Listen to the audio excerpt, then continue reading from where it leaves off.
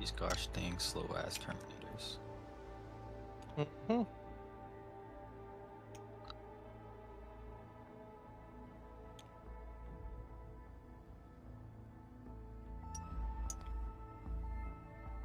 Okay, there we go. I reset the YouTube stream as well. Hopefully everything's working now.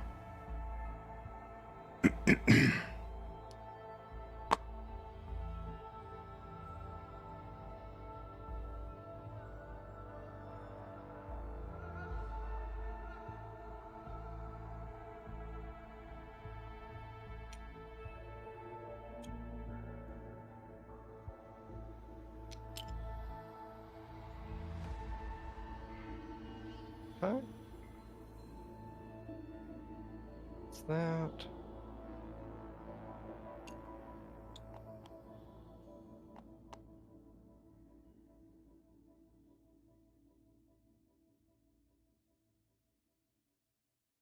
What is this thing?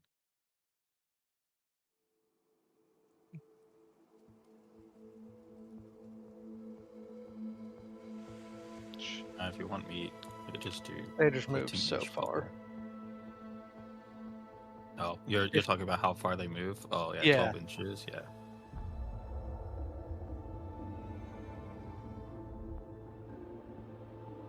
Everything in my army has a lot of movement.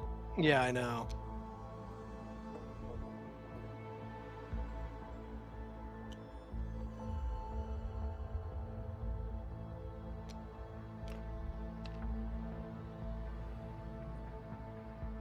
All right, Warpsmith's going to advance. He gets 12 inches of movement.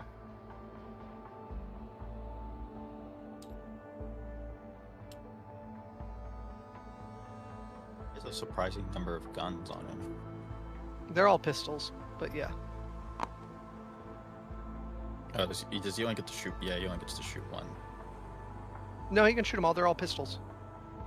Oh, yeah, wait, yeah. Never mind, you're right. They're all pistols. He can shoot everything. Yes, he shoots all of his pistols, but they're all pistols. Imagine being like basically Dr. Octopus with 8 arms and you just decide to put a gun in every one of them.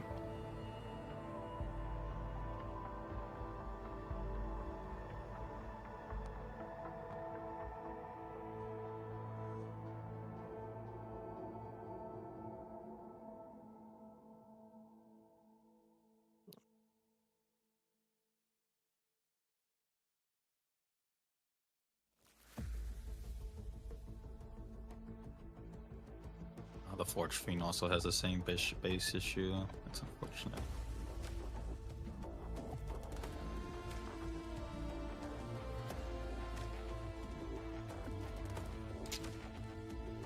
Stop that. No game.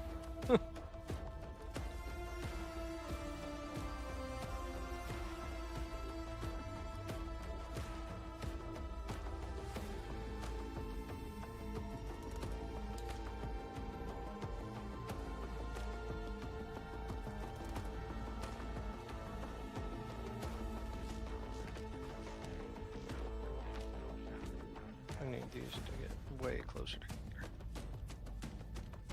You know what's funny is if you ever met this Warp Fiend, it would be the most horrifying thing you've ever seen.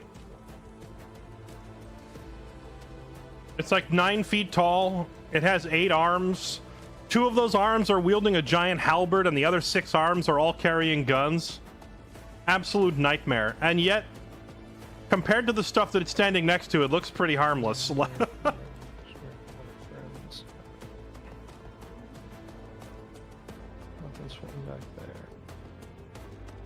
Horrifically monstrous giant with multiple arms and guns and weapons actually just looks like a puppy next to the Defiler, the Forge Fiend, and Vashtor himself. Their bases are kind of messed up on the bikes, but not really. Thank you. Titus would win. They are a little bit, but it's not the end of the world. Unironically, yeah, Titus would probably beat this thing. Because Titus has that anti-infantry weapon, and this thing's classified as an infantry unit. And they have, like, roughly the same health and armor. Titus would probably eat this thing for breakfast.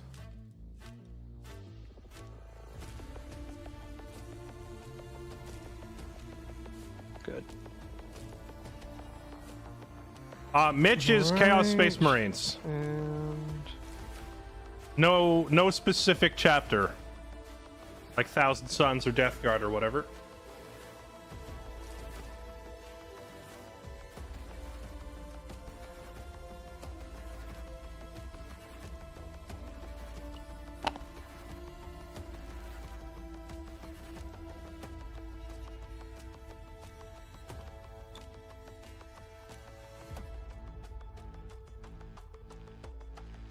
Is Titus's datasheet really that good? Titus is just like a stronger infantry unit, but he does have an anti-infantry 2-up weapon, which means it'd be really easy for him to damage the Warpsmith.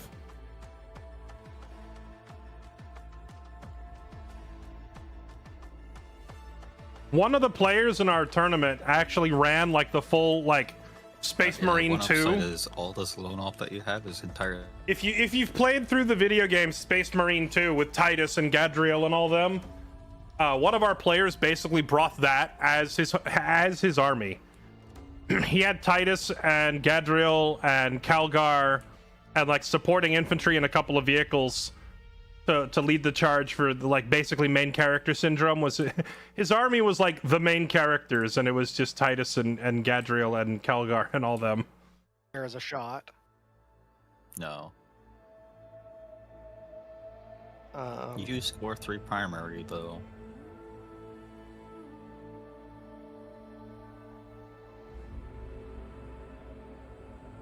Fuck, Yeah, there's no. I didn't move the defiler. Fuck, I meant to. I'll let You I'll good let if you I? move the defiler. Yeah, I literally was like. Alright, yeah.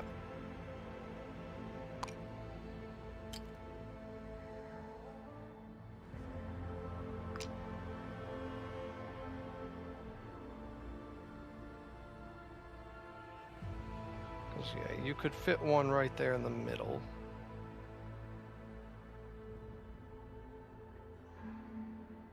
Yeah, if I get really lucky. Well, yeah, I could fit one here, and I would be able to touch that defiler from here. Yeah. But I don't think I could get any further than this. Yeah. So And that guy's strike profile would be wounding me on 3s, please. d6 plus 2 damage. I'd be on my 5-up. If he gets 3 hits through, it's pretty likely it dies. If it's 4, I think it's guaranteed. Yeah, 7 attacks, you'll hit all of them. Of those 7, 5 wound. Of those 5, I probably saved 1 to 2. So yeah, that's... No, that is pretty far away, but I don't think that's impossible from like over here. No, with plus 2 charge, I really... That is a long bomb charge, because I would have to advance this one to even hope, or advance this one to even hope to get even close enough. You also wouldn't be able to end it within engagement range of these 2 units either, like prior to rolling the charge, right? So you wouldn't be able to stand there to charge it. If my charge, actually... lets me reach this, I would have to be able to reach this. So, depending on the charge roll, I might only be able to get like Hang this on. far. So what? Yeah. What is your overall movement here? Let me. And you could like think this bloodthirster could come out 12 inches this way, potentially advance. That puts him currently that far away. Is there any way he could touch just the Defiler and the Forge Fiend, not the Demon Prince, do you think? If I advance and charge him and then like move him like over here and he gets like a pretty good advance or something, even if he gets like a mediocre one, like a 2, which puts him just outside of this. Yeah. He would probably get into the Forge Fiend almost guaranteed. Defiler unlikely, depending on if you choose a stratagem, but he only has to get here. Yeah, and that would be out. Yeah.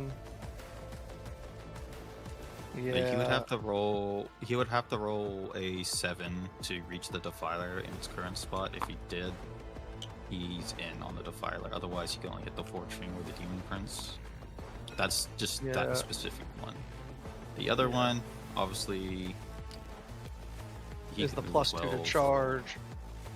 So he can't go directly 12 there because he can't go through the generator without going to the air, and so that would take 2 off of him. He could walk like this. He would be able to get around that pretty easily. Because as long as he Yeah. doesn't clip over this on his base, which he could slide around. So he could get here without advancing. At his plus 2 to charge, if he advances and gets, we'll just say he got a Kazi is far too nice for his own good, explaining his own thought process out loud.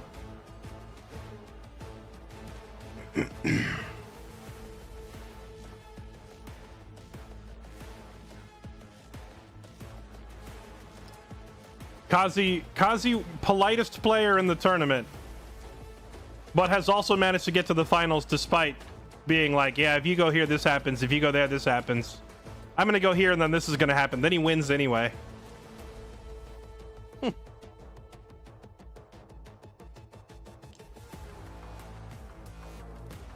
Does his base physically fit in here? No. Well, he's gonna advance because fuck it. He's not shooting anything anyway.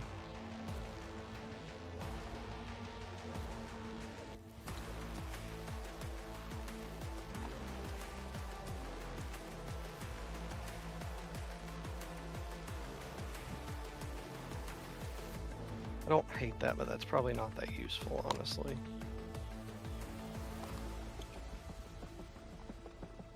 I don't think he could reach there anyways, because he was technically like a little up more over here. Yeah, he was up on that.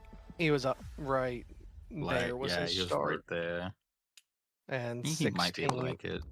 Yeah. I mean, Yeah. 16 is just so far. Yeah, he could get over there. I mean, it's an interesting idea. Does keep him away from the Bloodthirsters. Yeah, but I don't think it's any better than just dropping him back here. Yeah, we're just going to do that. That's it. Final answer. I have nothing I can declare to shoot. I have nothing that I would care to declare to charge. Did Fairlight get eliminated already? What do you mean? Everyone's been eliminated already. What do you mean? This is the grand finals. These are the only 2 players left. Everyone's eliminated other than Mitch. It's Mitch versus Kazi. Time to score some secondary, I think. Mm-hmm.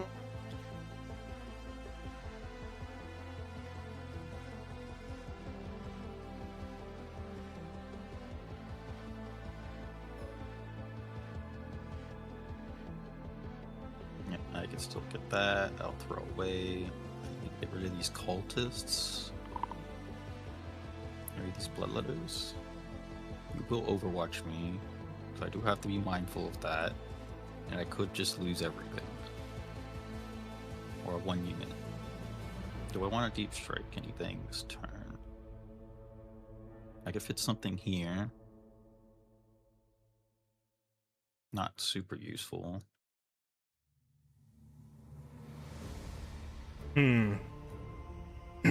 It is important to keep in mind that Mitch does have 1 unit in reserve that's kind of like some melee At bruisers. this point, deny some points, maybe potential. And Go for a Kazi charge on has the Force Fiend, get rid of it. cavalry, blood throne, and bloodletters all waiting in reserve. So Kazi can just start summoning demons anywhere on the map. Get eviscerated. What 2 factions? Space Marines, or sorry, Chaos Marines versus Chaos Demons. The forces of good were already trounced in this tournament. There are no good guy, well, air quotes around good factions left. There's no loyalist factions left. And now it is only the forces of chaos, the demons versus the mortals.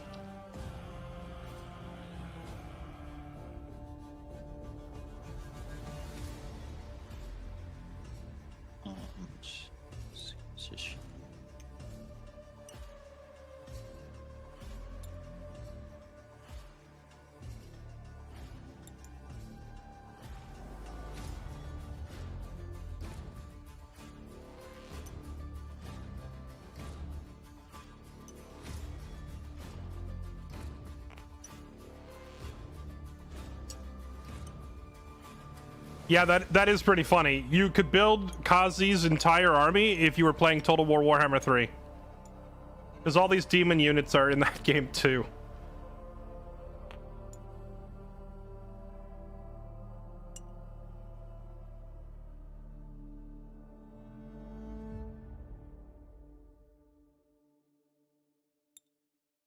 I don't know why you'd ever make a demon just gonna run from Jesus. Wait, Green, you're not a bot? This whole time I thought you were a bot.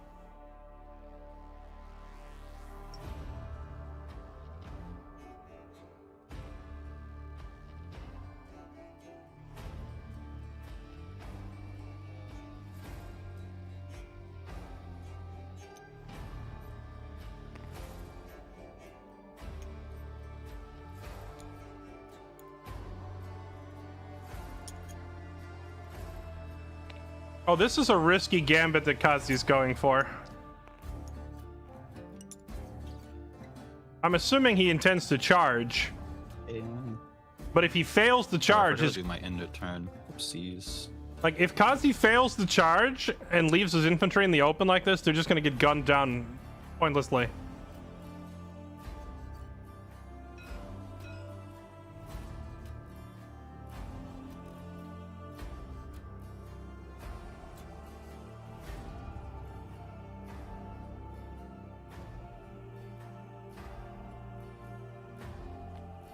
People play Dark Elves.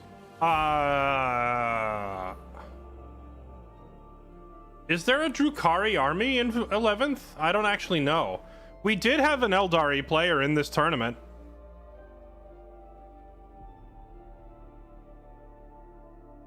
We had an Eldari player, but I don't know if we had. We didn't have any Drukhari.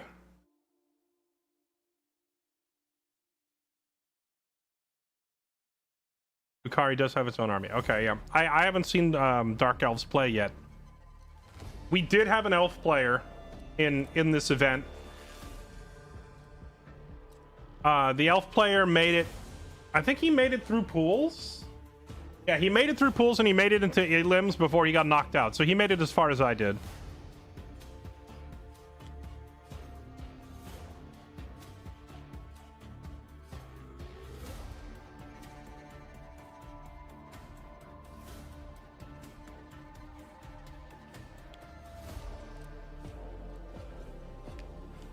So is Kazi, like, I'm not sure, based on Kazi's movement so far, if he's going for an all-in, or if he's just trying to sneak some points. I think he might just be throwing his dudes on the point to...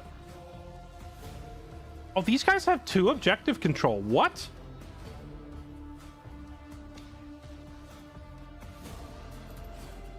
That's insane. Okay. So these cultists, they're worth 1 objective control point apiece, right? And there's 5 of them on the objective. So Mitch has 5 control. But the Bloodletters apparently are 2 objective control apiece. I had no idea. And he has 3 of them on the point. So these guys are worth 6. So these 3 guys have more control than these 5. So technically Kazi owns this point, even without moving his dogs up. Which is important because that means Kazi will score a bunch of points at the end of his turn. However, since the demons are like, some of them are standing out in the open, which means any of these like big gun squads could just walk right here and just annihilate them next turn. So I don't know if Kazi intends to stay here or if he's just gonna have all of his units charge or what his game plan is.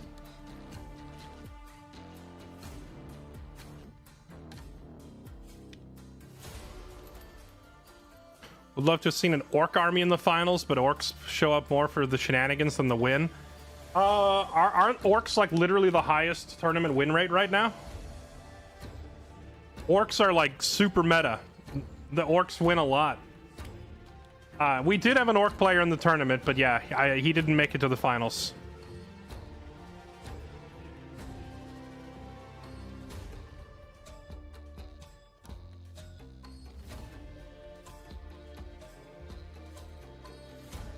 Well, we'll know if Kazi is committing if we see any of his big bloodthirsters move yet, but he hasn't moved them. He's only putting in like throwaway units. So maybe he's intending to just score a bunch of points and then die?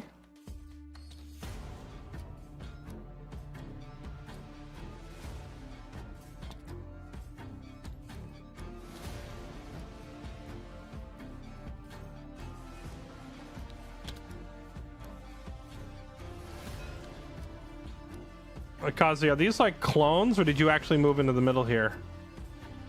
He moved into the middle. Okay. Is this... Check the coherency on this one. I'm not sure if that's a legal move. Oh, yeah, I would have to move them a little bit. Actually, if you just rotate the base of this one, it probably fixes it. Yeah, it was between these two. It was between those two.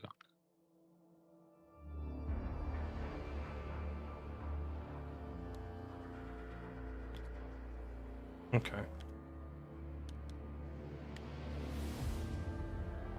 So I don't know if you want to verbalize your strategy or if you want to keep it close to your chest, but like as I was observing here, I was trying to figure out.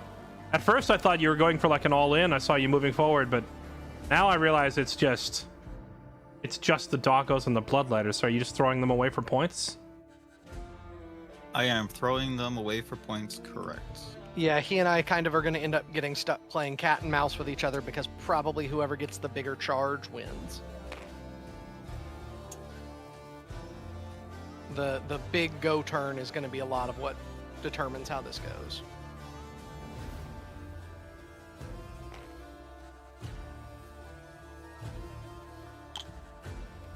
Will, however, put these blood crushers here.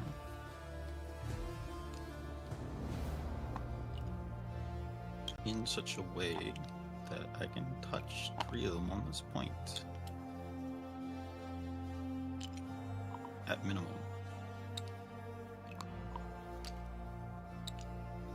And then maybe they get a charge. They probably won't. Orc's ridiculous strong right now. New codex is bonkers. Streamer's just bad at 40k. How am I? Wait, what streamer is bad at 40k, and what does that have to do with the orcs that I just said were super strong? Orc and Chaos Demons are top at the moment. I know orcs are super strong right now. I didn't think we had enough tournament results in yet to know if the Demons of Chaos are really top tier or not, but they've been performing well, at least. The winner get a Hollywood Video gift card. Even better, the winner is getting a custom role in my Discord.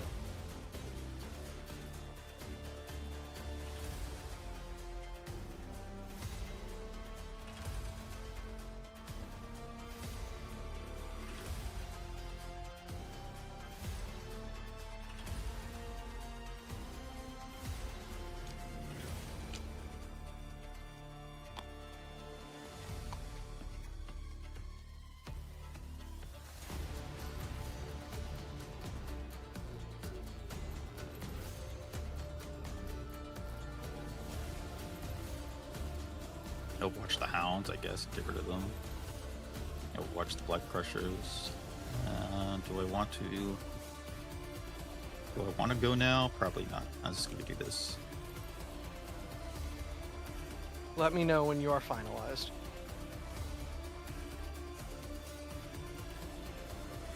Yeah, that's good enough for me. I'm Okay. done. All right. You gonna rapid ingress maybe instead? Probably. Well, and I can do both.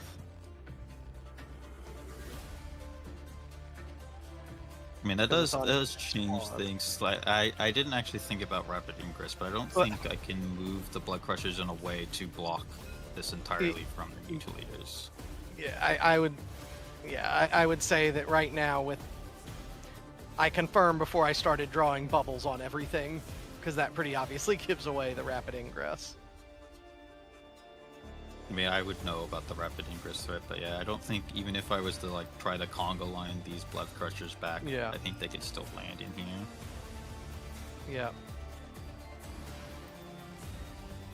Let me see what they look like back there.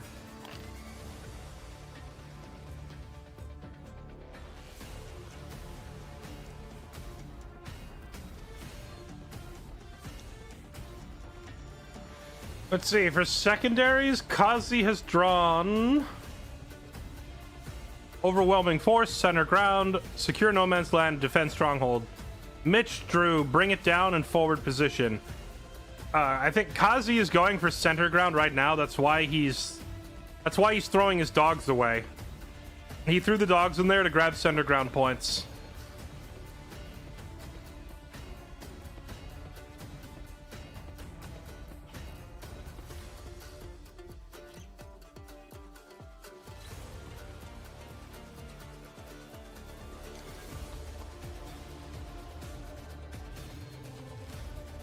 This is how I discovered rapid ingress.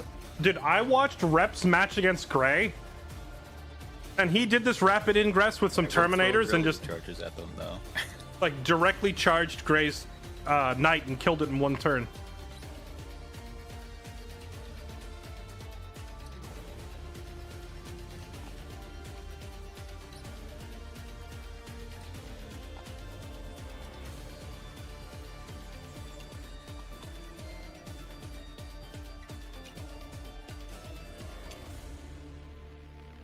So Mitch is he's using a strategy here. Where is it?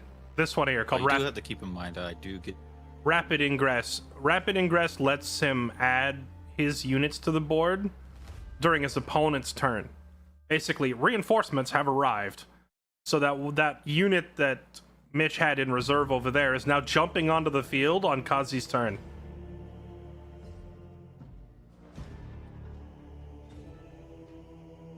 Yeah. Do you wish to do that?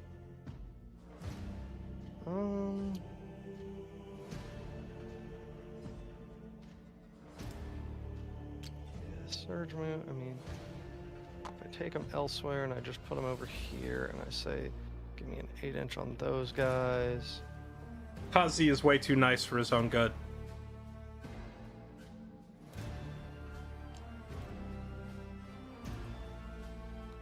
So Mitch just was like, are you done moving? I want to confirm.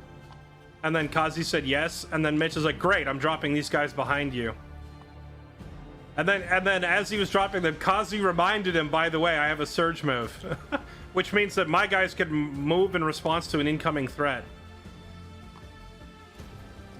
Which, considering that, you know, Mitch was being quiet about what his plan was, Kazi just openly announcing his own mechanics is wild to me. It's the finals, man! You don't have to tell him every step of your plan. But you gotta respect it. You gotta respect it.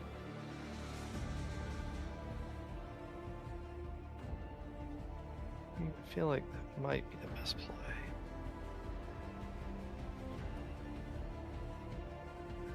Would you rather be a nice person or a board game winner? All right. I'd rather win. Yeah, so I will 1 CP for Ingress there. And... Yep. He can't see the dogs, he's too far away. He's within 15 for hidden. Blocked by line of sight. My understanding is I think that the distance measuring is separate from the line of sight measuring. But line of sight, you must be able to get line of sight, and since there's a big ass wall here, you can't shoot. No, so I can get line of sight going this way over to that one. I have line of sight to that one, and I have distance to the unit of there. I thought it was to the one that you had to be visible to it. Because this one you can't visibly see. It has to be too visible. Within a So terrain, that's what I'm checking. This specific rule actually came up in my match with Nanahawk. Even though you are not aiming at this one, he can still use the distance to this one to determine that the unit is in range. The line of sight and the distance are checked separately. If you want to go look it up and verify Kazi, you can, but I'm like 90% sure that this is one of those idiotic rules that makes no sense. Yeah, okay. Can be visible to enemies with it. No, so... observing line of sight.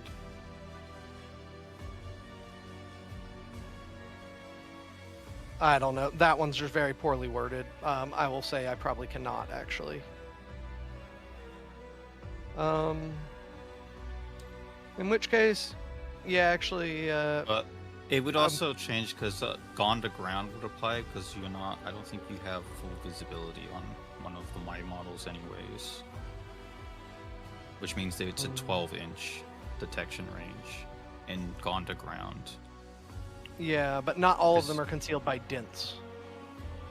But I don't think that they're in range. It just says not fully visible to the attacking model due to one or more intervening solid objects, which this includes this. The actual Gone most. to Ground says dense terrain features.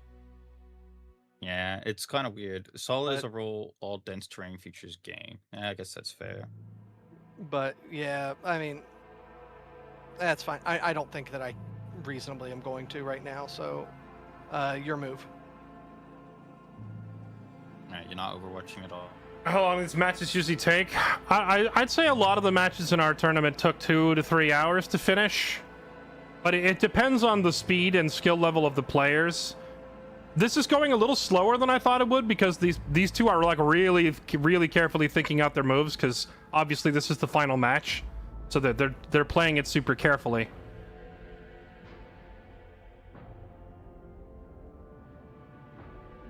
But yeah, it's kind of like, I remember the first time we played Sins of a Solar Empire 2 on stream. Our first match in that game took like 6 hours or 5 hours. But then once we all actually learned how to play, the matches started only taking like 40 minutes, you know? It's kind of the same thing here. The first few matches take like 4, 5, 6 hours to finish. Once you actually learn what all your units do and what, you know, what their purpose is, you get through these matches pretty quickly. They only take a couple hours.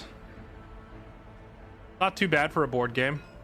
Did not advance. The No, the hounds hounds did. So you could you still have to spend decide this- to stratagem them, though. Yeah, it's in the charge phase, so they Um, could still charge if I wanted to.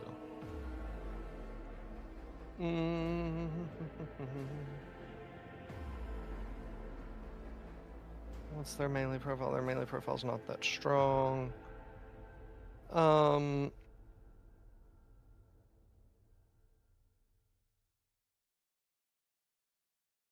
Yeah, I mean, realistically, I should use it on the Forge Fiend. Okay.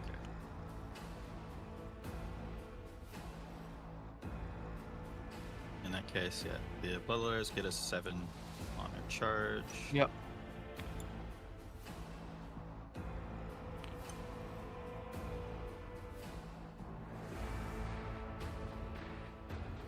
If you're Burke, it'll take 5 hours minimum. I played against Burke, and our literal first turn took 5 hours. We finished one turn in 5 hours. Shift this. But it was Burke's first game of Yeah. 11th edition. There we go. Remove the. No. It was not only was it Burke's first game of 11th, he also just hadn't really played any tabletop in the previous editions. He was like, he said he likes to collect the figurines and paint them, but he doesn't actually play the game. So he only had a few matches played of like 10th and 9th edition. And then when we were doing 11th, it was like his first match ever. So yeah, it took 5 hours to finish turn 1, and then we called it for the night.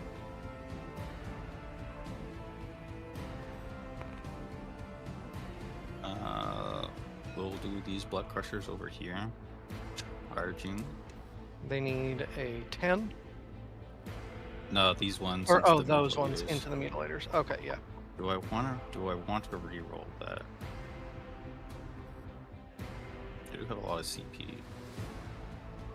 Screw it, I'll re-roll that. They're in. They do the mutilators.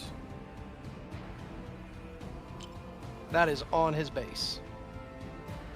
1 second. I was just checking to see how much movement I have. I have 10. Yeah.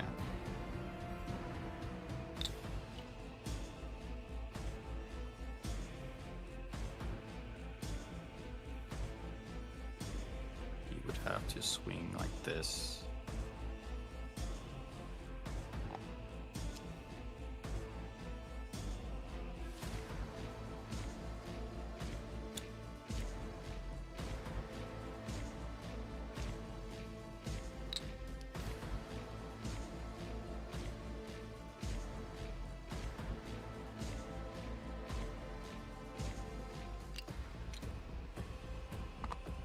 This is Khorne versus Chaos Marines.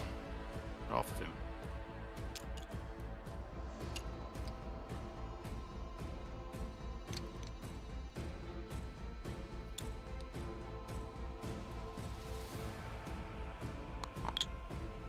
I think Kazi's blood crushers are a little too wide. Problem is these guys are so awkwardly big that I don't think very many are going to actually He's- get attacks. Yeah, he's not going to yes, be able to fine. get them all in. because they're too thick. They do their charge mortals, and that does happen on their charge. So there is 6 of them on 4-ups, which is only 1. You take 2 more wounds. Or oh, did you roll the D3?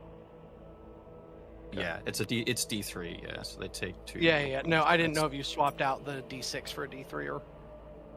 Yeah, I usually do because it's more. Well, that's unfortunate. They rolled really bad. We'll see if the other ones make their charge. They must make a 10. Oh, okay, they just make it. 12. Okay then. Dang, the dice are in Kazi's favor. So they are still -2. So they get 9. It's 9 plus 1. No, so they're it's 9, they're- 10. Yeah, 11 minus charge is 2. So they have 9 inches of movement if they touch the Forge Fiend. Okay.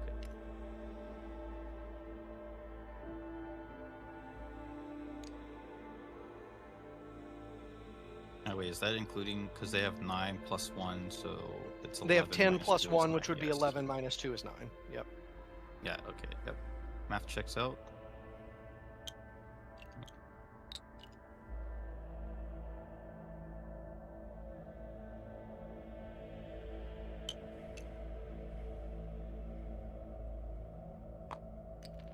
The dice are in Kazi's favor right now. He's rolled some really high charge rolls, so he can cover a lot of ground. But his cavalry units are so fat, they can't physically all fit here. They have to get within 2 inches to swing. Not So, very like- many of them are going to attack it either, but they do get their charge mortals again. So this thing might survive just because these guys are too fat to fit all of them into the building. So it's only going to have to fight like 2 of them. He's going to get the pile-in here, and then on the pile-in, if this guy pivots That's a this lot way, better. he might be able to get 4 in if he's 3. lucky, or only 3. We'll see. 3.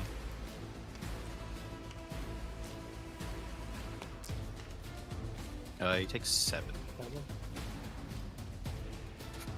Okay. And I won't advance. I won't do anything with the hound, so they will just Looking sit for there. Abaddon. If you He's want to heroic intervention or anything. right here. There's Abaddon.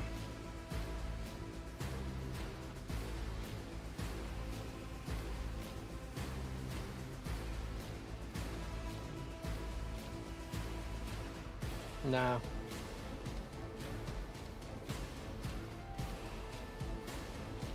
Okay, fight phase. You can't counterattack, so that doesn't matter, but I do get the pile-ins. So pile-ins means he gets to adjust his units by up to 3 inches. So now he's got to try and get. He's got to try and get as many of these guys into swinging range as possible. Barely. That one's not from where I've got. Wait. Wait, If I measure from me to Wait, you, it's 2-1. If I measure either way, 2-0 is not. he should be able to shift over. He was at He 3. should- He was at 3 there. That I can. Do we? I mean, He was. this thing is he dead was anyway. like. He is here. He should have been able, because I could scoot this one over. 'Cause it should be. It should be at least 4. I don't think I can get any more in. It's just not possible. Because yeah, I mean that's yeah. I don't think he's dead, but I think he is, but we'll see. I mean, it was a pretty rough mortals. Maybe I can't fit this one in. Wait, you rolled 7 mortals on the charge? That is Yes. savage. Yep. I could shift over like this, maybe. I wish it did more to the mutilators, but it's like I don't think he makes it. That's I really don't that's think he, yeah. that's really weird I that think it's you get showing 2 inches, but then it shows 2.1 But- when you measure back the other way. Yeah, but either way, neither's in. But yeah, so 3 are in over there. How is 2 inches Yeah, not in? he's Do you have just- to be he's- under 2? You have to be within 2. Engagement range I is don't within 2 inches. I don't think like even if because these ones had more movement, but I don't even think if I even shift them like even slightly, I think he's still out. Yeah. Yeah, no matter what, he's out. Huh. I think for the entire tournament, every single match that I watched, people were playing 2 inches as engagement. It is, but it's within, because otherwise the deep strike charges would be 8 inches, because you have to deep strike not within 8. And so that makes the roll a 9.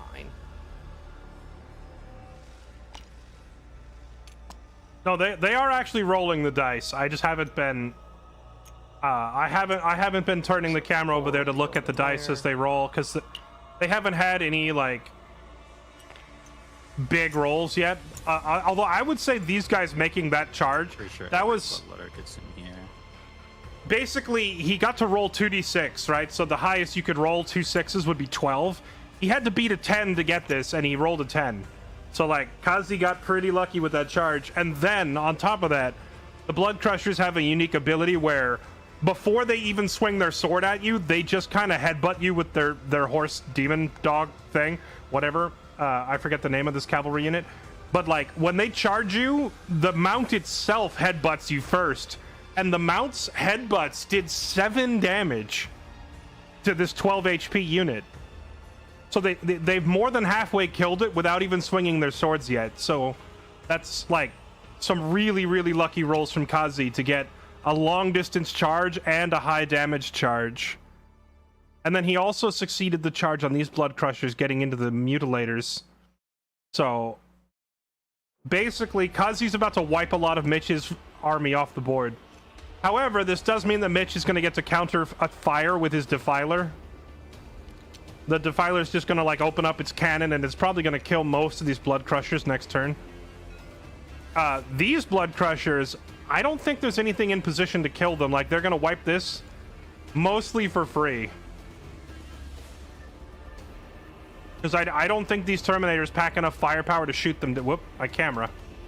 I don't think these Terminators pack enough firepower to shoot these Blood Crushers to death.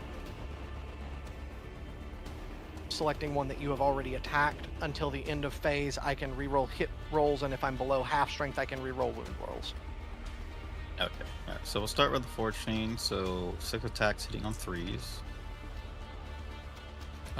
Wounding on, is it toughness 10? Yeah, wounding on 6s. 1 wounded, AP -2. 5 up. Fail. 2 damage. Yep. And then 12 attacks hitting on 4s. Wounding on, was it 6 is 5, but Lance is 3? Yeah. 4. So 4s. Yeah. 6 is Yeah. 5 and Lance is 4s, yes. 2 more So wounds, but 2. only AP -1. So 4 ups. Save them. Good. We'll do the other Nope. Blood Crushers. The Forge Fiend lives. Oh, Mitch arguing about that 0.1 inch turned out to matter because this thing barely survived. Strength 5 is... This guy here didn't get to swing because they determined that he wasn't close enough. And now they're doing the rolls for this fight to see if these Blood Crushers can kill some Mutilators. 2 damage. Okay. 16 attacks hitting on 4s. Oh, that was rough. Wounding on... And 4s. 4s again. 4 more wounds, but AP -1. 3s. 1 goes through, so that Mutilator is dead. Yeah. And finally, the Bloodletters. Better kill these cultists. This did not go well for Kazi. His blood attacks. his Blood Crushers running in on this side hardly did any damage. They killed the majority of them, I guess. That's a lot of dice. Bloodletters swinging. Wounding on 3s. He needs- What are you? Are you strength 6? When they say wounding on 3s, it means I need to roll a 3 or higher to actually damage you. 3s. I don't know why it says they have dead wounds. They do not. That's All but 9 one of wounds them at is AP dead. -2. All but 1 is dead. Okay. So he got 9 hits through into a 10-man unit, and since these guys only have 1 health, they just all die.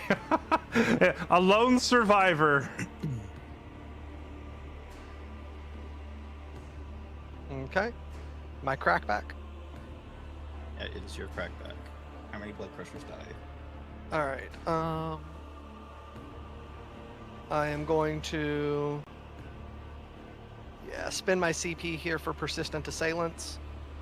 Because you attacked me, I get to reroll all hit rolls.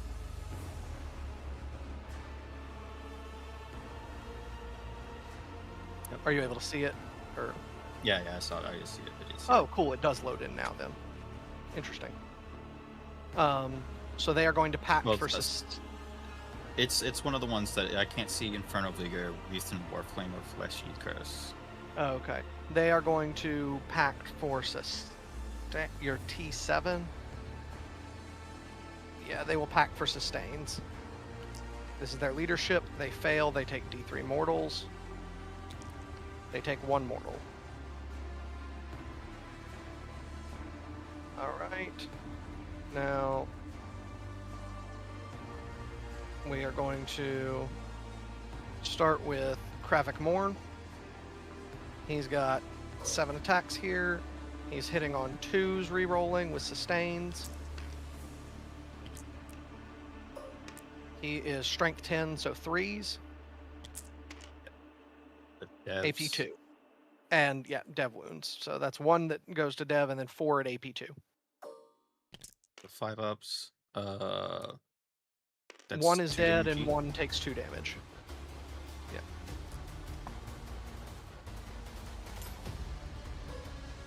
And these are his extra attacks. Again, 2s, re-rolling. Alright. Then strength 6, so 5s. 1 save at AP 2. The other one that's 1 HP will die. Alright. And then... Oof, which profile do I use here? I think I probably just used the strongest one. Because that's got the shot I of would actually say- one-shotting them. Yeah. So 4 attacks. These are on 3s, re-rolling with sustains. I will take all 4. These are wounding on 3s. Oh my god. Alright. Well, that's unfortunate. So yeah, then that's on AP4, so I'm gonna get your end roll. I save it. Okay. Oof. Four big swings, 3 of them missed, and then the last one goes through, but Kazi rolls and blocks it. So the mutilators just got shut down pretty hard.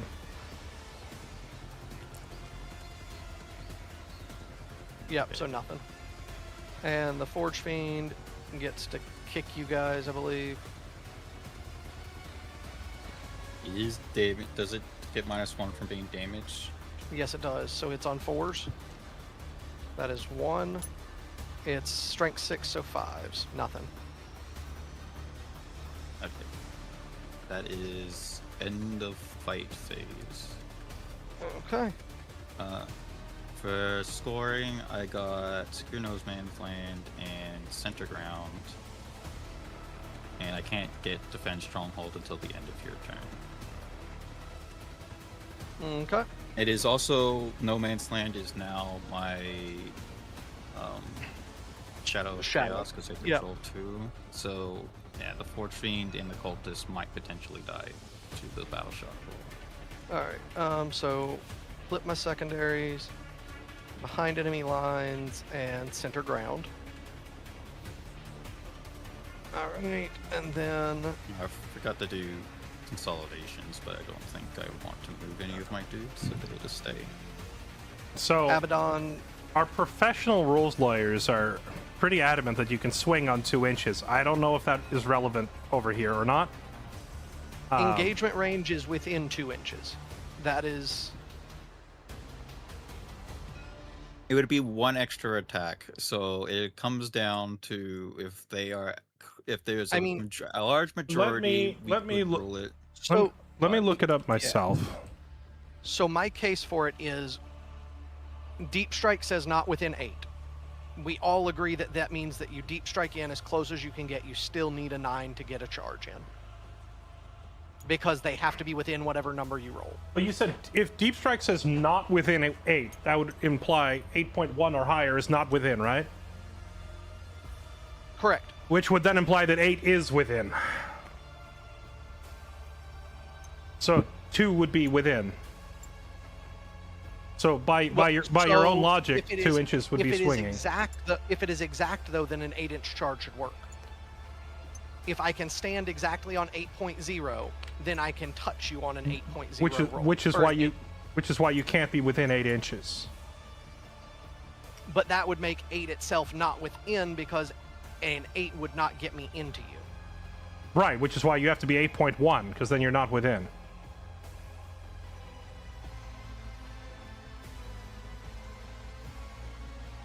Right? I mean, Yeah. either way. So I mean, for whatever. charging is you must be outside of 8 inches, which is why it's 8.1. But engagement is within 2 inches, which is whatever. So, because I don't want to seem biased, nor do I want to question Mitch, yeah, I mean, but like everyone is telling me that it's 2 inches, and also even the wording that you're using is like defeating your own argument, because like yeah, I mean, it's if you're comparing it to the Deep Strike rule, Deep Strike says they can't be within 8 inches, right? yep. So that would mean that 8.0 is within Deep Strike range, or like that'd be Okay. too close, right? So if you apply that same logic here, it would mean you do swing on 2 inches. All right, fair enough. Now, Roll with it. that said, I don't know if that actually matters here, but I do want to be consistent in all of the swings going forward. That exactly 2 inches is a hit. Roll it. Well, the reason why this is fucky over here is because of the base not being correct on the forge fin. Well, I mean, but- you have a separate issue here with like when I measure Yeah. this way, it says 2 inches, and when you measure back, it says 2.1. So, frankly, for that, if you guys want to make an argument, I would say we actually would have to just. No idea.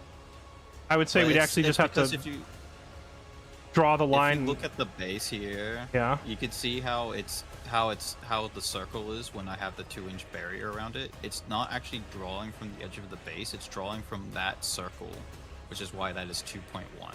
Right. From this direction. Right. I Which is understand. which is I weird. understand. I'm just saying that like if it becomes a question again, 2 inches is a valid swing. So that looks like a valid swing to me. All right. If you're okay with it, Mitch, I will roll Yeah, it. swing it. Otherwise, we Yeah, man. Okay.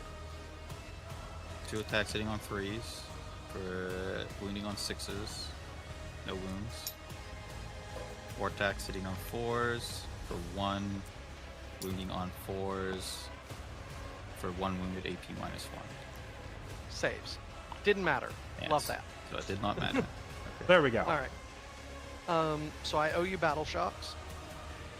And they are at -1. So you're within my Yep. shadow. Yep. So. All right. Forge Fiend will go ahead and roll his. He passes. Yep. No, okay. wait. Yeah, he does. He's a Uh, 6 at -1. He's a 7. Yeah, he just barely passes. Yeah. All right. Cultist. The physical ruler is this. Like you can draw a line this way. So like if I draw a line from that guy to that guy, the game automatically is calculating the distance and saying 2.1. But instead of clicking on him, I can click the ground next to him like here and draw the line this way, and I can draw it. As opposed to, hey game, how far is that dude from that dude, you know?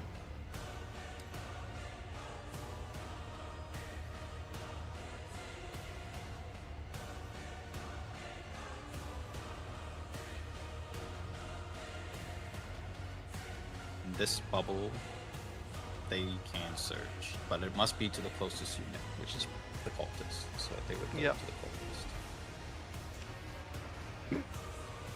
Excuse me. Cups. Alright.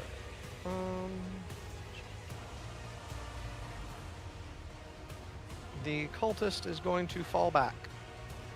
If he falls back, being a Oh, you have the coward- thing that makes it a desperate. Is it a desperate escape or? Yeah, it's guaranteed desperate escape.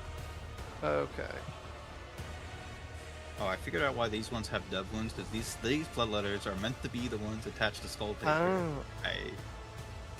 All right. Well, but that doesn't matter. screw it. He is going to fall back anyway. So here's his desperate escape tips. He's fine. Honestly, it would have been really funny. Well, one thing I will say though is now these bloodletters, if you do that, can now surge. Do they have to are go no longer into the engaged. closest? Yes, they must go into the closest if I do it.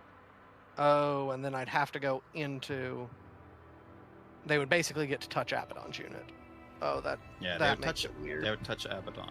Gibby, the problem is that this model, like if we measure from this model to this model, it says 2. But if you measure from this model to this model, it says 2.1. It should, in theory, be drawing the same line, but it doesn't. There's a conflict.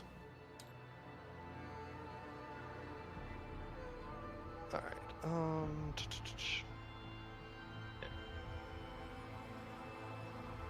So we kind of had to use our own eyeballs and measure on the floor instead.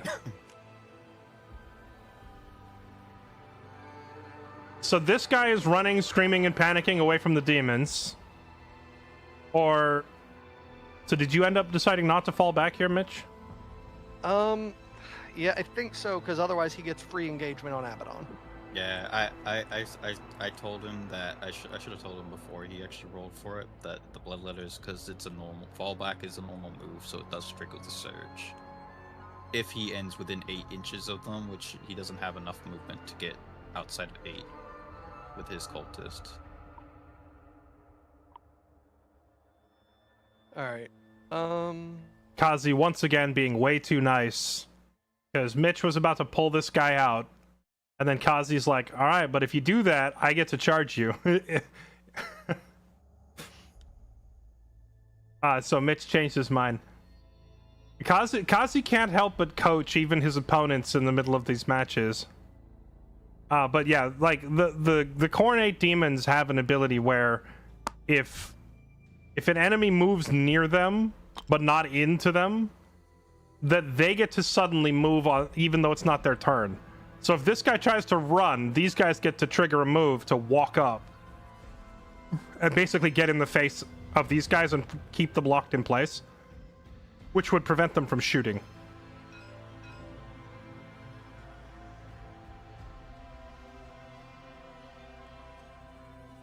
Get nothing because take and hold sucks in this matchup.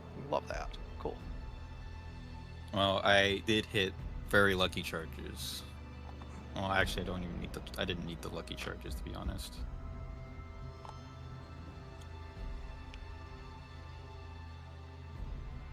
Why is the big melee demon not in the melee? Probably because he doesn't want everything over there to focus down Scarbrand, so he's like forcing them to commit to several different engagements first.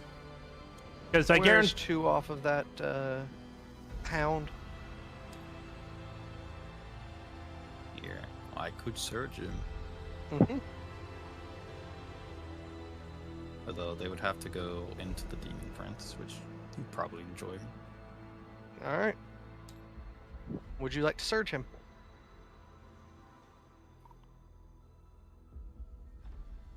No. Okay.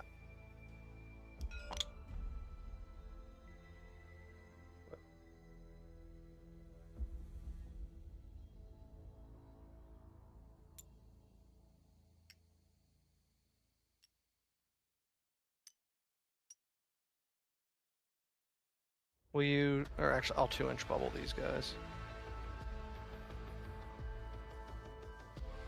Yeah, this guy would have to move back. Yep. Just be mindful, these bigger bubbles, if you end 8 inches within them, the Gorehounds can still surge.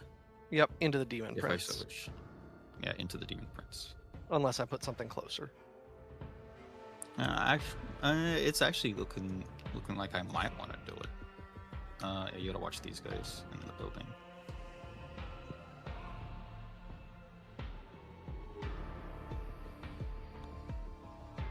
It's probably better than getting shot, to be honest.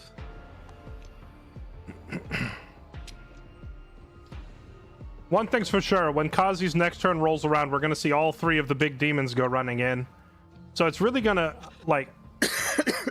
it's gonna depend on how much damage Mitch can do to him this turn. Like, if Mitch can chew up all these blood crushers and all these blood crushers and kill most of these dogs and leave it so it's like only the demons left alive, then Kazi's in trouble. But if like half of the rest of his stuff survives, then the demons go running in on top, it's gonna be a bad day for Mitch. It's really gonna come down to dice rolls here, as the game often does. Also, we can't forget that Kazi has 2 more units waiting in reserve that have not deployed yet, that can basically pop up anywhere. Kazi coaching his opponents, still winning is crazy. He hasn't won yet, though. I think he's got a lead for the moment. Yeah, he's up on points.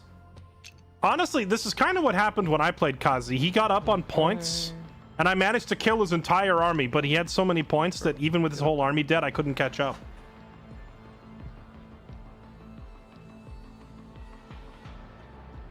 I wish to surge. I think I might surge them. 4 inches.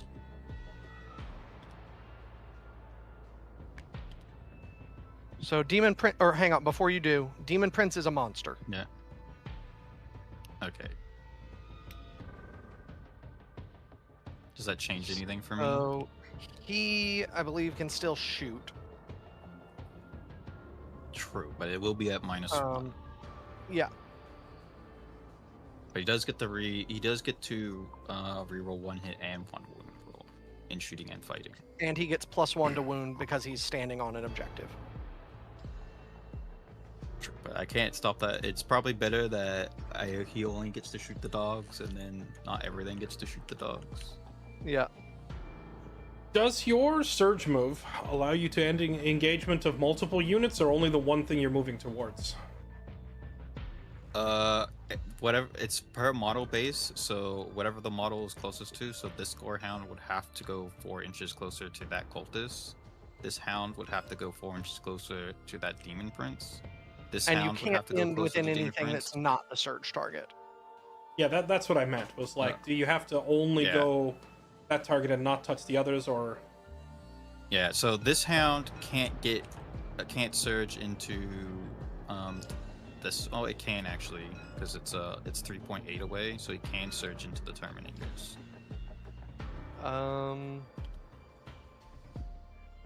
Because this one here is 3.8, so because it's based by unit, so he can surge into the Terminators, but I don't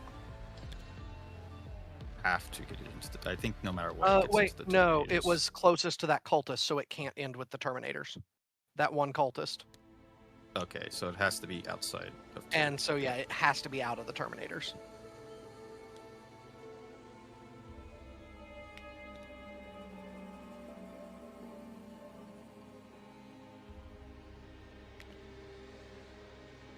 Yeah, that's the best they can move. Okay. Now we'll get rid of the bubbles. Unit cannot be engaged with one or more units that were not the surge target. Okay, that does answer that question. All right. Forge Fiend is going to fall back. Only fair.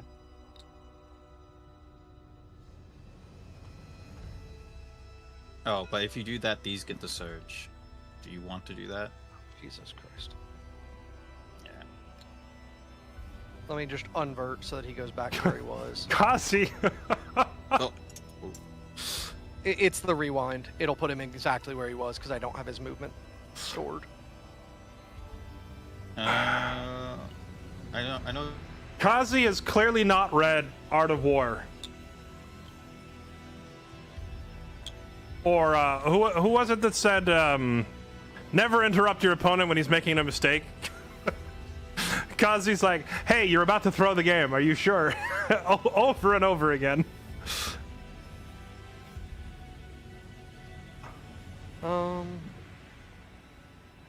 Yeah, because the problem is he can't shoot anything and nothing can shoot while he's there.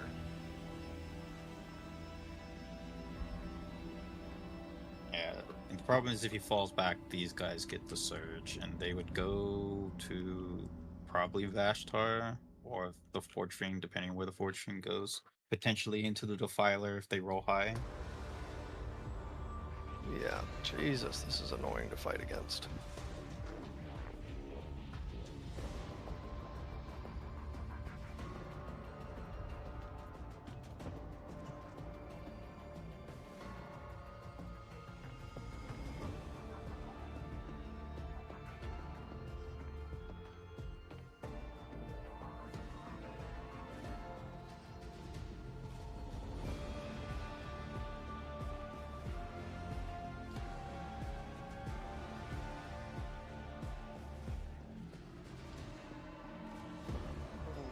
It's actually even worse because I do have a stratagem that lets me charge the fellback target as well.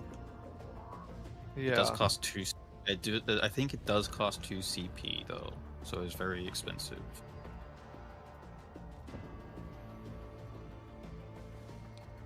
I mean, so the real question though is actually, can he even get out of engagement range if he falls back? Because I don't know that he can. He can shift up over here. He can shift over there. Because his base is then within of the Oh, yeah. Gorehounds. He might not be able to.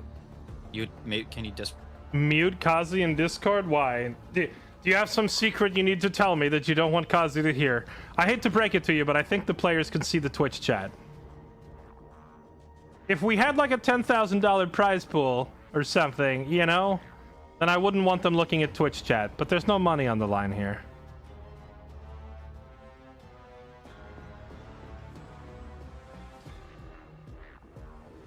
If you're sitting on the other side of the table, yeah, I think you're going to a polar extreme here. What I'm saying is, Kazi has pointed out,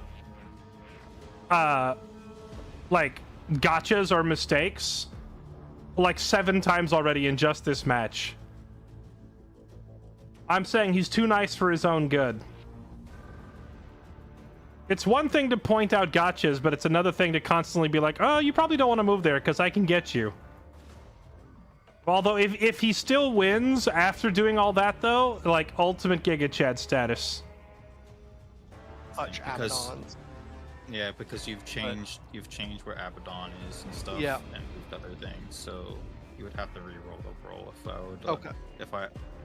If you go Are for you that, okay with which that? could, yes, which could be beneficial for you because I might not be able to search. Okay. If you are okay with it, I am going to have him fall back and he will re-roll his Desperate Escape. Yep. And it's the exact Roll same this. result. Okay.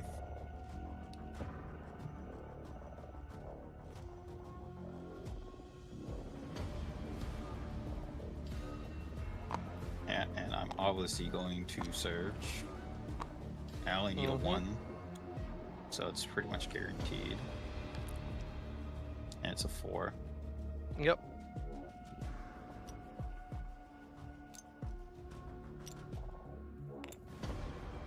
Yep.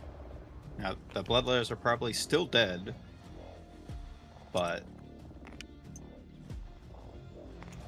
it's better than them being shot off, I guess. Right. It's about as far as they can get, even with 4 inches. This guy is Having a seizure over there. Alright. Alright. Okay. I don't think the bikes want to go anywhere right now, so on to shooting. Oh, well. Shooting. Alright. Where is it?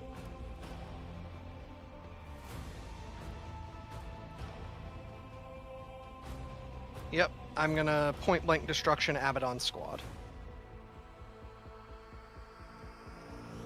Is that the one that like, gives them all pistol? Yes, it is. Okay. Yep, that's totally fine. What is this? Oh, that's guaranteed. I don't even think I want to try to give them better saves because you're pretty much guaranteed that we need them, which does not save. Yeah, so they're going to pact for sustains. Yep. Here's the leadership roll. Jesus. That has been the story of everything recently. Love that for me. All A right, self-inflicted drop point of down damage because he wound. failed that. But, alright, here we go. Combi weapons. Oh, I forgot. 6. I forgot if I wanted to. Sorry, I forgot to. We'll keep that, but I forgot if I wanted to deep strike or not. Okay. Oh, yeah. Which I probably will want to. For rapid ingress. thing. Yeah.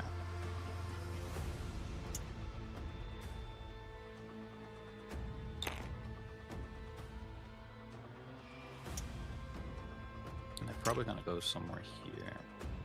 I just need to see. You guys don't need to. Yep.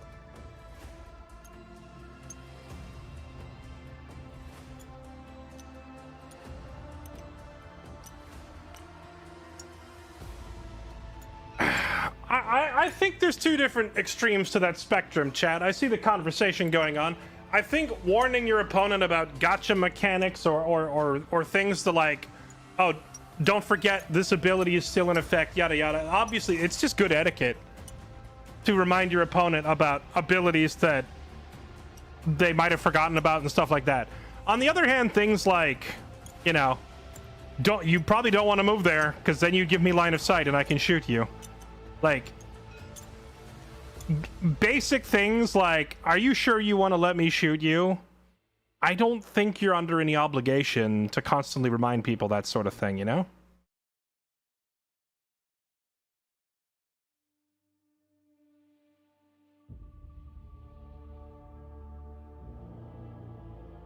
I think there's probably some nuance that you can fall somewhere between having good etiquette to remind your opponent of rules that are in play versus being your opponent's chief tactical advisor. That there's somewhere in the middle that is probably the acceptable outcome. Okay. Oh, those guys are dead. All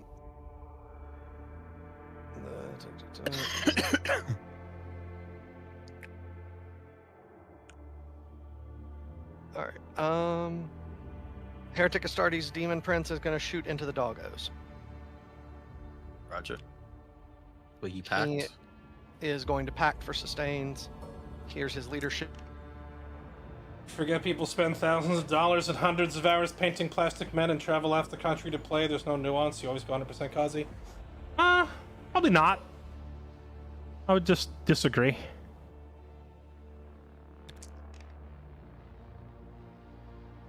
I am not obligated to point out every possible tactical maneuver that I could possibly make on my turn. You're taking it to an absurd extreme. Strength Isn't 5 it into strength 5? strength Toughness 5 for his 4? gun. So that'd be 3s and then +1 to wound. Oh, because 3s he's to, on an yeah, objective, so 2s. You are correct. Yep. 3 saves at AP1. 5 ups. I take 1 dies. 1 dies. Correct. Yeah. The doggo's getting smacked up. Okay. All these bubbles are annoying, so I'm just gonna get rid of them.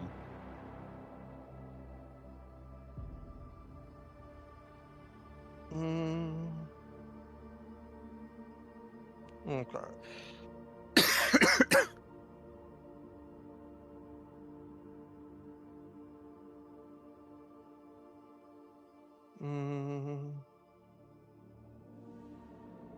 Yeah, Clancy, I hear you. Like, if the All right, tabletop, if the tabletop simulator version didn't exist, I would just ignore this game because I can't be bothered with like, the whole collectible miniature painting part to me sounds unfun and like a hassle. So I just wouldn't play the game. The actual strategy game element of it, though, I find very entertaining. It's a fun game. It's a fun game. I just personally don't like having 100 little knickknacks and doodads to keep track of. things that take up shelf space and have to be stored and cared for. And like I'm not really big on physical souvenirs. They just kind of take up tons of space. If they get it, no, They can go into the dogs. they are not going to. Okay.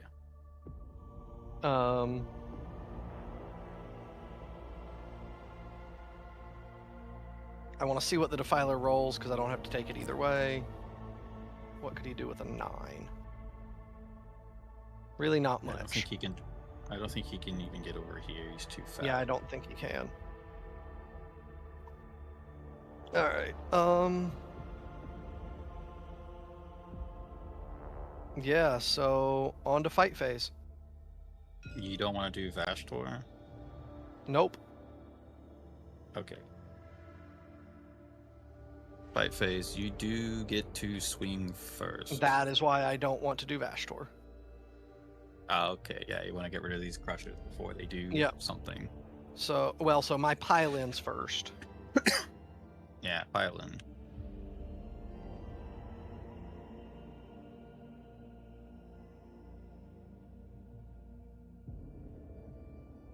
$120 dice. When I was playing against Burke, I think I got a block of 10 Terminators, Facing all those with two.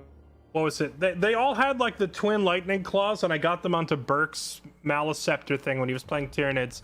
So I got to roll like a bucket of freaking 60 dice in a row. It's like I will now make 60 twin lightning claw attacks. See, like some of the units that have like really silly high attack counts is hilarious to watch, because then you're just like, yep, hold on, let me grab 70 dice and roll them. Got based. Oh, okay.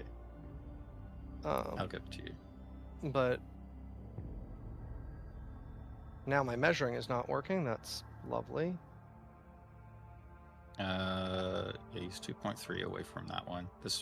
I mean, Yeah, I don't think with the rock you can squeeze that guy in with pile-ins. Yeah, because this guy would move like 0.4 inches. He probably could. I mean, we can see because this guy could Yeah. shift a little bit. This guy shifts a little bit.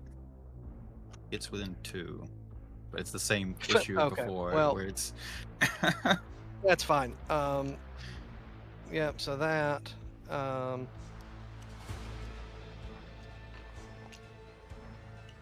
You're in an awkward middle space. Don't play anymore, but I play other tabletop games. I like the physical thing over tabletop sim, but I don't enjoy painting. Huh. You know, I know there's like some game or hobby shops that will paint it for you, although I imagine it's probably way more expensive than it's worth.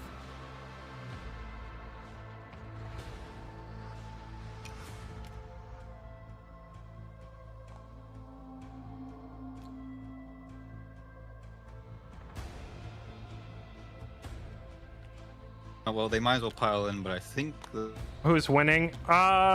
It's anyone's game right now.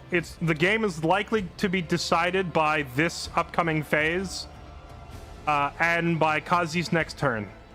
Like we're gonna know the winner like in the next 20 minutes or so, because how well these guys do on this flank and how well this flank survives is gonna matter very much. And then on Kazi's turn, all of these big demons are gonna charge, and whether they get successful charges and big damage in will probably dictate the outcome of the game. It's like until Kazi's big boys get in there, we don't really know. Hitting you on 2s. Wounding you on 3s with dev wounds. that's Oof. 1 save at AP2. I do pass So- that, but 1.5 die. Yes. Okay. This is his other thing, so this is 2s. This is 5s. Nothing. Oof. Mitch went from a very good roll to a very bad roll. 1 is at 2 HP. I haven't done it yet, just in case. Okay. But Um, yeah, I could. Oh, yeah, it is. So one mutilator is going to use his middle profile, the 4 attacks, and one's going to use the stronger profile. So I'll swing the 4 attack one here. So these are on 3s. These are on 3s. That's 4 saves at AP3. So 5 up. You said 4? Yep. Each one So is that's 3 3 damage. fails. So that one dies, and this one dies. Okay, and now I've got the 2 swings on the stronger profile. 3s. 3s. That is 1 at AP4. And I fail. Does he kill it? D6 plus 2 damage. Yes, Yes. with much prejudice. Rip. There goes Kazi's left flank.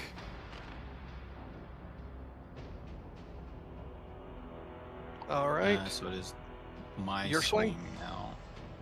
Well, I'll do the hounds to see if they do something before they get obliterated, because I'm not worried about the fortune. So that's 12 attacks. I don't think they're in range for anything. Nope. Hitting on 3s. Wounding on 6s, I believe. E10. Its toughness 10. Yeah, Yep. so 3 at -1. 3 ups. 2 go through. Damage. 1 damage apiece. So they do something. All right. This thing holding on with 1 health Technically, point. I guess I should fight with the Forge Fiend here. Oh wait, was Yeah, that? You should. He's Wait, who were probably you? not Who were you just rolling damage with? I thought that was the Crushers, or was that the dogs? That was the hounds. into Oh, the demon hounds! But- The hounds actually did some damage to the Demon Prince, huh? All right.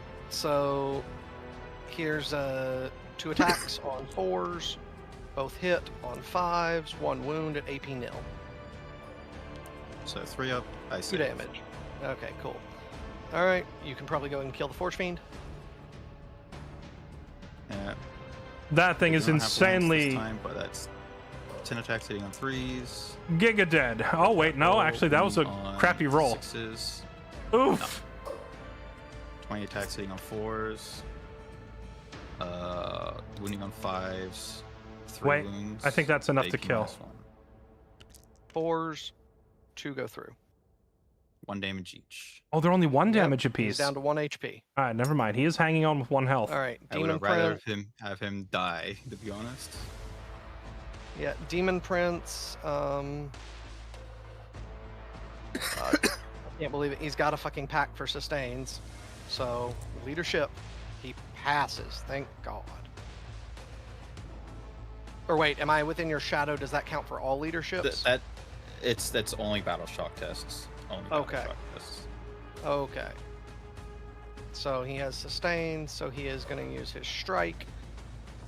6 attacks. He's on 2s, but he can reroll because he's within 6 of Abby. About 90. Yes. Yeah, easily.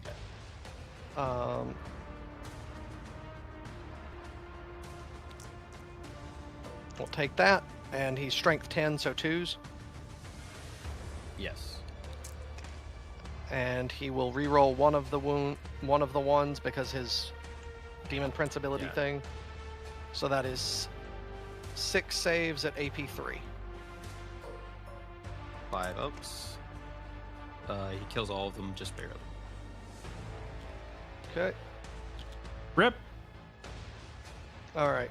Consolidation. Yes.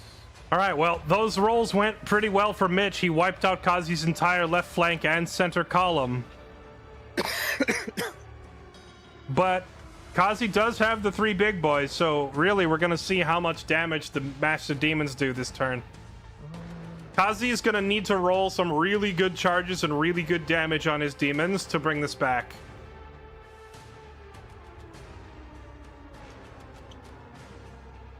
In particular, he needs to kill this Defiler. And I would assume, honestly, I don't know Mitch's army well enough to I need know to do whether the Demon Prince or the Terminator Blob is more dangerous. But he really needs to thin down their numbers, and then he needs to stop the Mutilators. So if I'm Kazi, I'm probably looking at trying to charge these guys, trying to charge this Blob, and trying to charge this thing. But honestly, it's like he's gonna have to roll really well to pull all this off.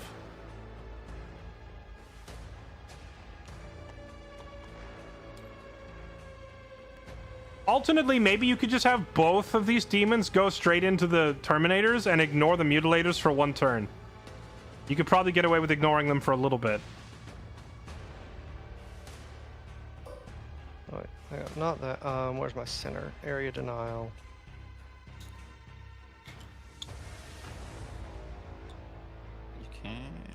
You can score baby if you want. Yeah, yeah. I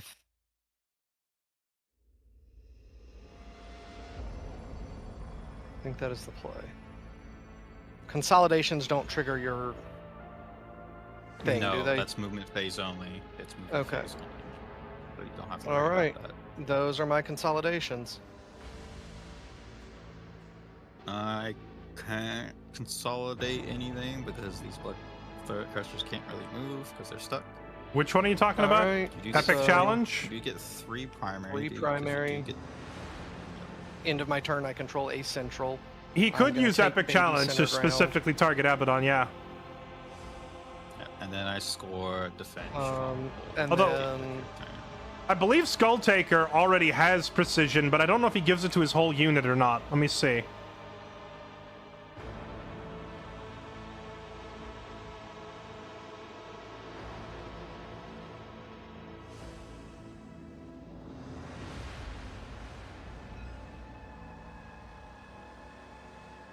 No, it's just his own weapon.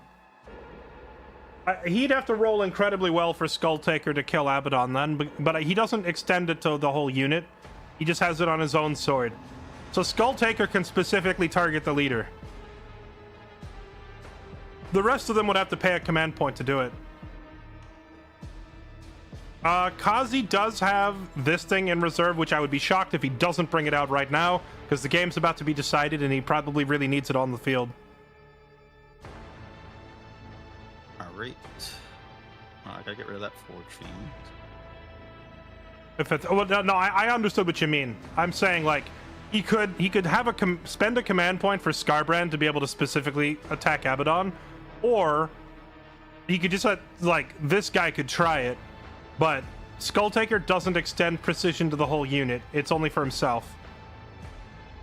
Wait, does Epic Challenge let the whole unit gain precision? Like one character model? No, it's only the one guy. It is only the one guy. I assume if you swing with precision, kill the leader, but you still do like a bunch of extra damage on top, the extra damage starts killing the other models, right? Score my primary, which is 8.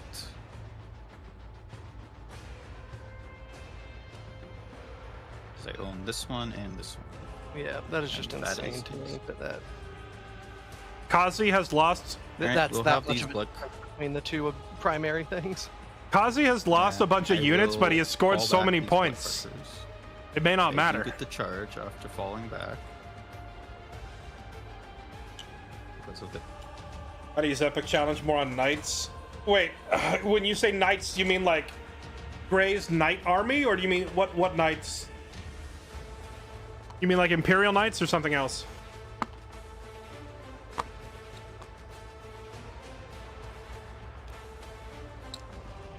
I'm gonna go get a glass of water while you are doing all your moves here.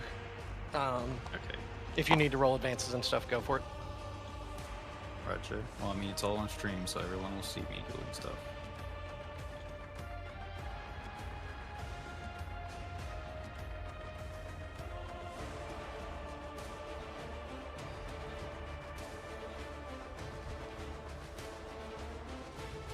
Greg keeps using it to snipe characters out of your Marine squads.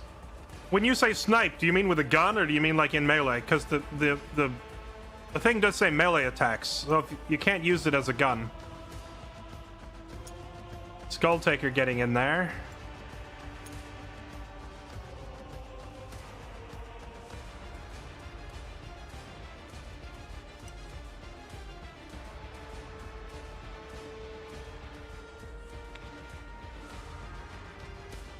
This is what happened against my match with Kazi as well. You and me both, Gray. You and me both, because this is how my match with Kazi went.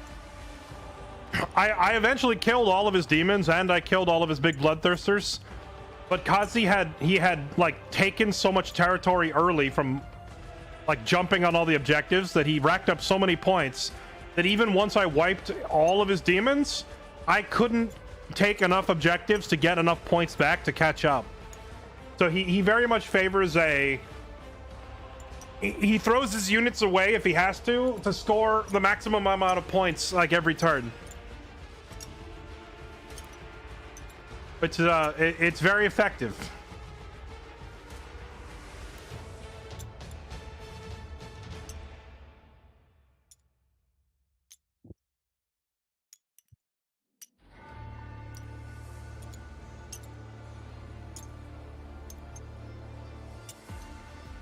The win con is well, the thing is, if you have no units left on the table, you can't really score points, because almost all of these objectives say things like have a unit on the center of the field, destroy an enemy unit, have your units sitting on the objectives, stuff like that, right? So if you don't have any units left, your ability to score any points is usually nothing. So the game is decided by points, but like if all your units are dead, then the enemy just starts racking up points for holding all the objectives. But if you get off to a big enough lead early, then it's hard to catch up sometimes. Sway around the bend. So So that'd be 7 inches to get here. And then that's how much does he have left? he has 10 left. So he'll come around the bend this way.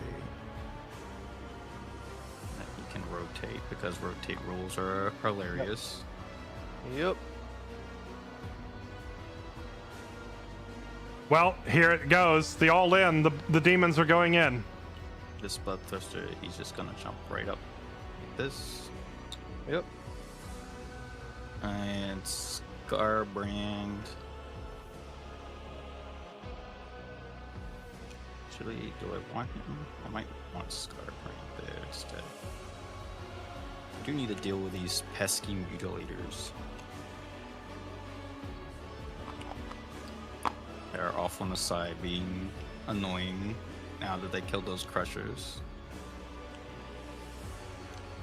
The Forge Fiend and Mutilators were done for. Kazi didn't roll well on his actual damage rolls with his cavalry on either side. Honestly, I could just stay away from them. Let them sit over there, honestly. They're so slow. I'll have this bloodthirster go over here. And he will fly right to the skies. Go here. And then these little dogs, they will advance. They don't need to sit here. They will just shuffle upwards.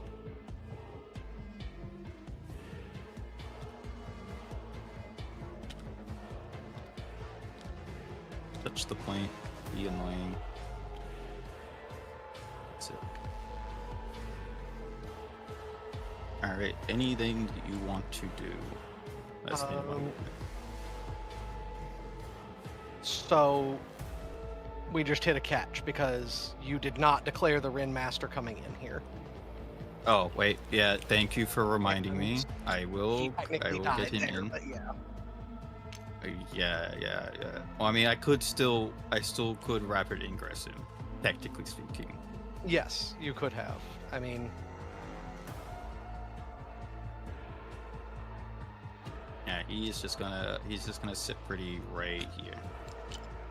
I was looking at that exact same thing and thinking, Kazi, you forgot something. Surely, since Kazi has pointed out Mitch's errors like 11 times so far this match, Mitch will be nice enough to remind him. And he was. Good sports on both sides. Right here.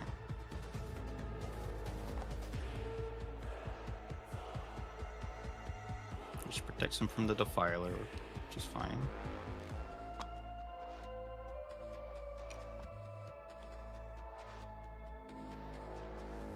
Yep, he'll just sit pretty right there, like that. yeah. Alright, that's Alright. the end of it.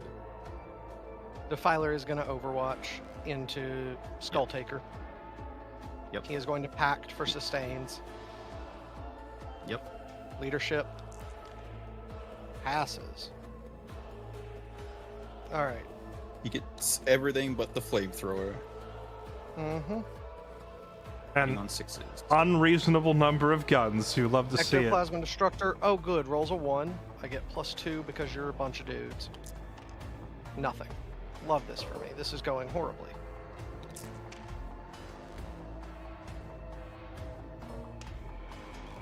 These are strength 8, so 2s. Yep. Because he's within Vashtor. He packed so he rerolls 1s. 4 at AP 1. Oh, I should have spent an AP for the +1 save. It's probably too late, but I would have spent it here. Oh wait, no, I can't. It's not my. It's not your shooting phase. Never mind. I can't do it. 3 die. Okay. And autocannon. Nothing. Oh, are you allowed to reroll on Overwatches? Out of curiosity. No. Not anymore. No. Because you I just shouldn't have said rerolled. anything about the stupid. No, I didn't. I reroll wounds, not Okay. hits. He rerolled the wounds. Yeah, that's what I meant. Are you allowed to reroll the wounds on Yes. an Overwatch shot? Okay. Yes. It's just not the hits. I shouldn't have said anything about the Rin Master. Well, you're being a good sport because he was meant to come in. Kazi has warned you like 10 times in this match so far about stuff that you'd forgotten. It's gone I think both ways. It's only fair. Yeah. So it is my shooting phase. So I will grenade this dumb Forge Fiend out of the way of the Blood Crushers. So it is 66 4-up mortals. 1 mortal wound barely kills it. All right. Does it explode? Yeah, does it explode? Yes, it does. It's on a 6, isn't it? Or- Not a 1. Is it? Deadly Demise is a 6. Yeah, roll Oh, 1d6 okay, cool. on a 6. He doesn't. Yeah. All right. Well then. Okay, that is my shoot. Oh, actually, well, he advanced, so he can't shoot, but the Scarbrand and the Bloodthirster can. Their only targets is the Demon Prince, so they will flamethrower the Demon Prince. We'll start with the Bloodthirster. D6, 3s, wounding on 6s, no wounds. Scarbrand, 2d6 for 8. And he is wounding on 5s because his strength 8 for Scarbrand's flamethrower. For 3 wounds at AP -1. 3s. 1 goes through. Yeah, 1 damage. Yeah, and that is my shooting phase. It's charged to clock time. We will start with this Bloodthirster right here, which I will This send probably the CP. indicates- Forge Fiend did nil the whole game. That's because Kazi got a very lucky charge with these Blood Crushers and got in. Like, I don't think Mitch was expecting his, not his Defiler, his Forge Fiend. I don't think he was expecting his Forge Fiend to get caught in melee at that distance. But these Doggo boys ran like halfway across the map with like a nearly max range charge roll.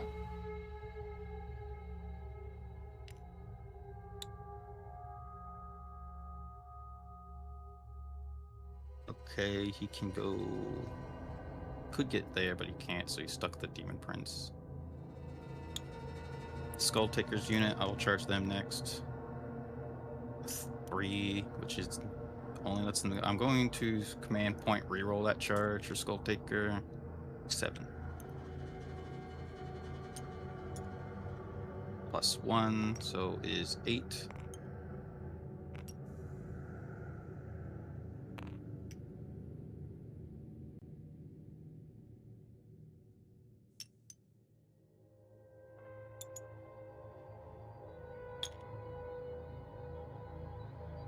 And Scarbrand will charge for 12. Damn, he go. Dang. He could have almost made it over there. He will just. Hot dang, He Scarbrand can't can go fly, so he can't go over. So Yeah. he'll just go right here. wherever the heck he wants, really. Yeah, and the skull crushers over here will charge 3+1. This is very bad for Mitch. This is very, very bad for Mitch, because Kazi is succeeding on basically all of his charge rolls. Yeah, this is probably game for me. And they do their charge mortals, and I'm doing it on the Defiler, so that's 6. So that's 3 D3s. Don't know what I'm watching. Right Yeah, now, so threw one away. it's in the charge phase, so right now Kazi is rolling to see how far his guys can rush in melee. And he just succeeded like every unit in his army. His cavalry got in, all 3 of his big demons got in, his infantry got in, like his entire melee army just like successful charge like 5 times in a row. Which is why I was saying this is looking very bad for Mitch. And you just heard Mitch's voice saying that might be GG for me. Because Kazi, the dice were on his side just now. Now, he still has to roll like damage and accuracy, so he could fail like a bunch of his melee rolls. But like at least in terms of movement, he got in. Which is, you know, when you're up against ranged firepower that can kill you from a distance, getting in on them is kind of important.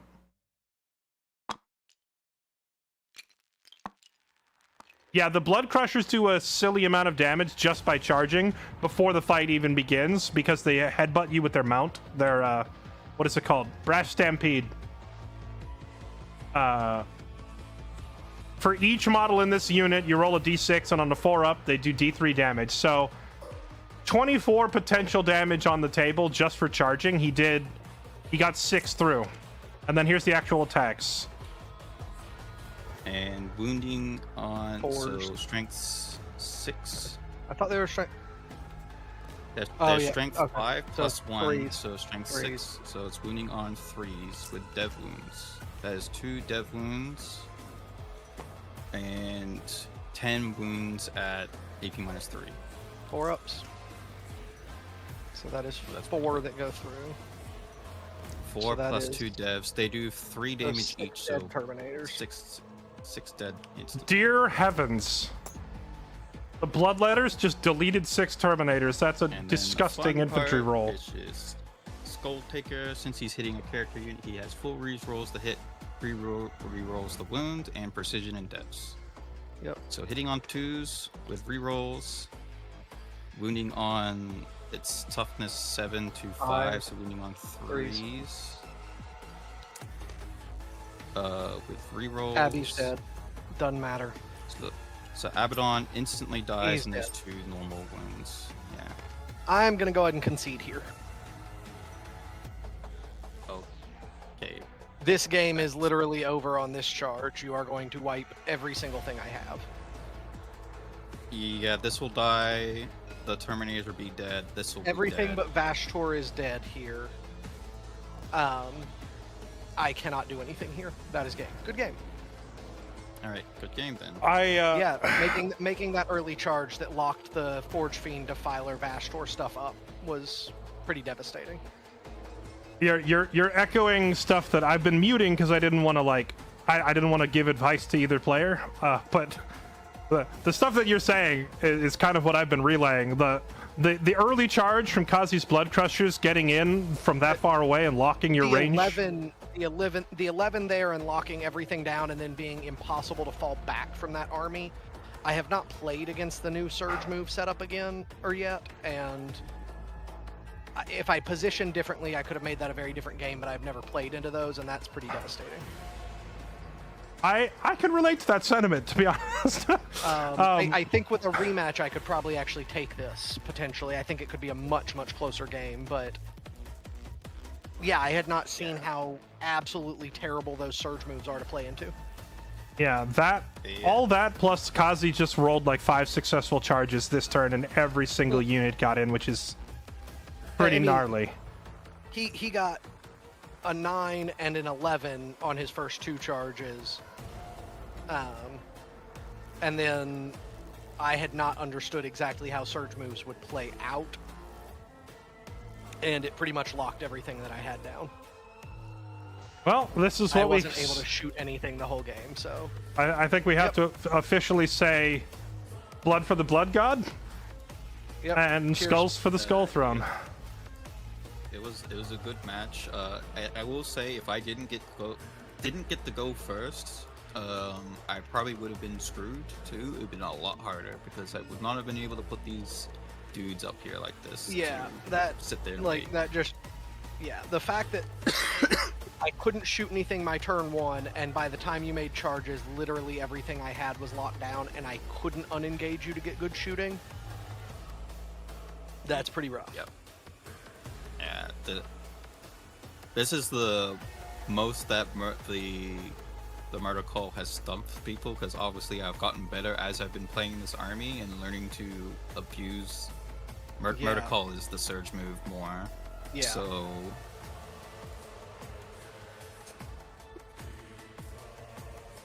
But just that blood crusher I will making say the you're 11 up top left is insane. This was crazy. Those blood crushers. That won you the game, I think. Honestly, that one charge. Yeah, because it basically made this Forge Fiend useless. Well, and it made the Defiler and Vashtor stuck as well because the Defiler couldn't get past the Forge Fiend, and the Forge Fiend couldn't fall back. How much health did Abaddon have? 9. He had the dev wounds from Skulltaker are 4 damage apiece. Oh, okay, right, because of the Scarbrand aura, or is that the Brandmaster buff? Gotcha. Yeah, and I rolled pretty trash on that Overwatch, even statistically, but I also did failed the almost math every that- leadership check this game. I'm pretty sure no matter what, Skulltaker would kill Abaddon, but it would probably you would have had more Terminators alive, which might. Is this anything like the tabletop? Which factions are you playing? Well, they just finished. This was Demons of Chaos versus Chaos Space Marines. And yeah, this is the tabletop. It's literally 11th edition exact rules. But Kazi is our champion. Blood for the blood god, skulls for the skull throne, etc. I see you asking, like, how did Abaddon get blown up? So, Skulltaker here, he has... first off, his weapon has a trait on it. Right. Oh, I don't have my little arrow drawing program. If you look very closely, you can see the little green text there that says precision on his weapon, which means, 'cause normally when you have a unit, like, you know, the Bloodletters and Skulltaker and these other Bloodletters, if these guys here, like these Terminators, if they start attacking this unit, the damage goes to the little guys first, and the leader becomes the last one standing every time, right? But if you have a weapon that says precision, then instead of targeting the little guys, you can directly target the leader. So Skulltaker has a precision sword, so he jumped into the squad here where Abaddon was standing, and he stabbed Abaddon directly with a precision attack, which meant he could ignore all these bodyguards. And then Skulltaker rolled really, really high on his damage, so he just jumped in and deleted Abaddon, which is kind of wild that Skulltaker was able to kill the enemy enemy commander that fast. But yeah, that was really unfortunate. Mitch lost one of his commanders, and then all of the demons making all their other charges. It was just going to be a massacre now. The Chaos Space Marine position is just about to get overrun, like stampeded through by massive demon charges. I didn't want to play a meta list either, and I just ended up. This isn't fully meta, but Bloodthirsters are hilariously strong, of course.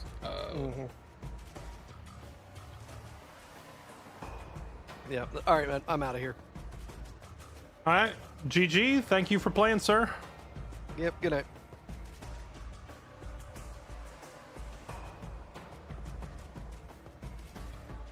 Is that it? Do you need anything else from me, Mr. Fairlight?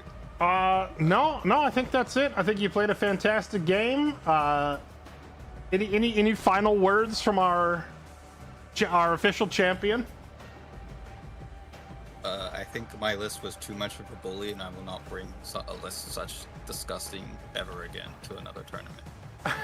Even though it wasn't fully meta. No, So I do I think apologize to everyone I played. I think if anything, if I do another one of these, I feel like more people will take it more seriously, because in this particular event, there was a lot of people that were just goofing around because there were so many new players. But new players now will be veterans by the time we do this again. You know, they're gonna know what they're doing. So we're probably gonna see more, you know, more powerful list setups. So don't nerf yourself too hard.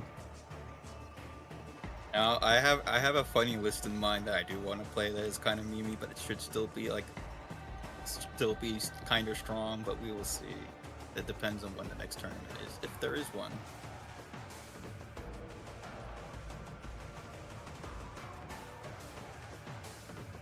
All right, I think that'll do it. Thanks for playing. No worries. Thank you for hosting this. Oh, Fairlight. right. I almost forgot. Your grand prize, because I did say I was going to give out a prize. I decided on a unique Discord role. So I was going to tailor it to the faction. So congratulations, you're going to get a unique name color in our Discord. And I'm guessing since you're playing Khorne, I'm thinking something like Khorne's champion, or what you tell me what role name you want. You don't have to decide right this second. You can tell me later. Okay. If it went to one of like the Space Marines or the Custodes, I was going to give them like the Emperor's champion role or something. I'm sure you can come up with a nice Demons of Chaos themed name for yourself. I'll try to keep it Khorne themed. I'll give it some thought and get back to you.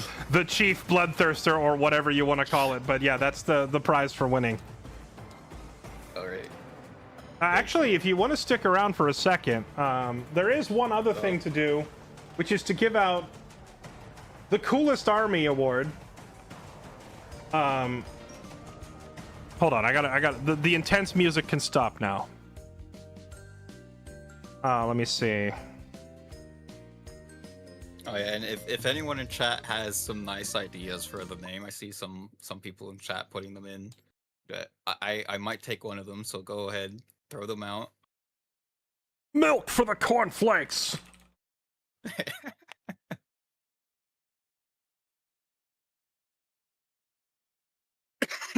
Oh yeah, did Mitch ever fire the Defiler at your doggos after that weird that weird like different distance to the line of sight thing? Because I do believe he was correct on that. And I think I even said as much, but then I don't recall him ever actually firing. You talking the Forge Fiend or the Defiler? Because the Forge Fiend has blast, so it can't shoot them in melee. No. I think the Defiler, when he was looking at them on the center and saying, well, I can see this one and that one's in range, but it was two different models. He decided not to Overwatch to save his 1 CP. Oh, is that what happened? Okay. Yeah. All right. So we took a little vote in chat for the Coolest Army Award, and let everybody vote. The nominees for this were, let's see, we had Rep playing the Ultramarines, we had Gibby playing Tau with the Krutapalooza. Who is this? Retaliation playing Dark Angels, and Sovereign playing the Eldari. Let me see if I can scroll back and find their entries here. Did you already vote for Coolest Army? No, I was too busy playing. Okay. Well, there is currently a tie on our votes between the Eldar Army and the Ultramarines Army. So I need you to place your vote if it'll help decide the tie. The problem is, I don't think I've seen any of their two armies at all this entire tournament. Okay. So it's very hard to choose between them. Okay, well, I'm going to pull them up on stream now then. Let's see.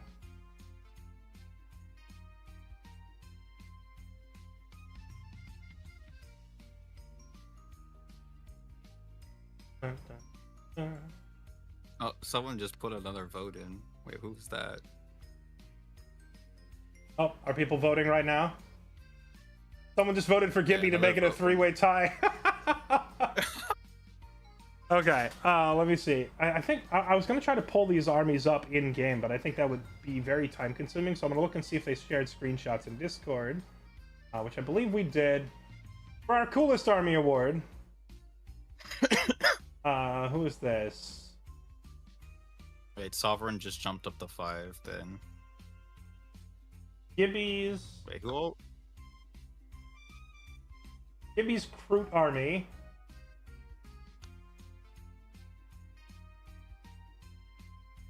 Here it is. He posted a screenshot.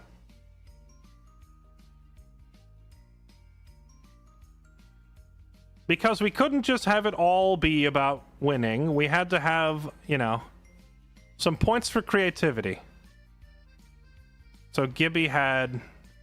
Actually, I think I can just pull this up. Where's the towel? Where's the towel? I can just show it here. Who is one question for who is all eligible to actually vote for these? Is it any player? Or is it only the players within the tournament? I was gonna say... I see people... I was gonna say all of the players from the event. However, I forgot that channel is visible to everyone in my Discord. So at this point, it's whoever wants to... Which is a little weird, because there's probably people voting who didn't even see the armies, but I didn't think it through very well.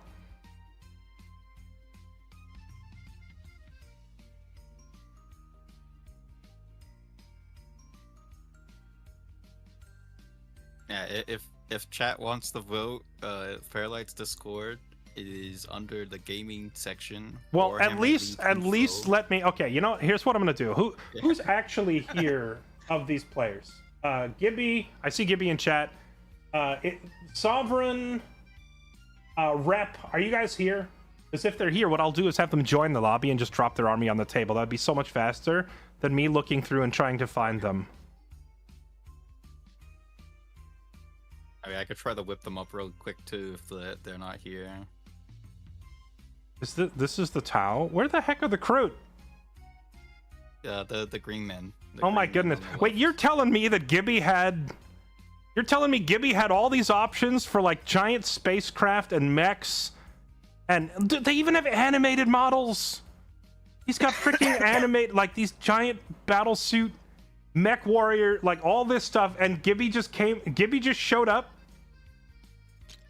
with a dozen battle chickens? Yeah. Honestly, he should have brought in a tiger shark. Gibby showed up with like 200 of these. He just ignored. He ignored all that stuff, and he just showed up and flooded the board with these. Which was pretty funny. Let's see who else. We had Rep's army. Is there a screenshot here? Rep's army was really sick. He basically built an entire army that was literally just Titus and the boys from Space Marine 2.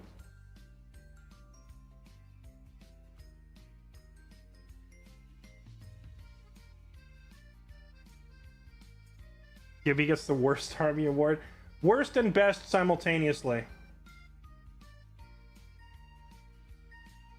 I will say, since he was in our pool, fighting Gibby was scary because he just charged me turn 1. Yeah, I think Gibby was nerfed by the map that we rolled when I played him. Because we got like the diagonal map that had a bunch of space between us, so his chicken swarm couldn't get onto me. And it gave me plenty of space to outmaneuver them because I was playing a flying army with really high movement.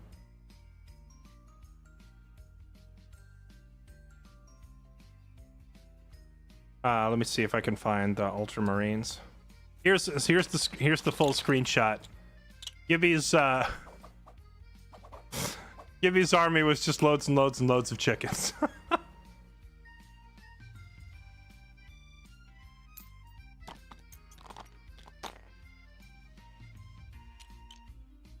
Is a lot of dudes. A lot of dudes. Yeah, he had so many models on the board.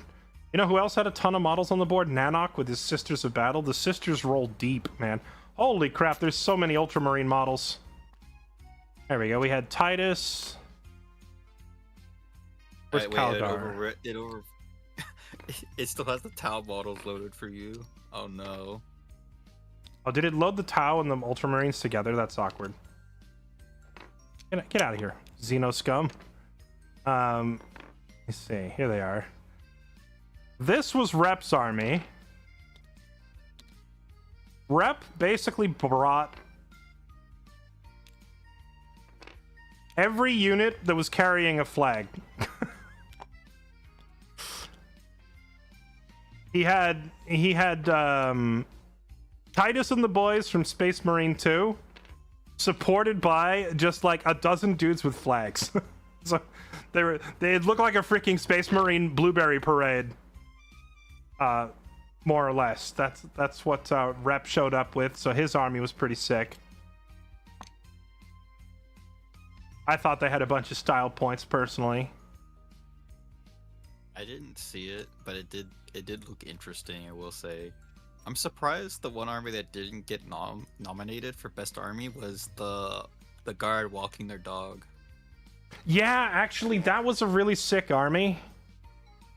I should have given people more time to vote and had more nominees, but honestly I didn't organize it particularly well. My first time doing one of these. He called that in as like how do you even get that model for the thing that he brought? So you gotta go to Adeptus Titanicus at the top right. If you bring in an Adeptus Mechanicus or a type whatever it is, you have to save it and then load it separately? Yes.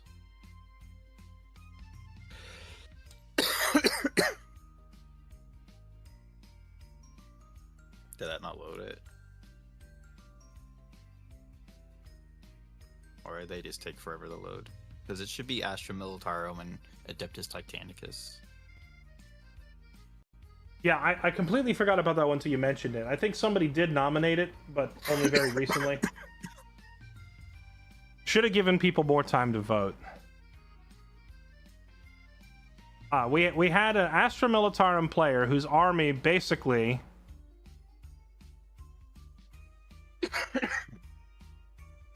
He called it 90 dudes walking their dog, and the reason he called it the dog is because he had a gigantic mech called a Warhound Titan.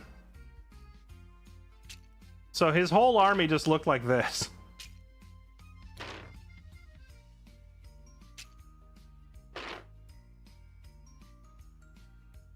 There's no big mech I can get here. I'm gonna have to use a stand-in. We'll use this. We had one guy show up with an army that was like this, except instead of a tank in the back, it was just one gigantic mech. And he said it was 90 dudes taking their dog for a walk was the name of the army.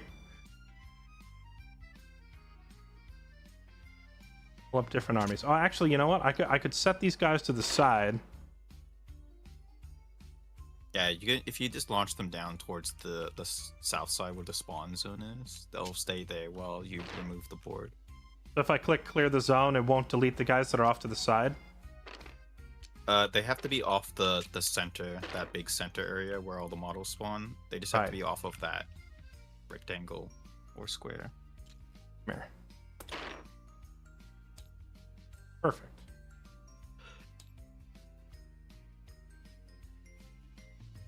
Holy fudge, they're so massive. Which one's the Warhound Titan? Reaver? Here it is. This one. That was a pretty funny army.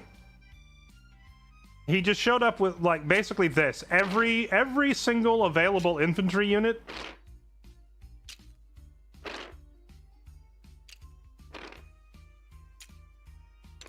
laid out in squads. Like so. And the gigantic freaking thing. That was definitely one of the funniest armies to watch. I think for me, my own personal favorite of all of the armies was probably Rep's. I would agree. His Space Marine. I know it's kind of cliched to vote for the blueberry Space Marine player, but he had just a really sick looking army with all of the flags and Titus and the boys. He had like all the characters in there. He brought like Titus and Calgar and Gadriel and all the characters from the game. Like basically main character syndrome, and then they were backed up with a bunch of bannermen carrying flags and tanks rolling in. It just looked like a really freaking sick army. Gibby's chicken swarm was freaking hilarious. And then Retaliation, if I remember right, he had an army that was almost exclusively speeders. So he was playing Space Marines, but he barely brought any infantry. He just brought, like, these. Land speeders,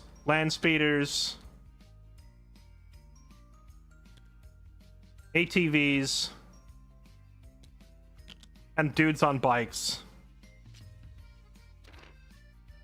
This is kind of what Retaliation's army looked like right here. So that was another fun one. Just like, yeehaw, the Space Marine Air Force is here. Oh, hey Artius, what's up? Yeah, we're showing off the highlight armies from the event. I'll let people finish voting on them, and then I got to decide what the prize is going to be. I might just do like a VIP icon in chat for the coolest army nominees, or something along those lines.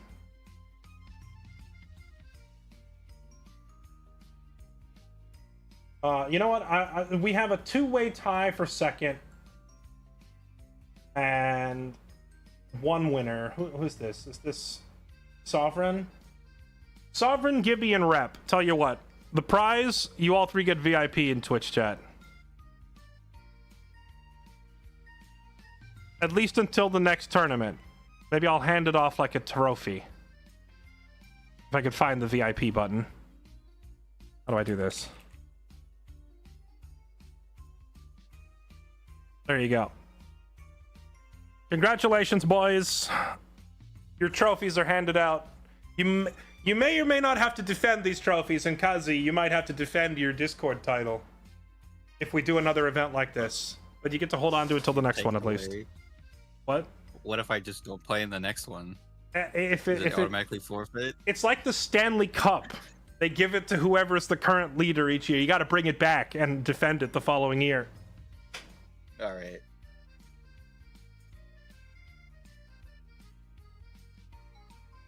All right, that's it for Warhammer for the night. Thanks for playing, sir. No worries. Enjoy your Quasimorph. Enjoy. That's a yes. It's not that bad, I don't think. But good luck. Yeah.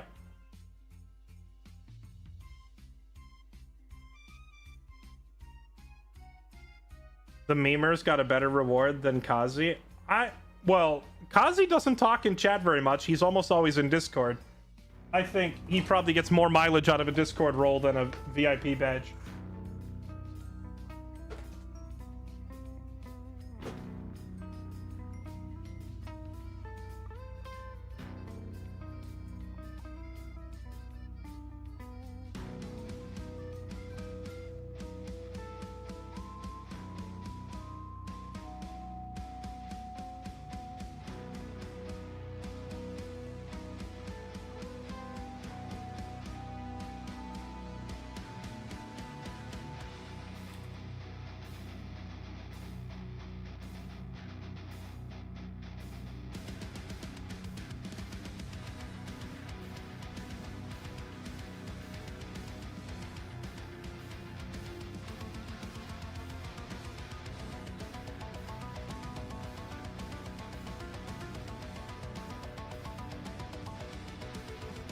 The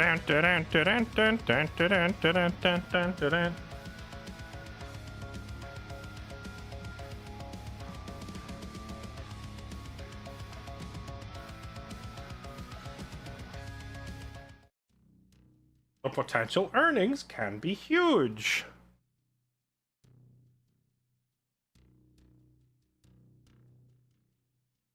Was gone. Who won? Our first place winner was Kazi. Our second place went to Mitch.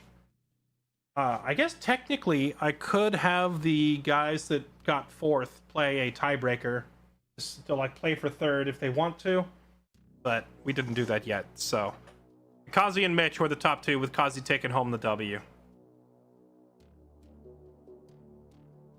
The dude wins everything. Honestly, I know people are making jokes about Kazi wins yet again, but I would say, like, with a lot of the RTS and strategy game nights that we play, Kazi is, like, dominant, like, incredibly far ahead in almost all of those games. With Warhammer, he won some of his matches by the skin of his teeth. And also, he lost a match or two. He lost to Silver Star. So, Kazi was not unbeatable by any means. It was interesting. He has like a 90% win rate. So did like everyone who got through to the eliminations. It was interesting at the end because I hear Mitch was saying with a rematch he could probably win, and he got caught off guard by a mechanic that he hadn't played before.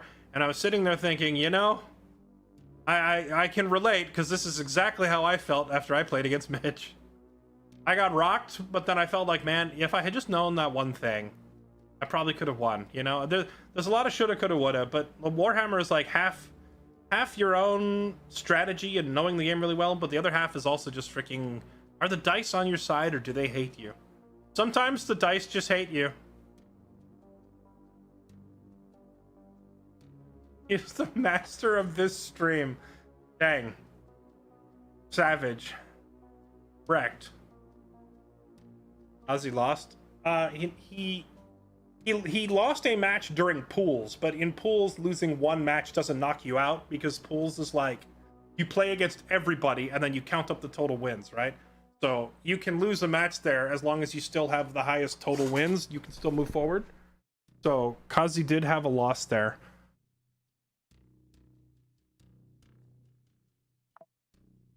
All right, now chat. I have a confession to make. I played one mission off stream on our new run because I wanted to play some Quasimorph. I wanted to play some Quasimorph, so I did one run, and I kid you not, Percy lived with 1 health point. I was sitting there thinking, man, chat is never going to forgive me. Because I got a great run started on stream and then I died off stream and now it's over.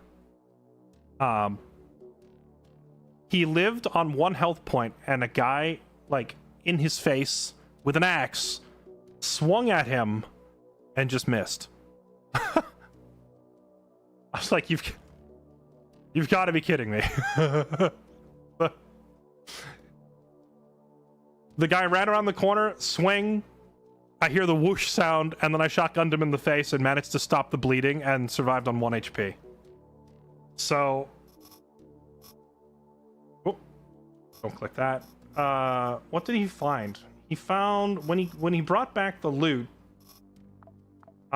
we got... oh, right. He found a class chip in a box for Tong Kong. Like, he unlocked the Tong Kong class, and then when we got back to base, the quest reward for finishing the quest was another class chip with the throwing class in it. So we have 2 new classes to pick from, and we could try to do another throwing build because we picked up Cobra. I will go ahead and unlock those. And I think that's about it. Did I get any good spaceship upgrades?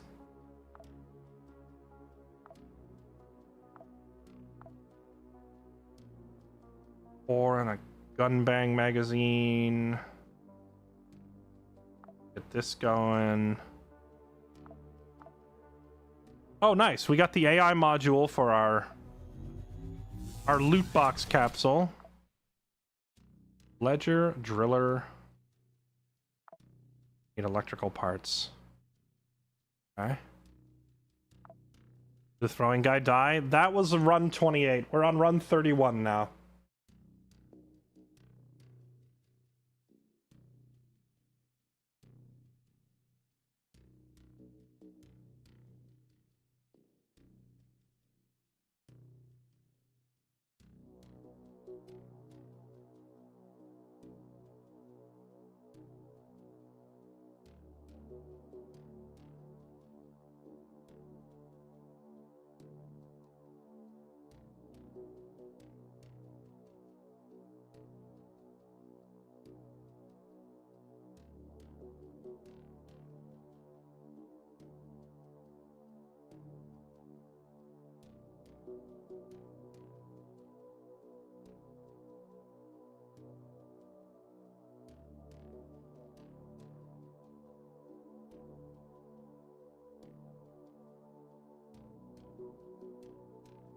Are you gonna do another Warhammer League?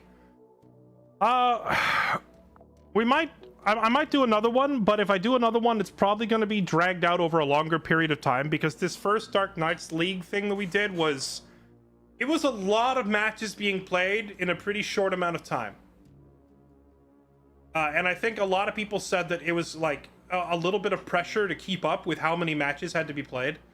So if I do another one of these, it'll probably be like a seasonal thing. Like you have 3 months to play all your matches or something like that.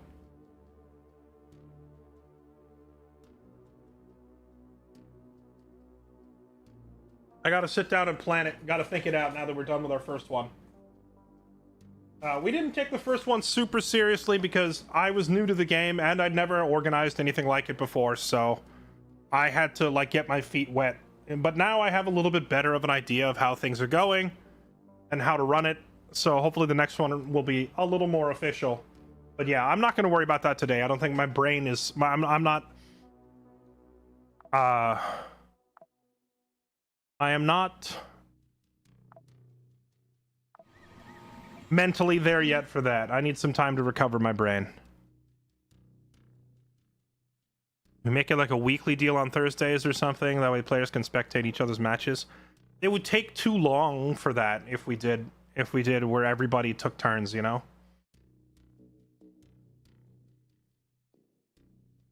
About Age of Sigmar or Old World? No one cares about Age of Sigmar. I do like Warhammer Old World, though.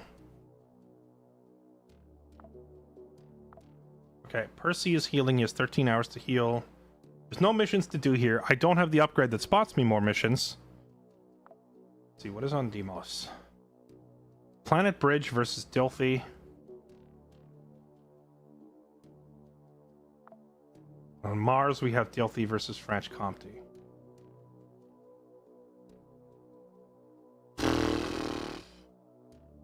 These aren't going to be easy no matter what we do. I think we'll take the lower difficulty mission. Let's fly towards Deimos, because we're still just kind of getting warmed up. Terminate orbit, sir. Confirm charge and go. You are go for the orbit. Roger. In.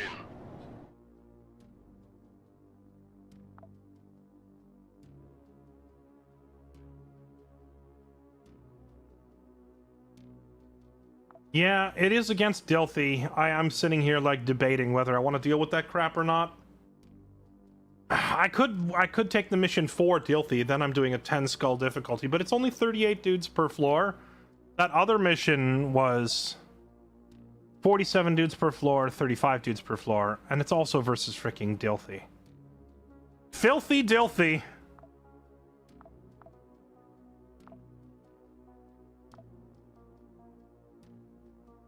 Item chips, lab clothes, cyborg parts. Filthy Dilthy. Under 30 dudes per floor. I mean, if I do this one, it's only 26 per floor, but Dilthy guys tend to use lasers and such, and the lasers do, like, radiation damage and stuff, which our armor is not very good at stopping.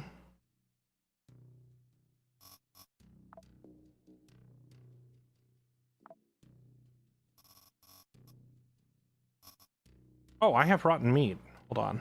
Let me get... Whenever this is done, I need to get antibiotics going.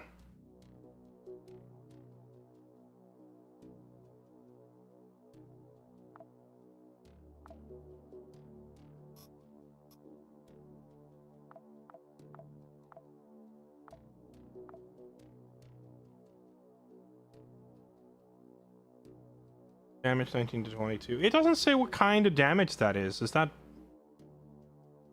blunt? Ultrasound pistol? Scatter, rate of fire, crit chance, crit damage. It doesn't actually say. Is this like... Is this radiation, piercing, blunt? Electric? I mean, if it's just their tier 1 bots, if they're sending a lot of like murder bots at me, I don't think it'll be that big of a problem. I think we take it.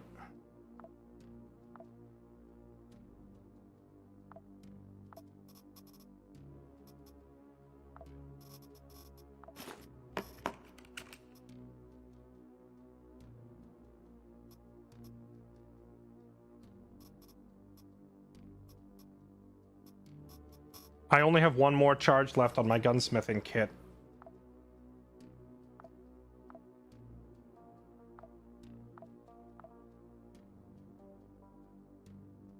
Gunsmithing kit, plastic, rusted metal, armor plates, springs. I need to bring back weapon parts.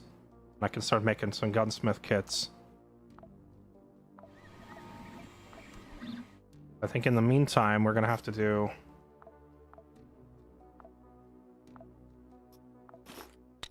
that and like that.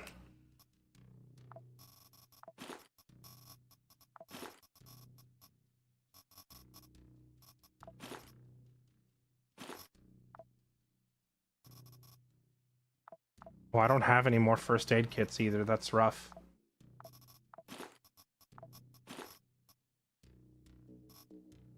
Oh, right. I found this unlock chip for the Liberator M pistol.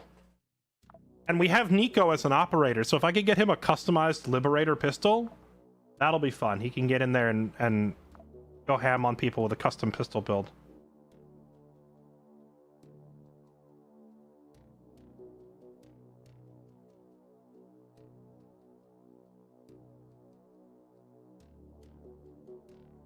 All right. Here we go. Started using Francis. Really? I still think I prefer operator tankiness over weapon durability.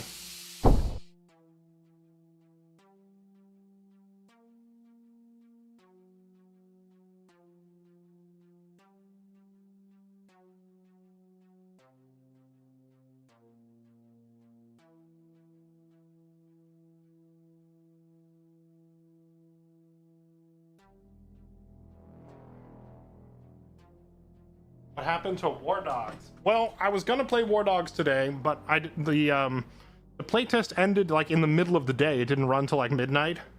I'm assuming devs are in Europe or something, and they probably ended it at like midnight their time, which is the afternoon here. So that playtest ended like in the middle of our Warhammer match. So no War Dogs for me. I'll probably, you know, play it when it releases. Okay.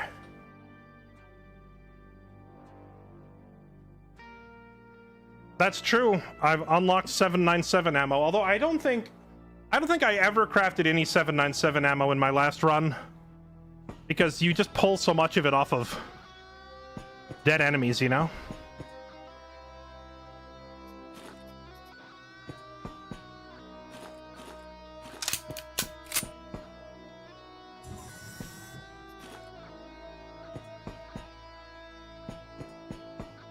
Yeah, there's Star Wars Zero Company. There's a lot of games coming out. We went from there's nothing that I care about playing to I don't know how I'm going to keep up with all this very quickly, which is a good problem to have.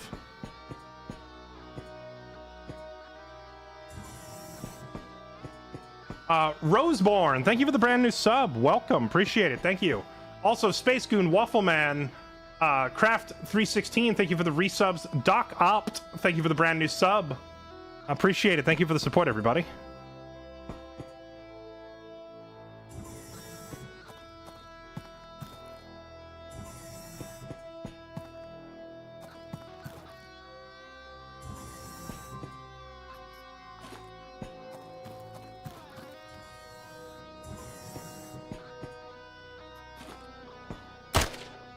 Hi.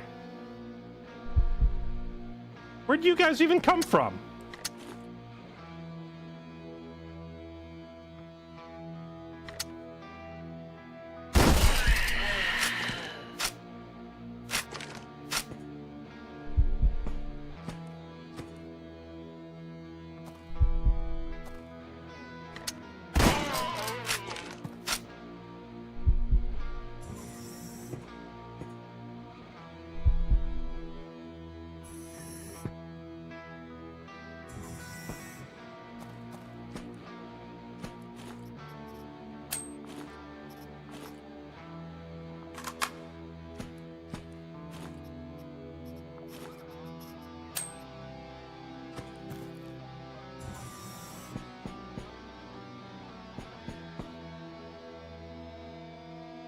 And there's the lightning pistols.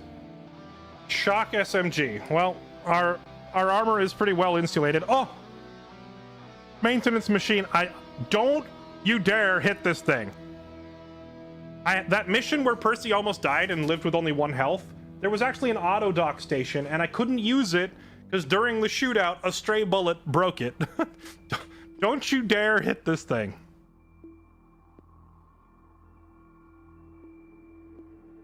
Maybe I should just fall back and bait them down here.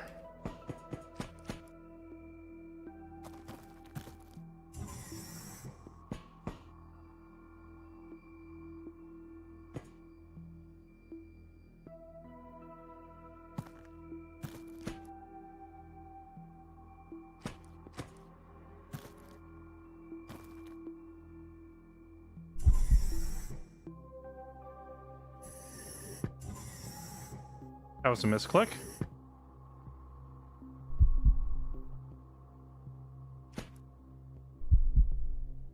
Here they come.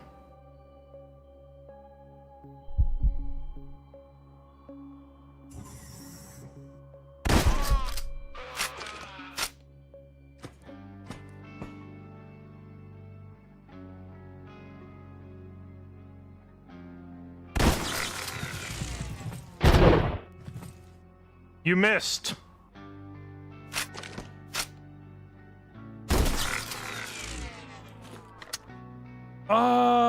Most of my shots should hit because laser sight. Okay, we're good.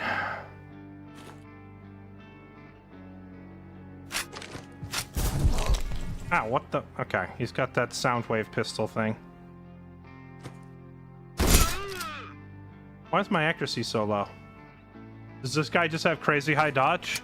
Dodge this.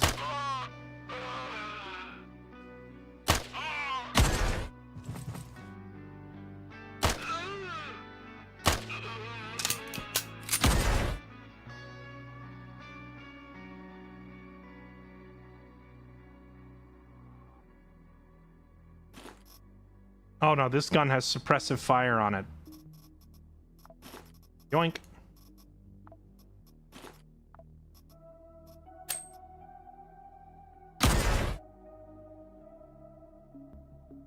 He's gonna sit there and spam firing forever because he has infinite ammo with that pistol.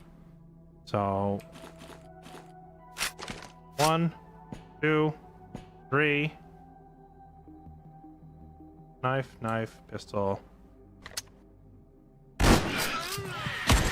Obviously, Spade's rule was horrendous.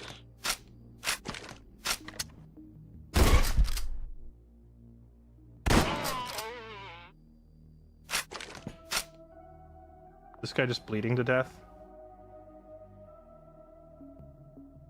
He just dies on his turn. Do I bother shooting him?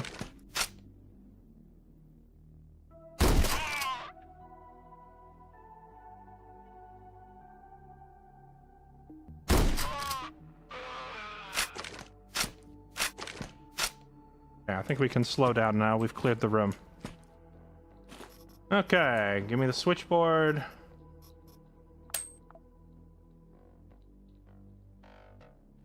Magnetic deflector. I have no idea what that does, but we're going to try to cut it out of him. And how about a slice of thigh meat instead?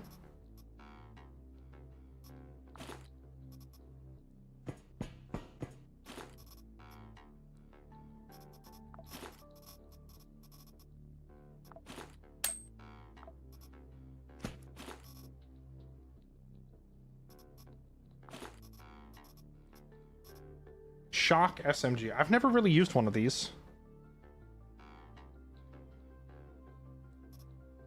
We could use it here. Food. I think we want to go ahead and repair our armor, weapons, backpack. Done. The pistol's full, so now we swap in this knife. Repair.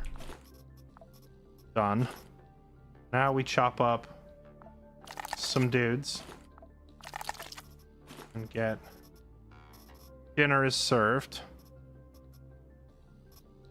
Oh, I should have repaired this pistol. I forgot about that one.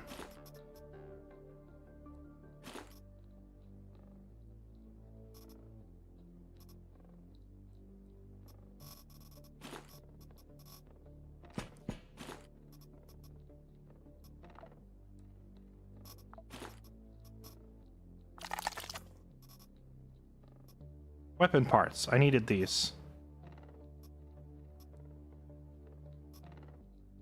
I think we don't need glass from... Well, hold on. I can just chug this. Chug this. I've got space in my inventory. Start chugging that stuff. Get rid of those. We have no pipes. We'll take these.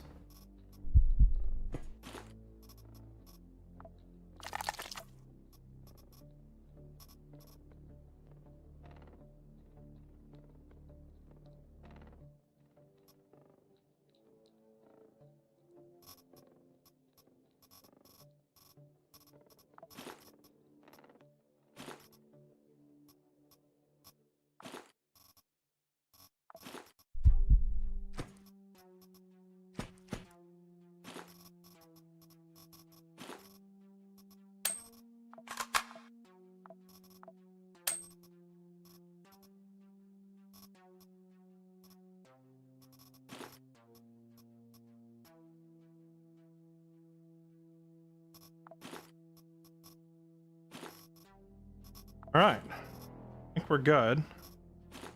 I think we chop up like one more dude for some food. You. Knife. Chop, chop. Give me that. Okay. And now we carry on.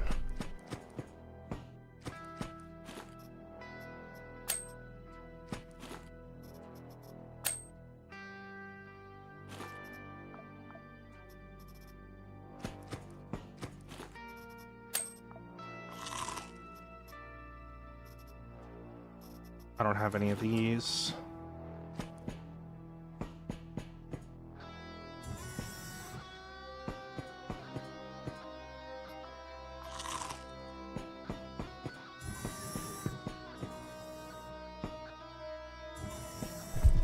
Affirmative. Hello.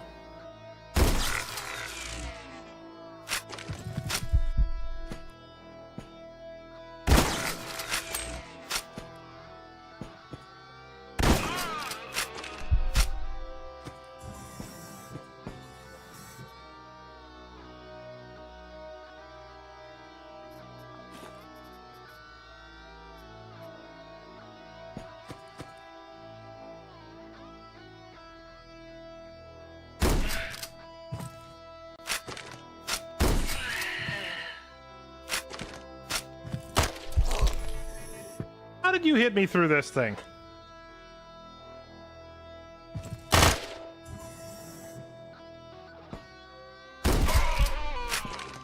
Obviously, space rule was horrendous.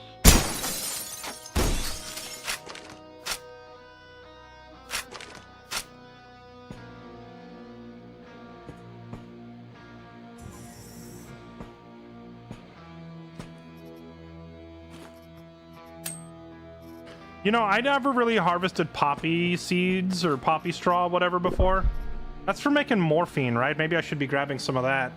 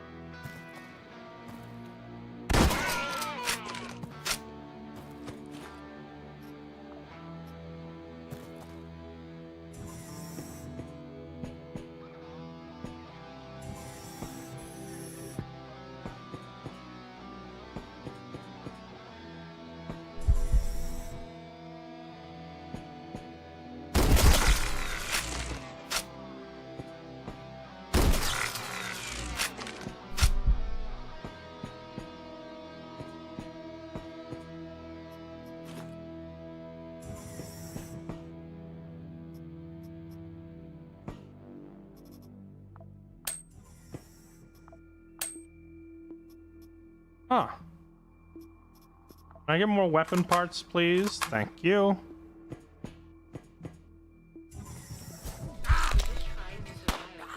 Okay. That's actually just kind of rude. If I just kill you and close the door.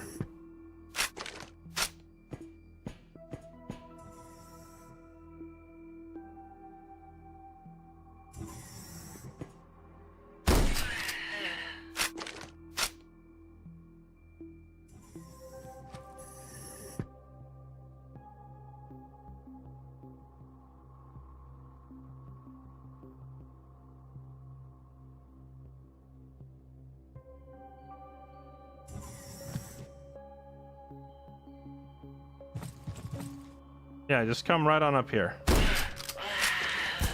Surely it'll end well for you.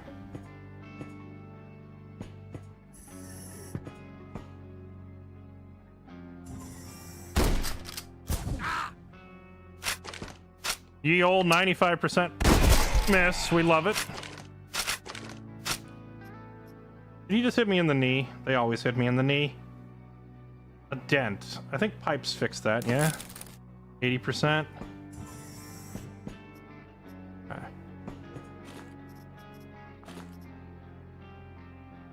Fighter bag. Prototype blueprint. We do want this. You know, I realize none of these enemies are using shotguns, and I am running out of shotgun shells. That's going to be a problem soon. I did pick up a handful of shells. I suppose I could use those instead.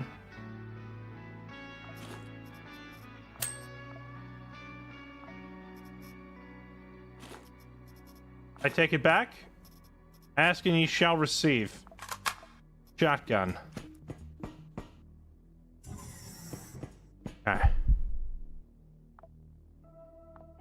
Food time. Oh yeah, I should have gone and done that right away.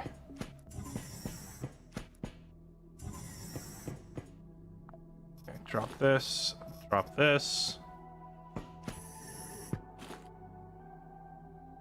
Start the barbecue.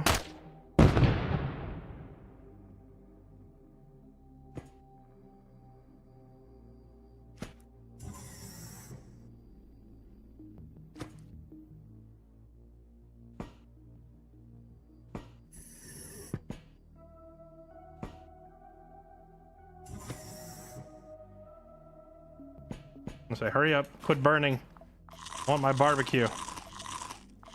Wash it down with some water to regen that health quickly.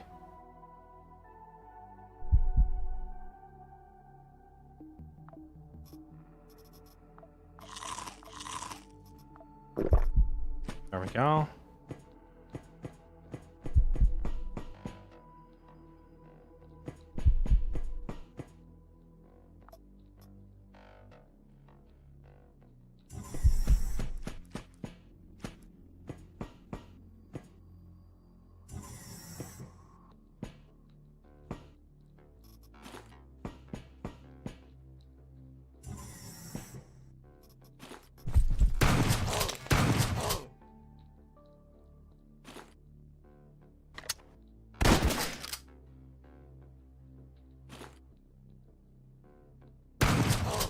Well, I thought you were going to be stunned for another turn.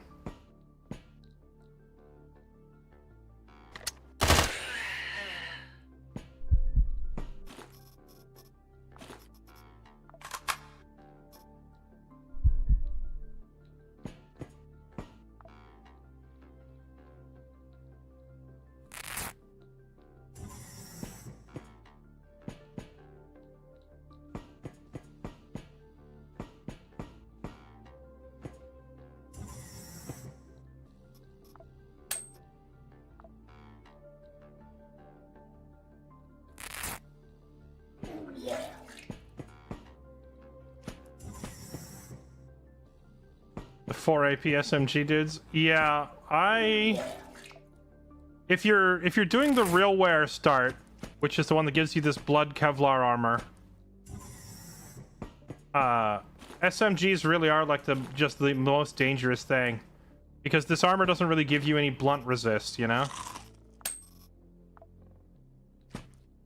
And without resistance to blunt damage, you're just kind of a sitting duck for anybody with a basic SMG. So you really got to make a point of, like, inspecting. Like, if you walk around the corner into a bunch of enemies, you got to sit there and very carefully look at what guns they're using. And make sure you target the SMG guy first and kill him.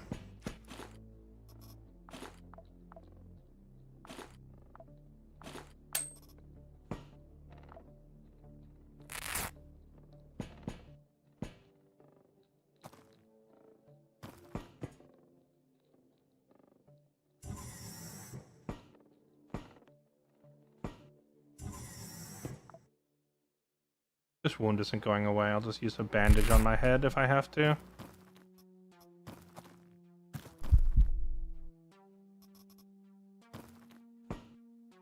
Nothing, huh?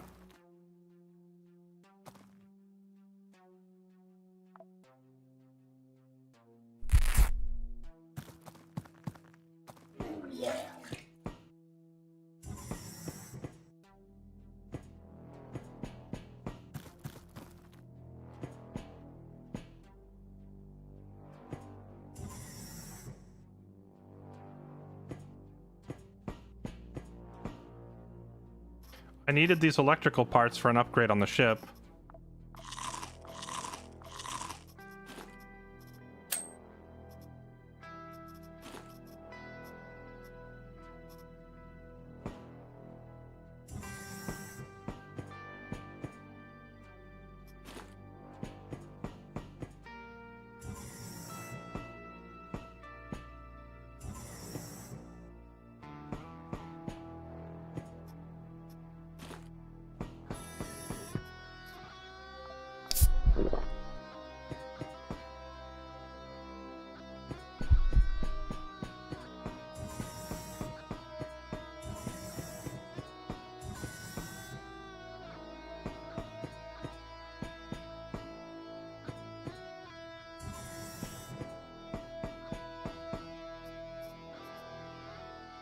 Okay. Second floor. There's an oven here. So we can come back up here and cook up some dudes if need be.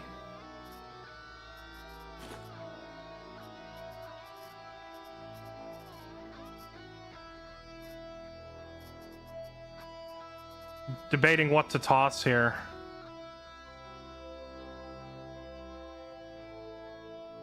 Maybe we just do the classic, leave a bunch of our stuff here and come back for it later, so we can decide at the end what we really need.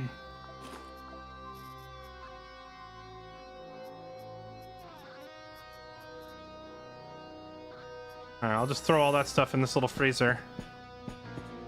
And we'll come back to it at the end if we need it.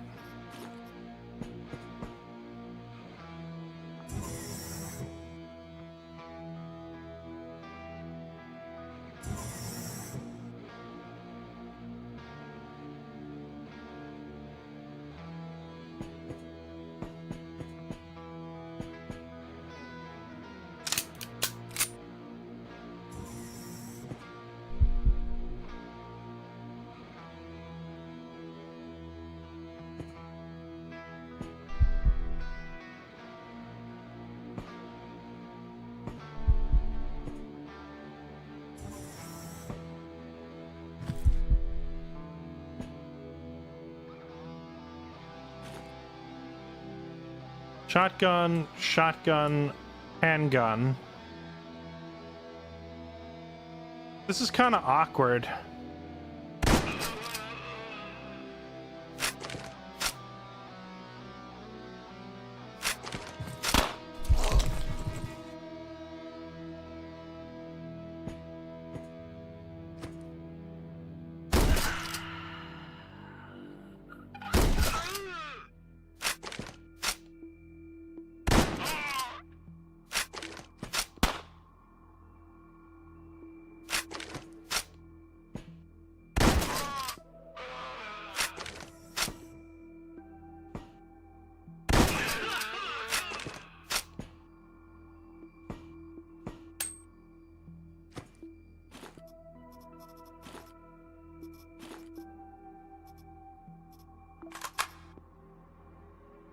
There's really solid cover for me to work with in this room, but it's just there's so many different angles where they can push me from.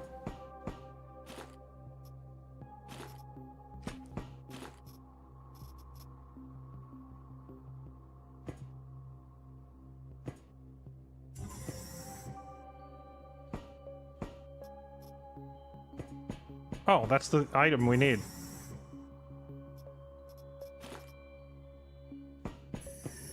Okay, we found our mission objective.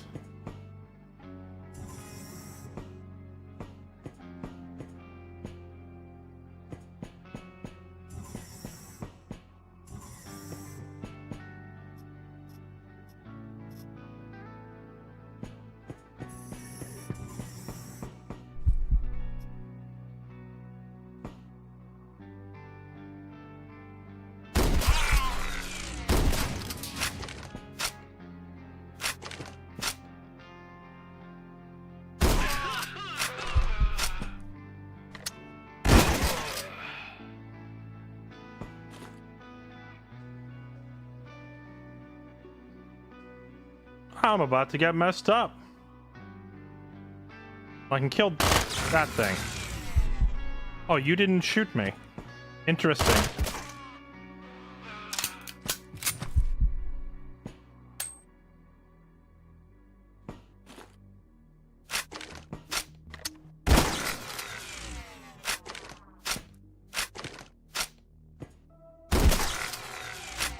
I have kind of embraced the hold W strategy with Percy and this shotgun.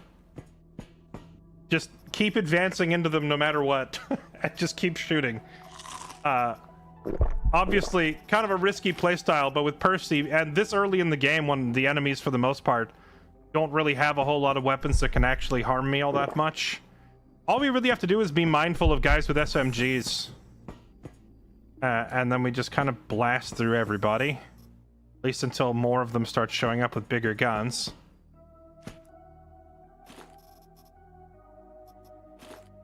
Is the game on easy mode now? It's on Giga Chad mode now because we're playing Percy, so we're just say no fear, and we just run straight at the enemy. At least now in the early game, we will go from no fear to like a healthy level of respect. As we start hitting tech level 2. Ooh, the robot parts. We need those. Toss that morphine. Don't need that. Give me robo parts.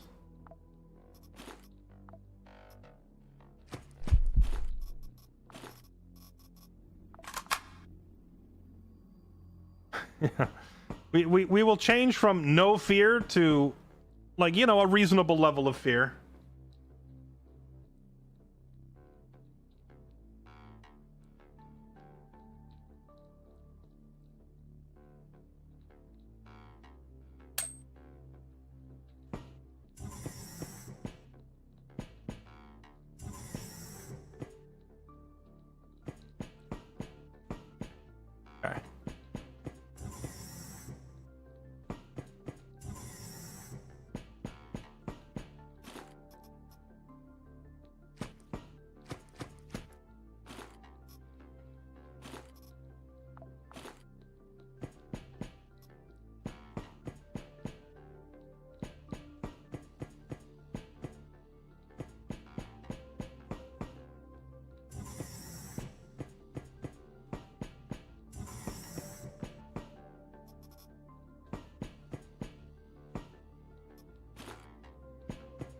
This is a freaking library? Oh my goodness, it is a library. Oh my goodness gracious. Give me all of that. What's my current Marauder skill level? No, as much as I want to consume this to level up Marauder, there was something I needed it for on the ship, right? Now I don't care. Level up Marauder. Give me more loot.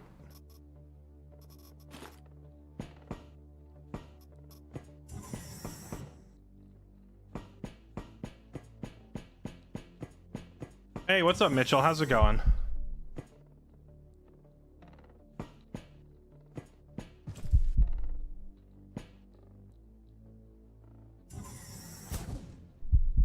I've been spotted.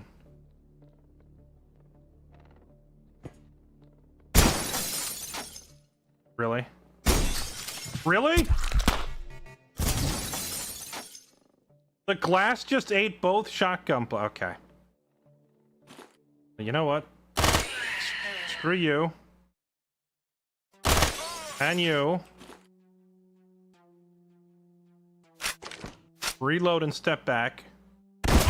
And kill you.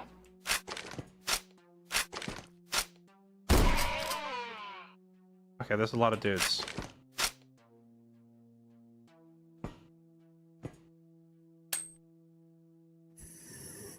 Healthy level of fear, remember?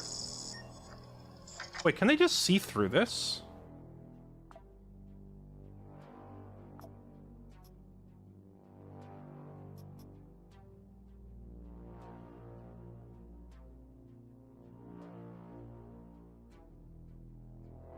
Oh, he can't see anything. Okay. Splint that.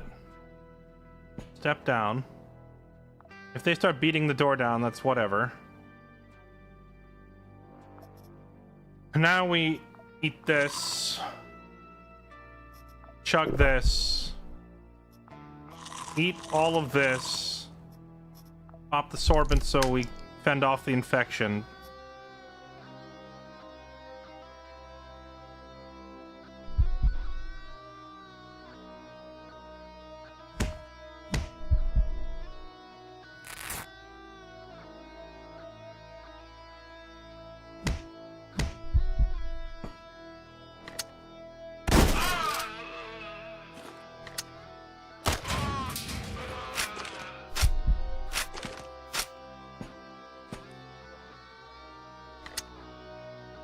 Pistol, pistol, knife.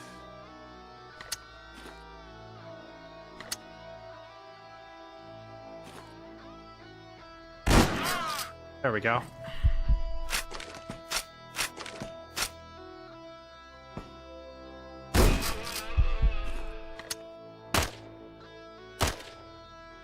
Bruh. There we go.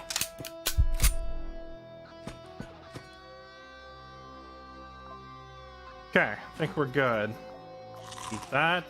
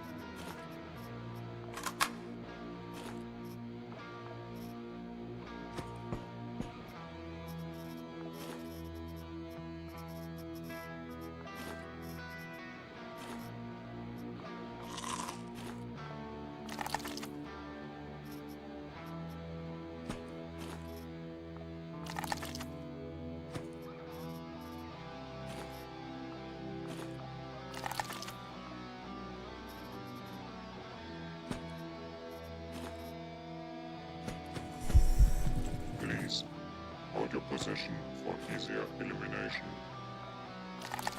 I'm trying to eat your friends. Can you not?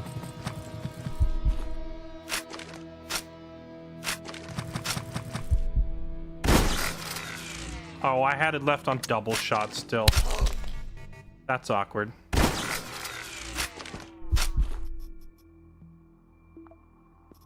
More weapon parts. More weapon parts. More weapon parts. Nice. Okay. Well, we're getting all the weapon parts we need by tearing up these bots. Controller. I think I already have one of those. This bot was just randomly carrying gold bars on it for some reason.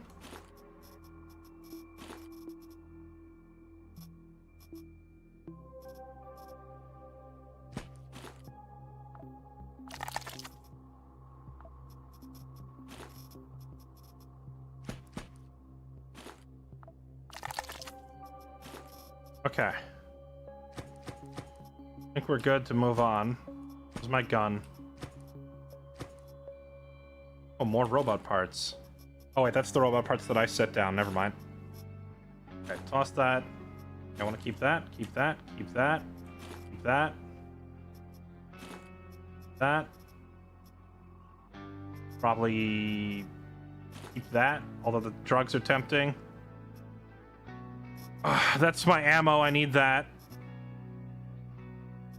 I could drop half a splint. We can craft our own splints now, since we got the welding machine. I'll just toss that.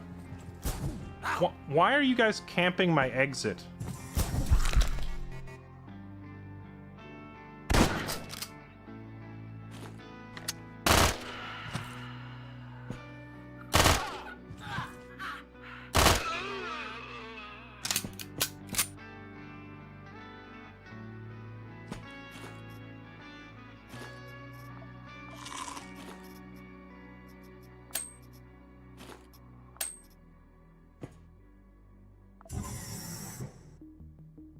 Okay.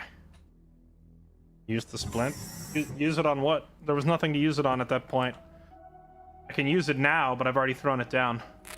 Like, this is a mechanical body part. I can't fix it with a splint. You need, like, metal plates or whatever.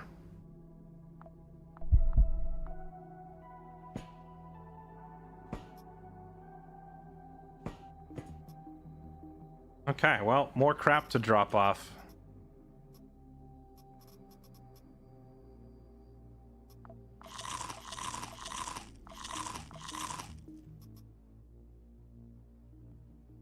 I guess I'll put the rest of it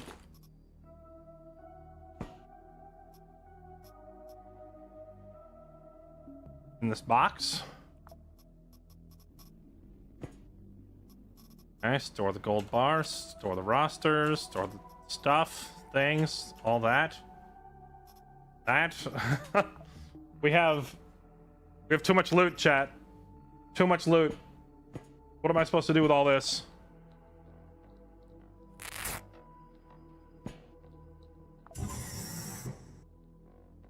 No, we don't have the loot capsule. Oh wait, did I finish the loot capsule? Oh, I did get the loot capsule. Yeah, we'll use it.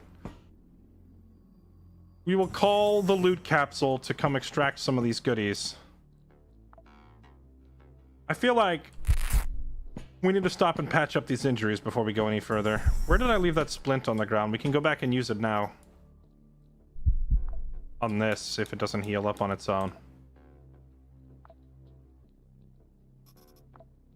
Stabilize this wound.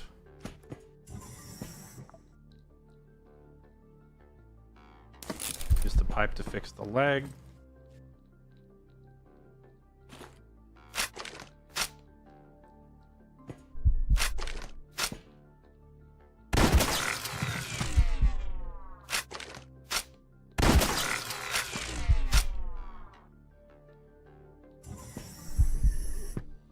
And we're just gonna wait here for a second.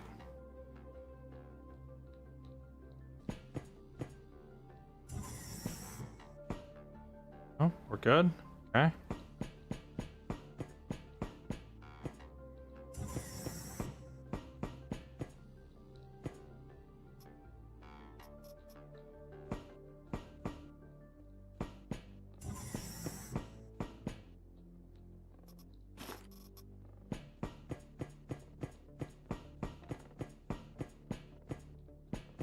Feeling of going from being the hunted to the hunter is amazing.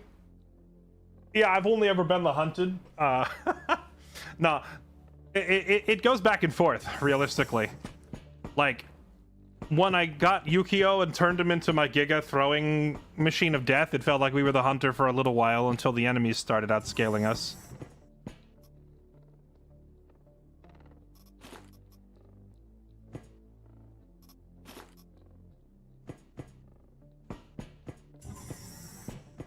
Okay, that's this whole floor cleared.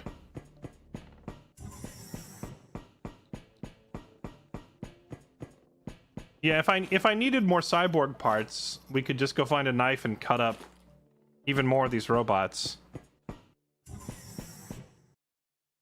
Filthy does love their robots. They send so many of them at you. Okay, let's call the capsule. And it landed as far away from us as it possibly could. Bruh.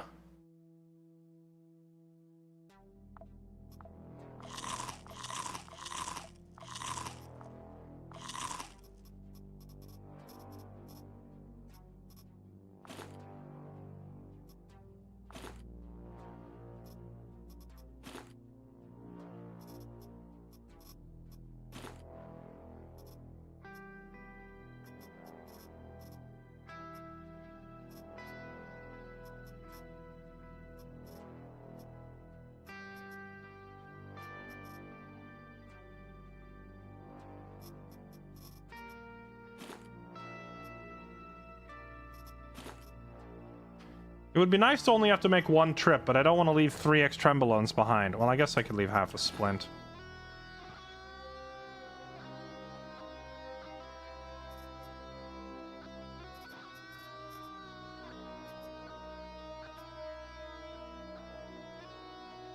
Do I run all the way there and all the way back for a singular quasimorphic data?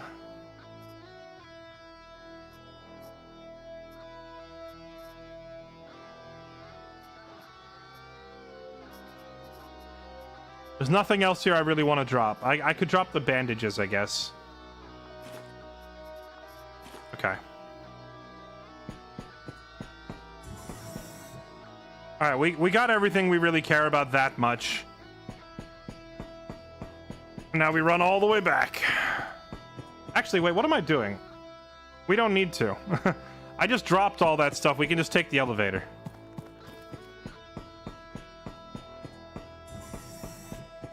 I want the waters, because you use them for making, You use them for making hydro bandages, which is handy against certain factions when they start throwing Molotovs at you. Oh, wait, I didn't pick up the item. Alright, never mind. We are going all the way back. I forgot.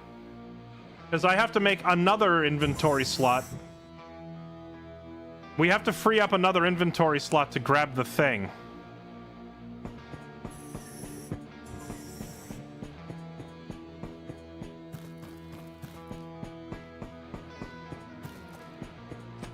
Hope you like jogging, Percy.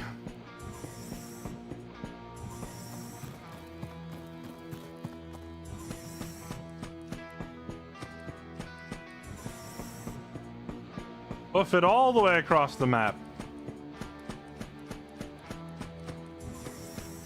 I'll be happy in the future when I don't have to jog anymore. Okay, send back the gold, send back the robots, send back the electrical, send back the specialist rosters. There. Okay. Now, run all the way back. Leg day. Every day is leg day. Power squats. Ugh. Go, Percy, go.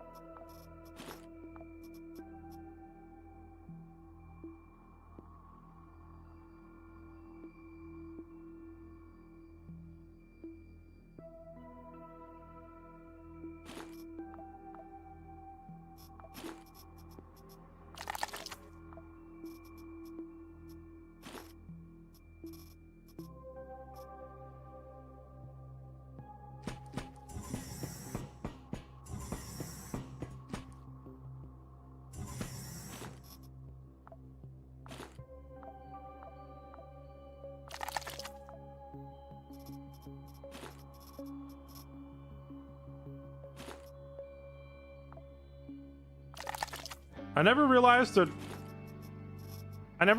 tearing up these bots gives you so many random weapon parts.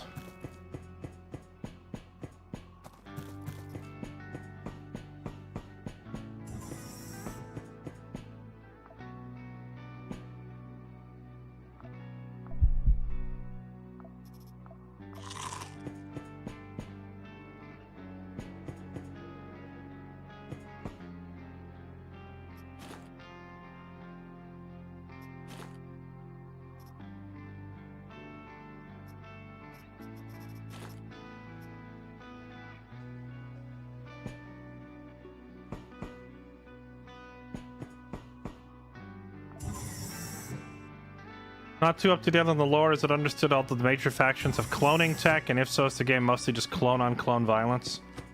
I mean, there's nothing to really indicate that the dudes that we're fighting are clones. We definitely are clones. Don't know if the same can be said for all these guys that we murdered. They might have been people. Like real people.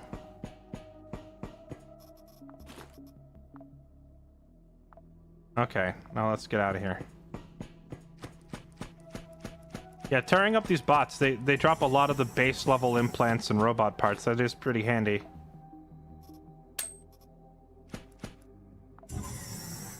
Okay.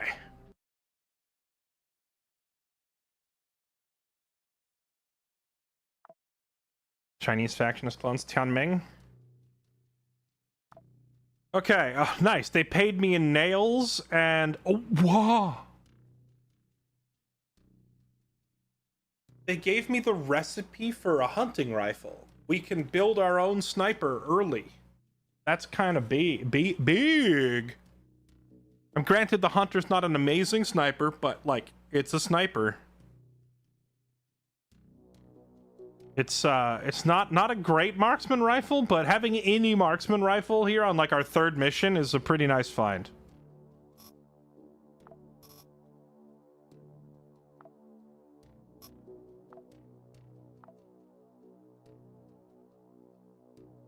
And you have Victoria. My hot take, I think Victoria's talents are wasted if you turn her into a sniper.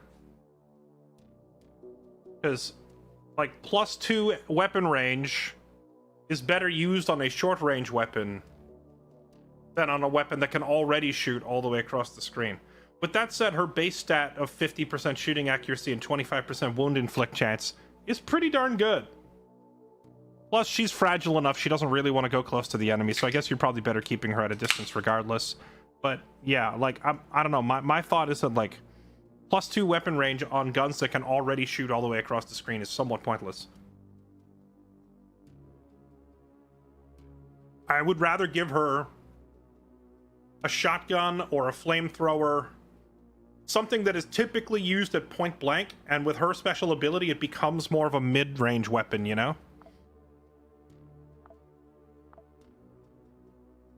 Extra charges for the loot capsule.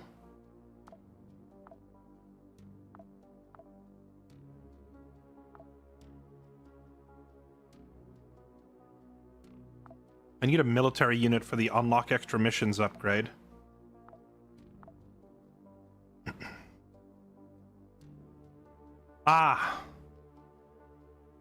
This is why I shouldn't have used the ledger. I needed it for this. Well, I also need another ledger for this, so we need 2 ledgers. I've kind of been eating the ledgers because they level up Marauder very quickly.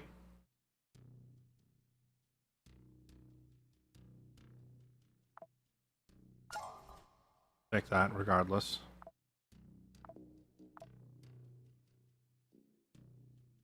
Airlock. There. 5 charges on my loot evac capsule instead of only 2 is pretty good.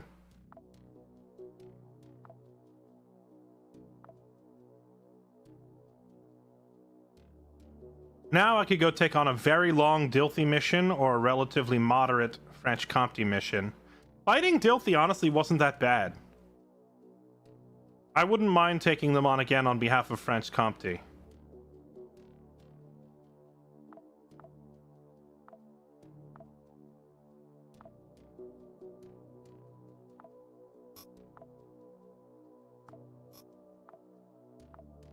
You know, there is something to be said, though, for siding with the company who actually has their branch there, though, so I can go shopping afterwards. Like, if we go to Mars, I probably want to side with France Comte just because France Comte owns that property and we could go shopping there.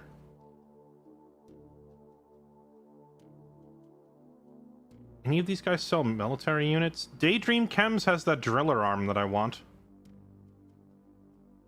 None of them sell oh, wait, no, hold on. RealWare does have a military unit right there. Alright, let's fly to Mars. After I start up some crafting. Let's get some antibiotics made. We brought back some raw meat. We can get a batch of antibiotics going. And some sorbents going. And I guess some splints going. All right. Fly to Mars.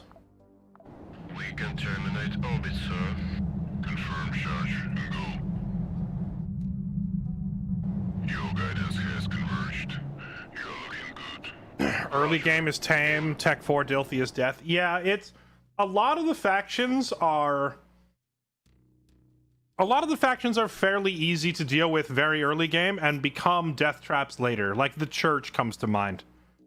Church of Revelation early on is not really a big deal. Church of Revelation a bit later in the game, freaking miserable. I could sell... Do I need packs of alcohol on my ship? Alcohol and water packs are so easy to come by. I think I just sell these. I could get 147 points that way, and I could use that money to buy this military unit. And with that military unit, I could make what? Was it, yeah, the monitoring system. We want that. Well, tell you what, let's go do the mission first, because if I find one, then I don't need to pay for it. But if I don't find one, we'll just buy one from Realware.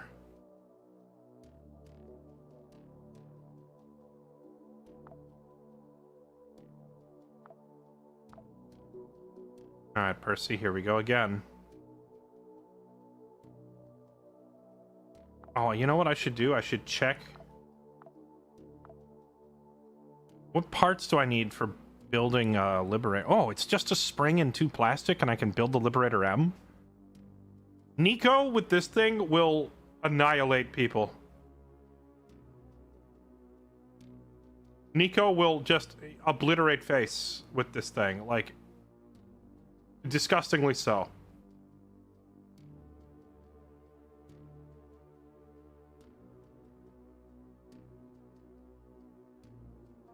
And then what was the other thing we got?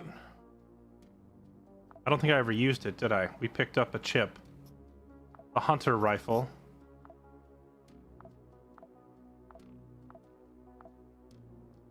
Hunter rifle, we need a pipe, scrap metal, this stuff. I could just make one of these right now. That's easy to make.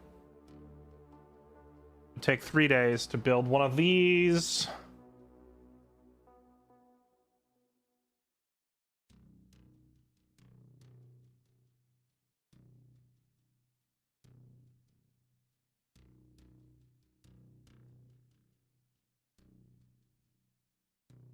I should start bringing back piles of gunpowder. We don't have enough gunpowder to make all the ammo we want. I really want to try Flamethrower Victoria for the memes. Flamethrower Victoria with her extended range perk would be hilarious. What I really need to get my hands on is like the weapon modification bench. I need to get a weapons case so we can modify and make like a custom flamethrower or a custom...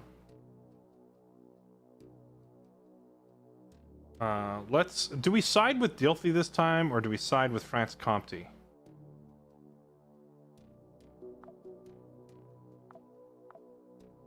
France Comte offers... I could get characters, food, conventional weapons, armors. Or I could side with Dilthy the Filthy, and I could get lab clothes, sex bots, item chips. I think item recipe chips are probably more valuable. Why don't we side with Dilthy here? Besides, fighting against France Comte means a much more conventional style of warfare. I don't have to worry about fancy, like super high-tech weapons destroying me or whatever if I'm fighting France Comte, because they use typical standard bullets and such. No fancy lasers or whatever. Actually, forget all of that. What we're gonna do is wait a few days so I can make first aid kits. We're gonna pass a little bit of time.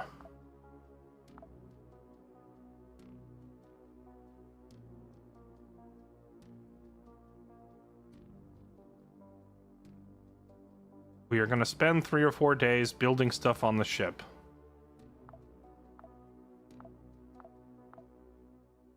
That takes 3 whole days just to make antibiotics? That's crazy.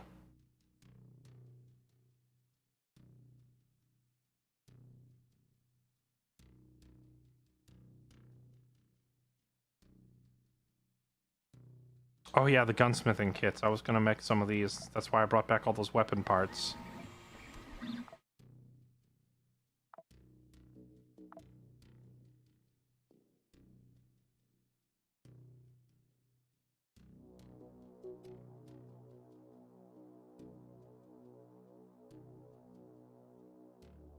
Okay, there's our antibiotics. 3 whole days, huh? Oh, hold on. Cancel that. Just make me at least 1 first aid kit first, okay? Then we can make 2 gunsmithing kits, and then we can make the rest of the first aids, which is going to take like a whole week. Because your crafting speed in the early game is pretty balls. It takes forever to make anything. But it starts to go up drastically once you get... like a bunch of the upgrades for your crafting station. But right now we don't have set upgrades, so it takes forever. Okay. 9mm shotgun. Got that. Couple bandages. Couple splints. Couple sorbents. Let's go. Oh, and I guess, you know, I'm gonna queue up like infinite sorbents after that. Alright, here we go. Start the mission for Dilthy. We're geared up. We're good to go. Let's do it.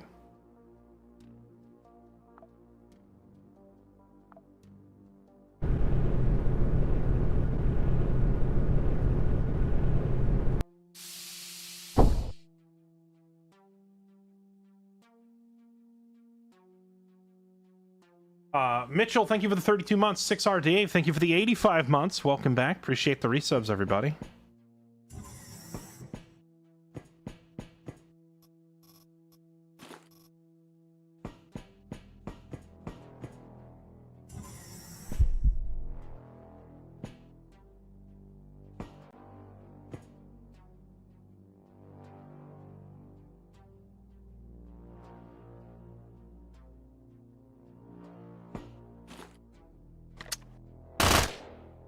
Dang.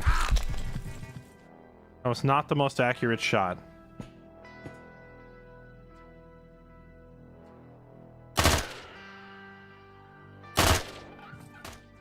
Don't you dare break it.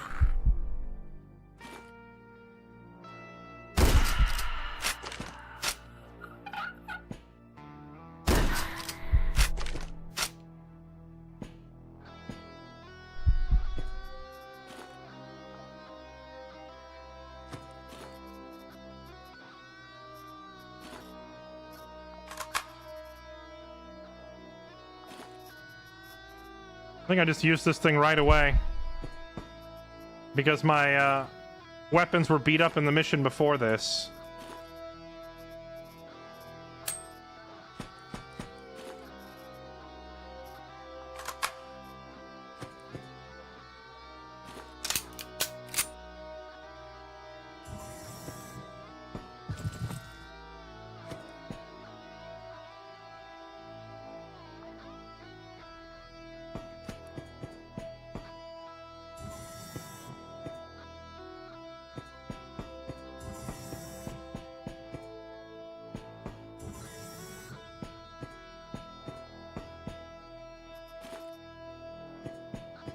Nothing on this side. Alright, I guess we are fighting our way through all this.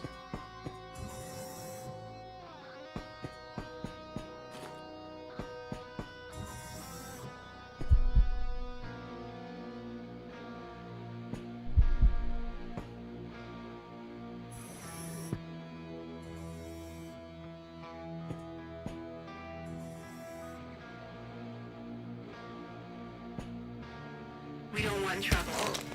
Ow!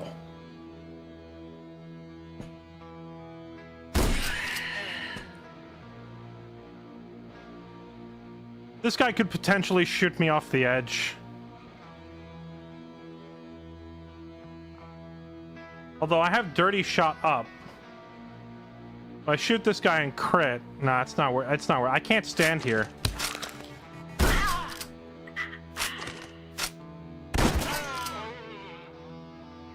I got a double stun on them. I think we push now.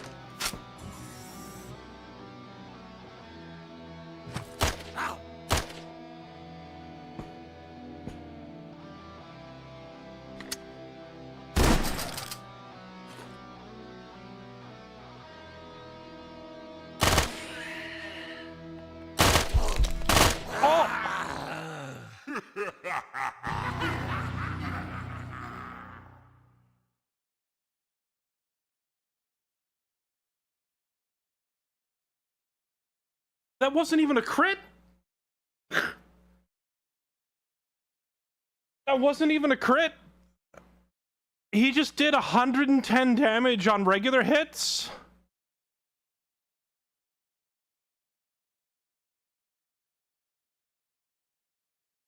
Holy...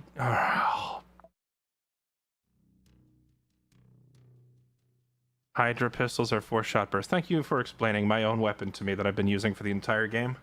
Definitely needed that. Holy chunks, dude. He just landed like all 8 shots, did 110 damage in 1 turn. Is insane. Well, that's our first death of this run. Luckily, I still have 3 decent operators. I don't want to just restart right away, because I think we got some good enough stuff here that we can kind of do this.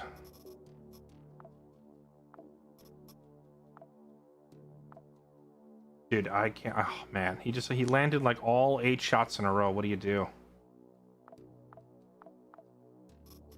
Let's see.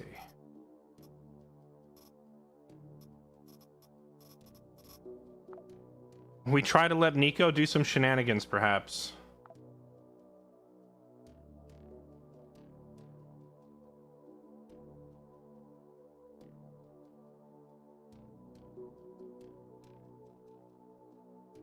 He didn't have a laser sight. I checked.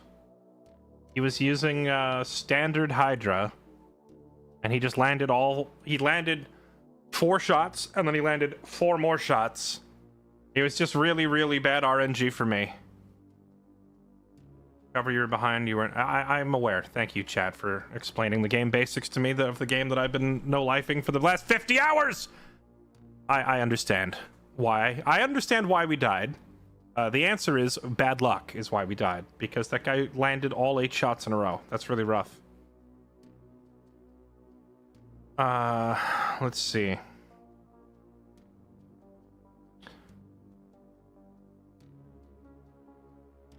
We could try Flamethrower Victoria.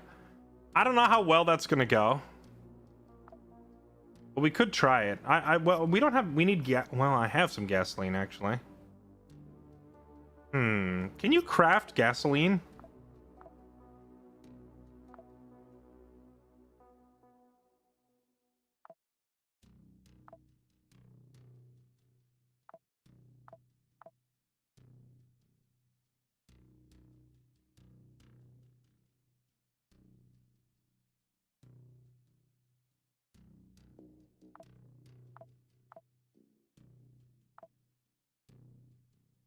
Disassembled dinosaurs.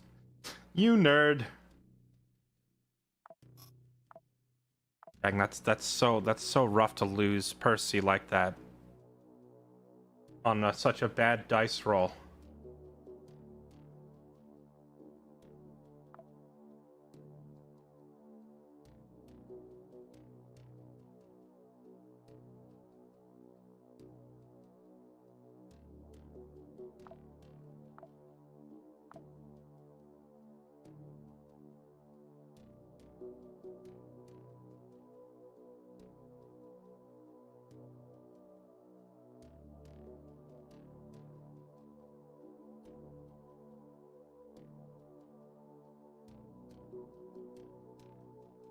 Oh, and here I thought we were actually doing reasonably well, and then we just get booty blasted by a dude landing 8 shots in 1 turn.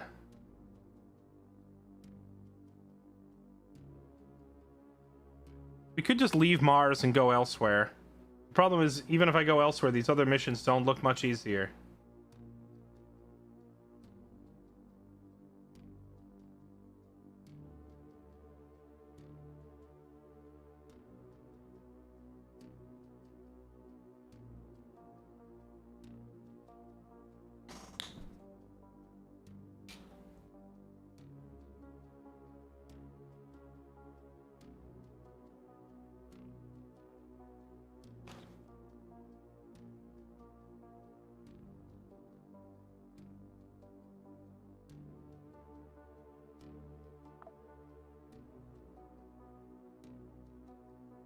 You wanted to fight conventional with our tunnel rat.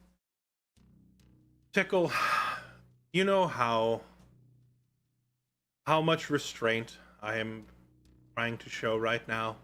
Not lose my mind at comments like yours after the enemy rolls 8 straight, like 40% shots.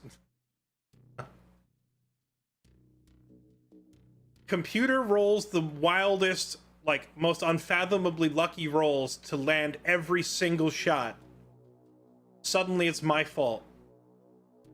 Making me... I want to punch my monitor every time I read comments like this. I am about to just start banning people indiscriminately left and right. Because I'm slowly feeling my sanity drip away.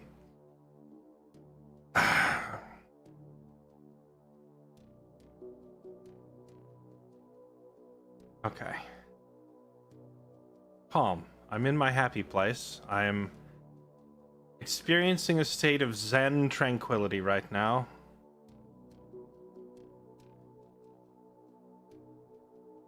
Deep breaths.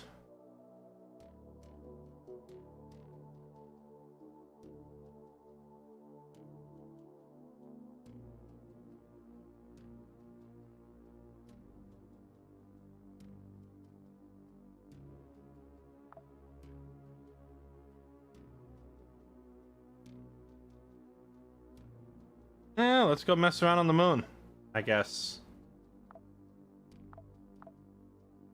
What else are we gonna do?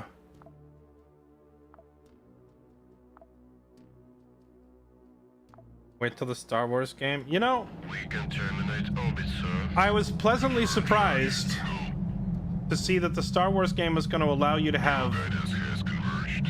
You're looking good. Roger. In. Roger, in. Roger, out. The Star Wars game is going to allow you to make custom characters of your own design in addition to the story characters that it comes bundled with, so that's nice.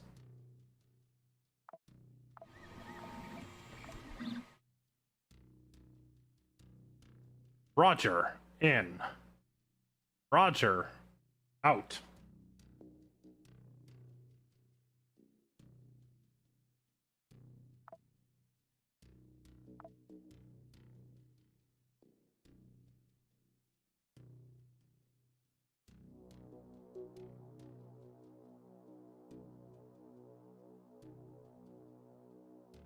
Daydream Chems versus Planet Bridge.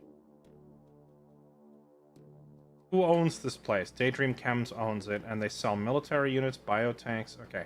We side with the people that own it so that we can try to go shopping here afterwards. I think that's the play. Alright, shall we try Flamethrower Vicky? We're gonna try Flamethrower Vicky for the fun of it.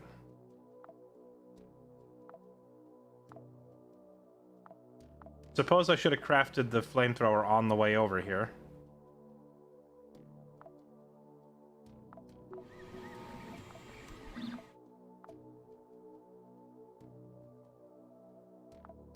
While we're at it, we might as well make a pistol for Nico.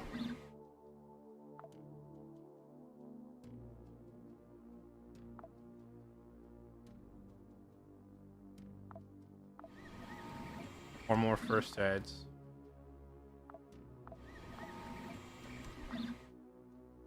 Two days.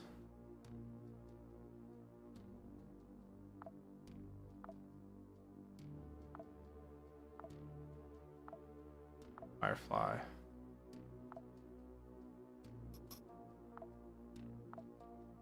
Oh, that also means I lost my only good backpack.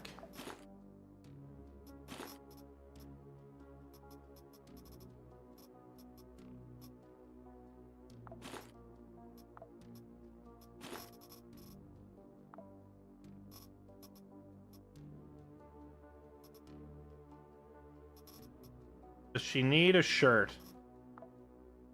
Nah. Shirts are for losers. You take a first aid kit and a gas can, and you improvise the rest. That's the state that we're in now.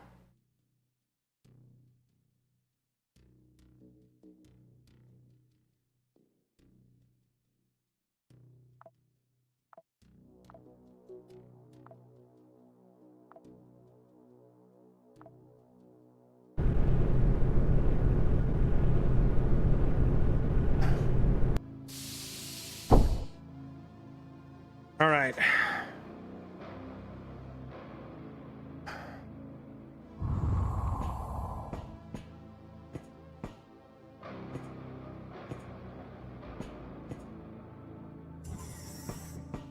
So what's the effective range on this thing? It's normally 3.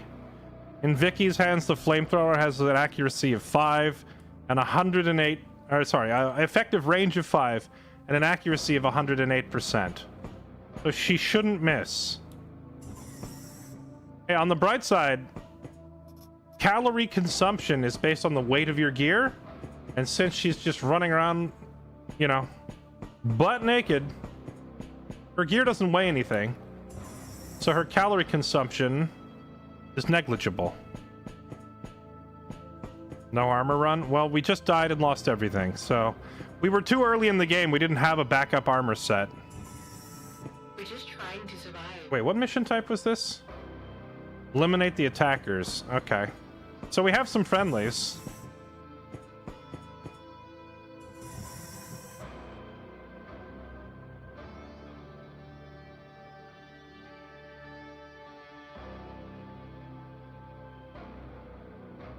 Giga dead.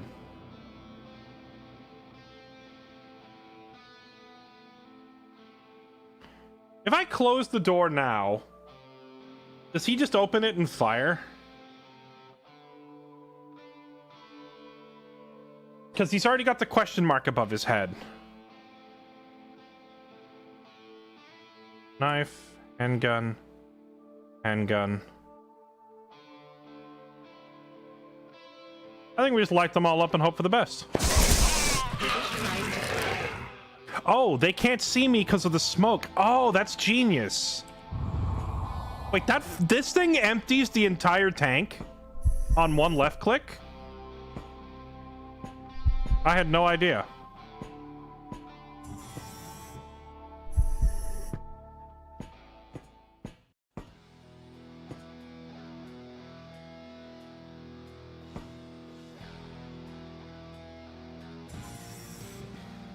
Oh my goodness.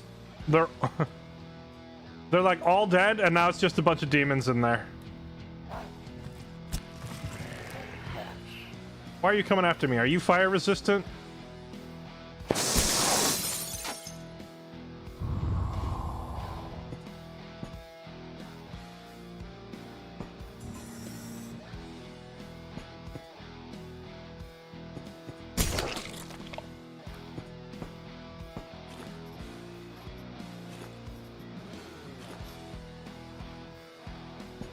Thanks for the clothes.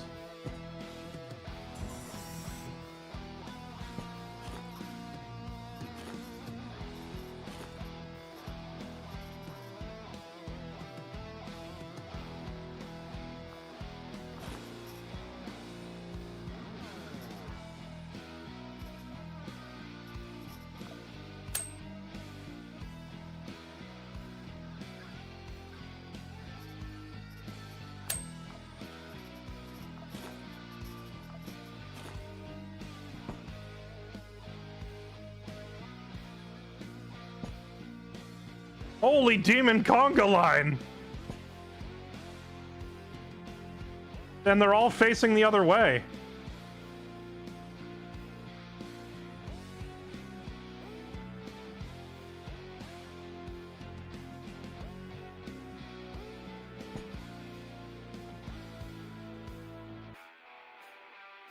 Toasty!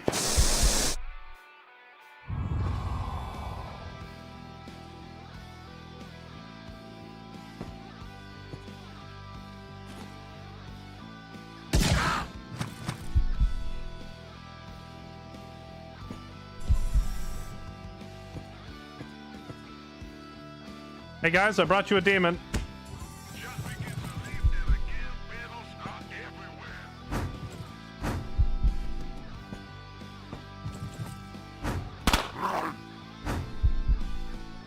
Yeah, I didn't realize that the flamethrower creates a smoke screen when you fire it, right?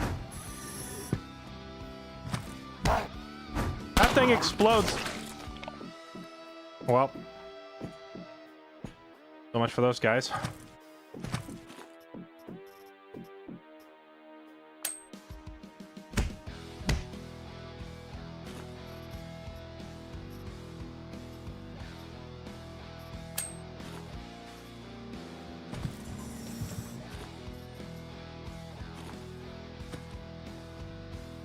But did that other guy just fall over dead? I think he did.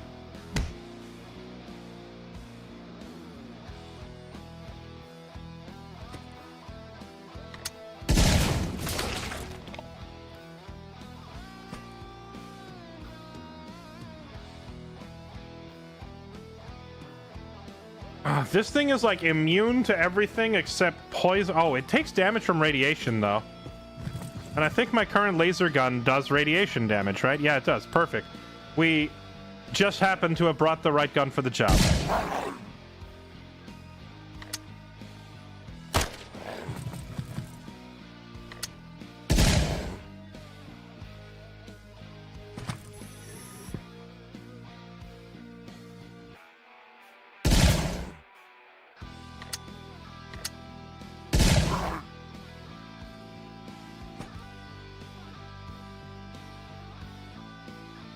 Sir, those things explode.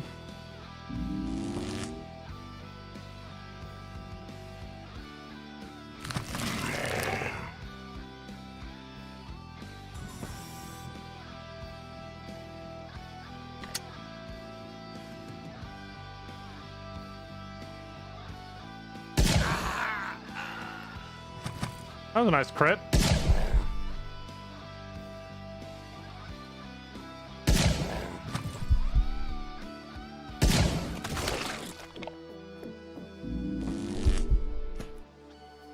I just got it. Achievement unlocked. Kill it with fire.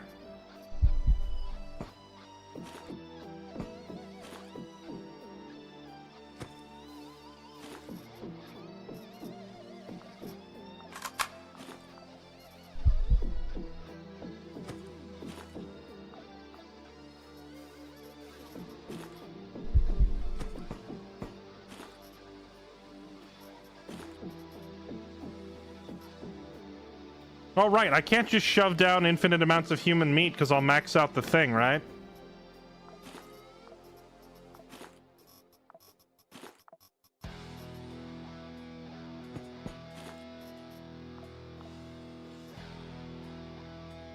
The heck is this? Quasi-plumbum. Looks like a chocolate bar. Do you think anything bad will happen if I eat it?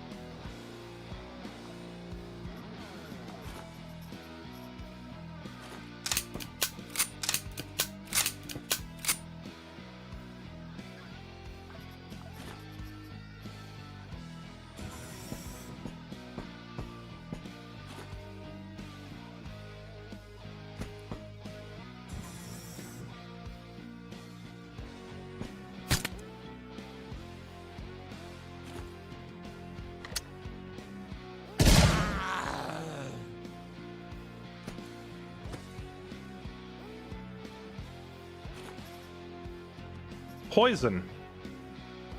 Some of those enemy types were weak to poison. But take this with me just in case.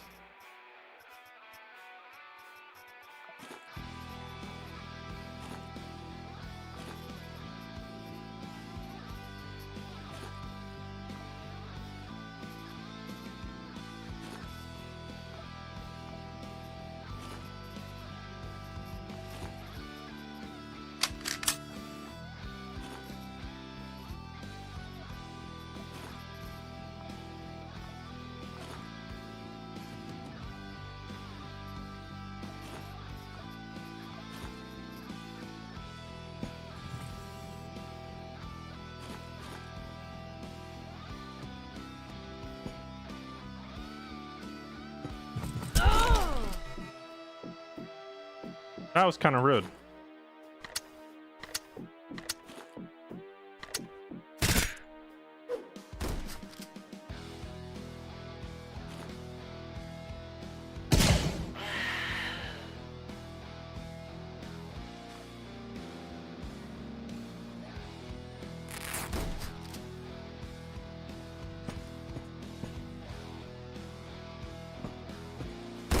Oh!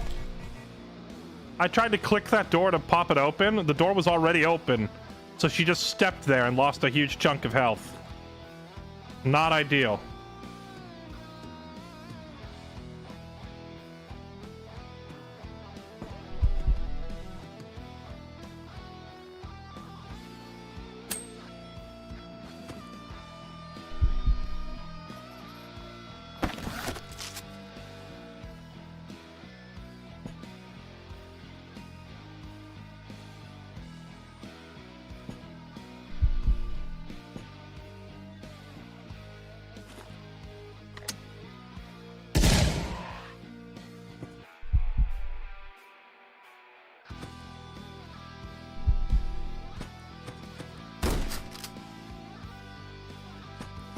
Oh, okay.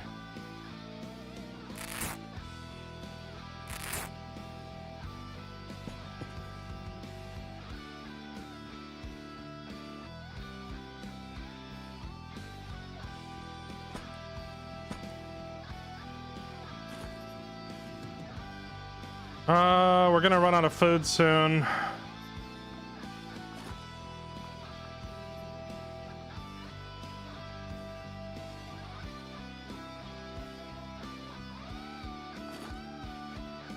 That's true. Water does give regen.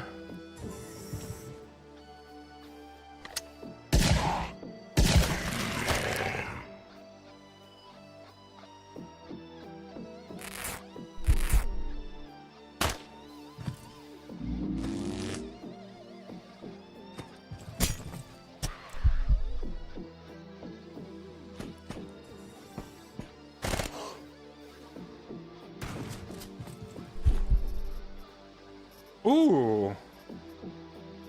Here we go.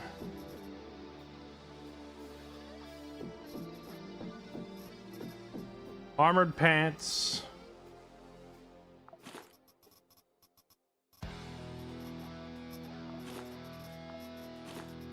Now we're talking. Look, I don't know what this thing even does, but we're kind of fighting for our lives here.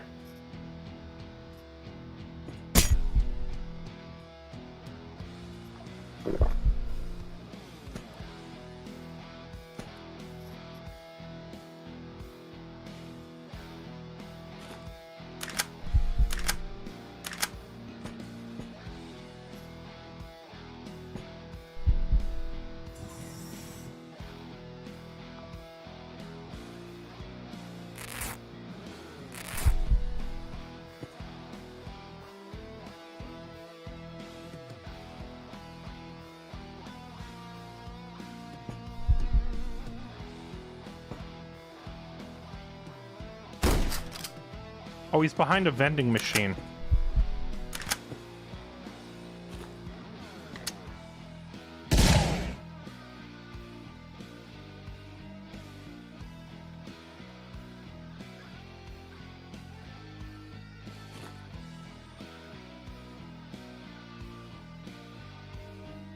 I'm dead. Why does he take so little damage?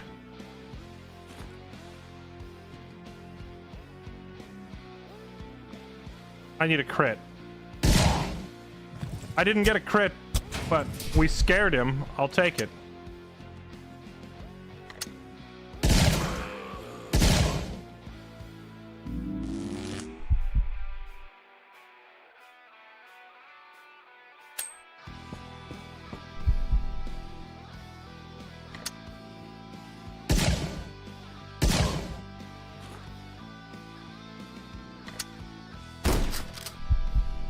Oh, it just died. Okay.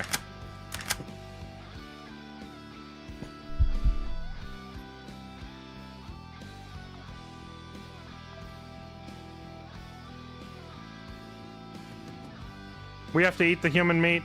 I don't want to, but we're starving.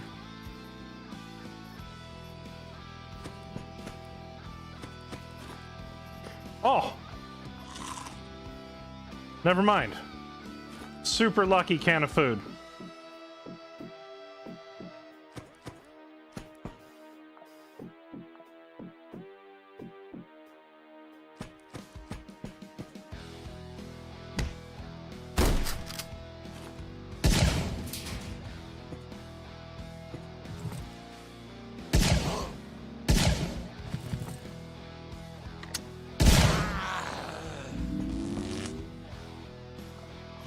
Oh! Oh! We're saved! Give me your armor.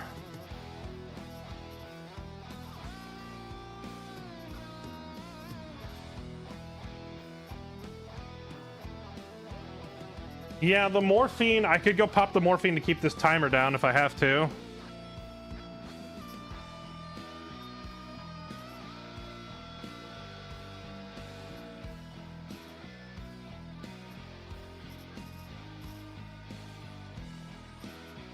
What I should do is try to get down to the next floor before the timer maxes out.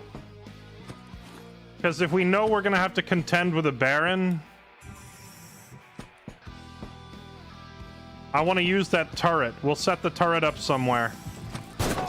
Okay, okay.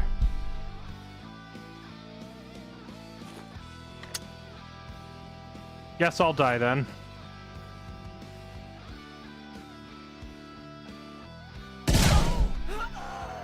Huh?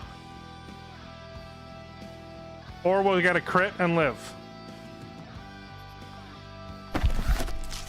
Emergency first aid.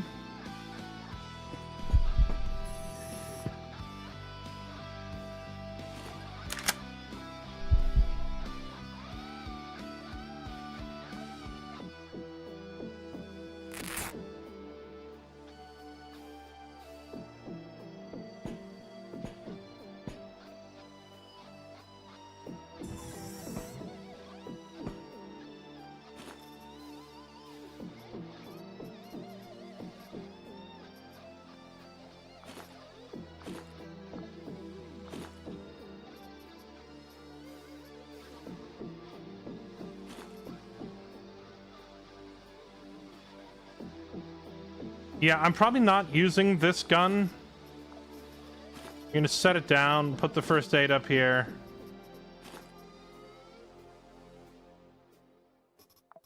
Batteries up here, I guess.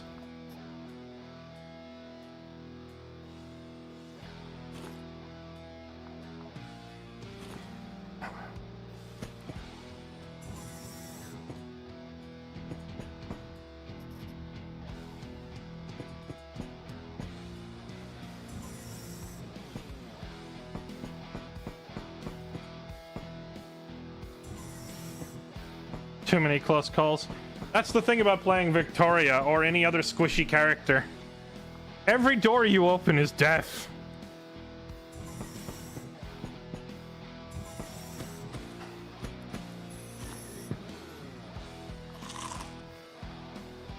Ooh, a taiga. I'll take that over the border. I'm not sure which, I'm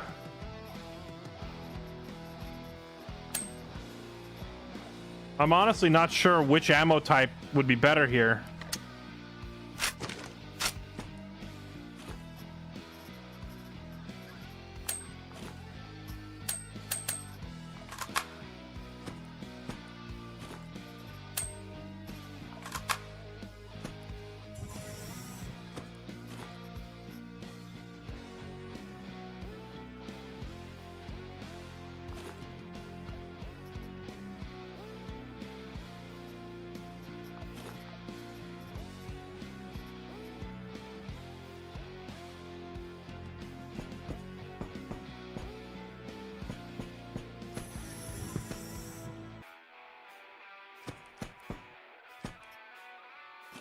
Service more plentiful. We can definitely get our hands on more of the regular buckshot.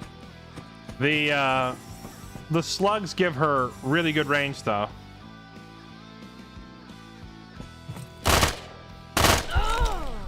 Okay, I didn't think he would see me.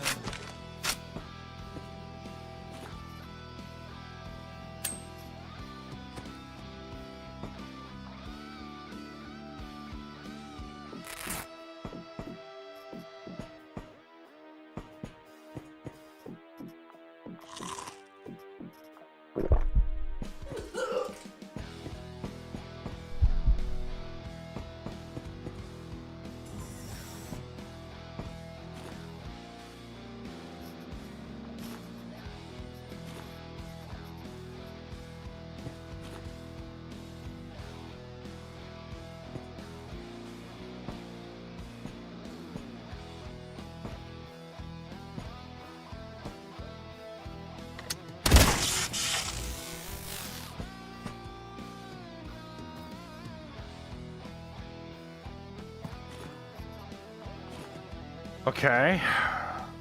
Oh, even better.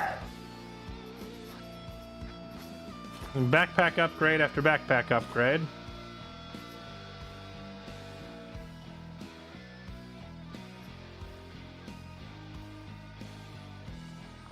A significantly better chest piece than what we're wearing.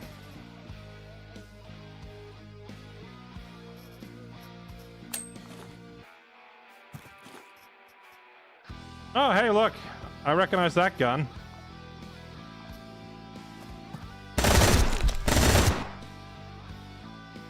Okay. Cool. I'll just be back here.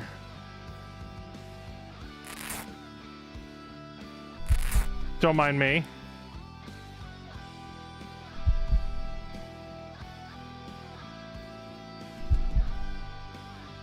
Timer is climbing, man. Timer is climbing.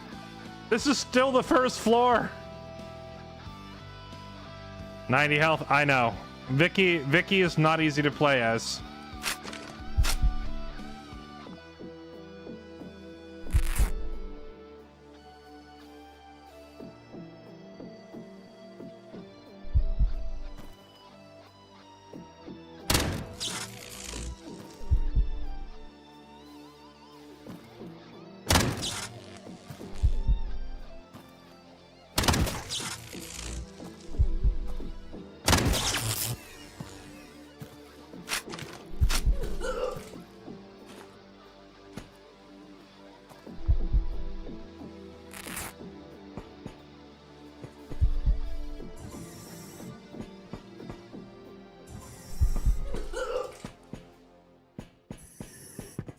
Okay, at least her infection is cured.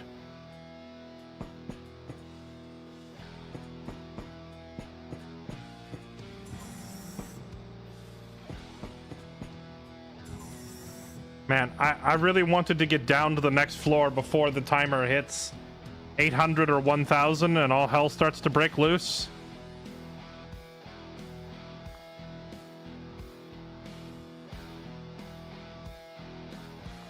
Is it up here somewhere? We have to backtrack all the way. Oh wait, I didn't see this door right here. Hold on. Maybe we'll get lucky and it's in this door right here that I walked past.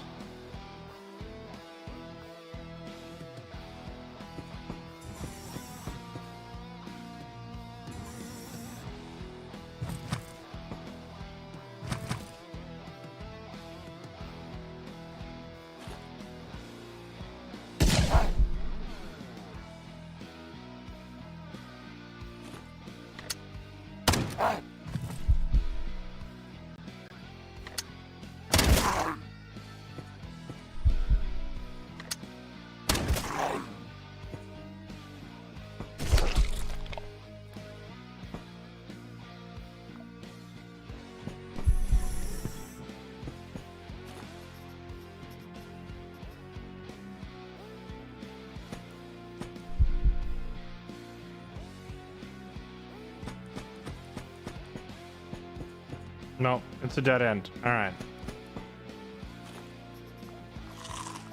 A dead end that was worth it because cabbage.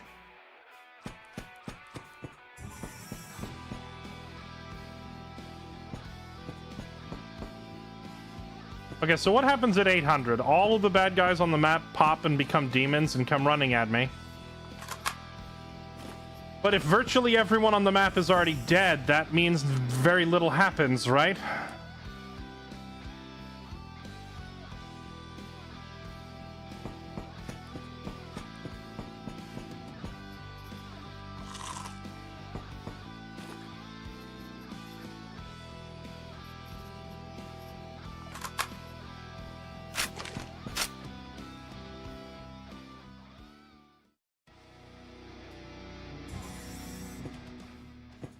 Oh, here's the elevator. We're good.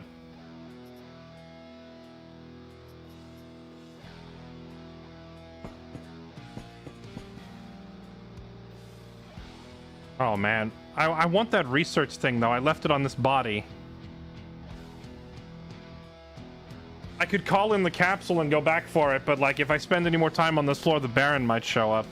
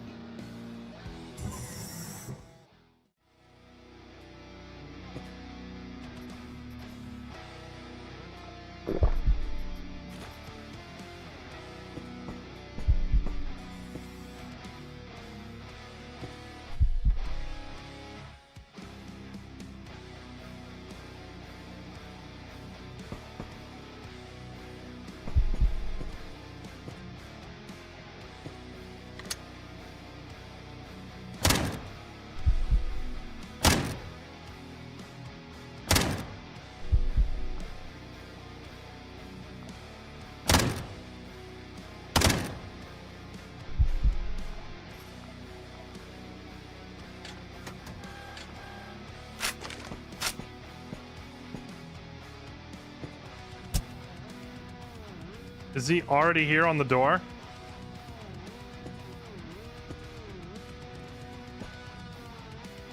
Oh my dear.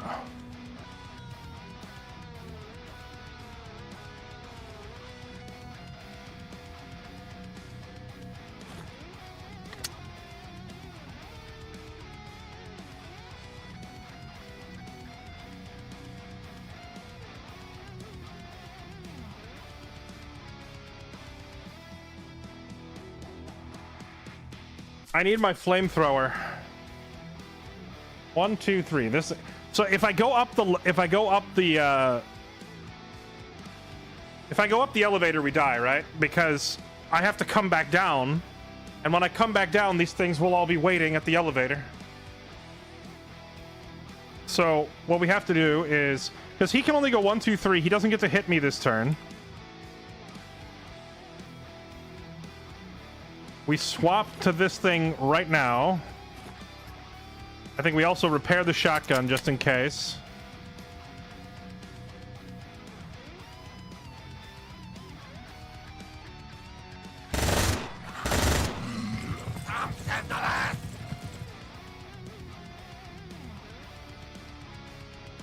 Now we turn to sprinting.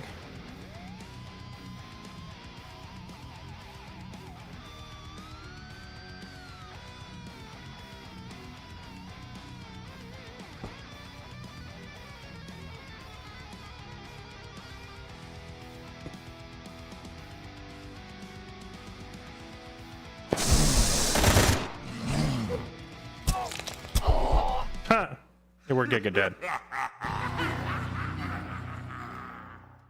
Alright, well, Flamethrower Vicky was a funny meme.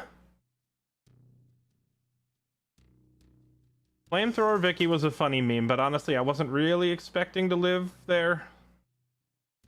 It hit me for 70. Yeah, that was something spicy. Okay.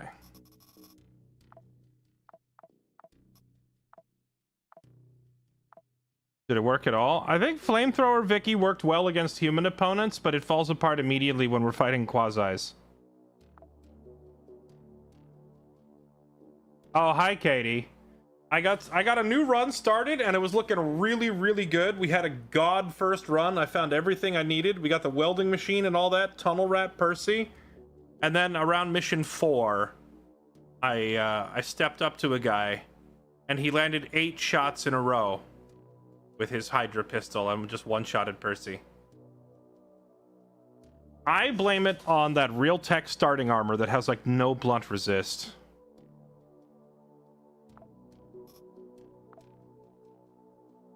Let's see.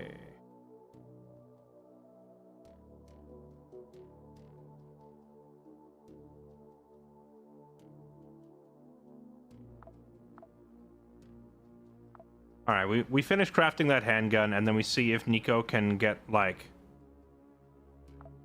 If Nico can get a good run with this pistol, then there's a chance. Otherwise, we're just gonna have to call it.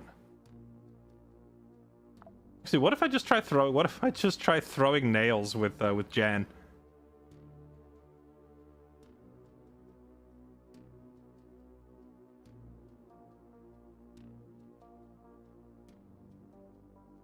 Yeah, you can give the data to the civil resistance instead. If you give it to them, you get probably the best starter armor besides Tianming.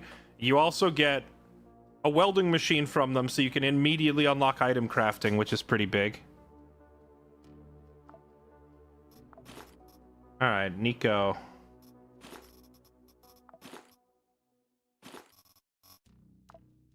Let's see if Nico can survive.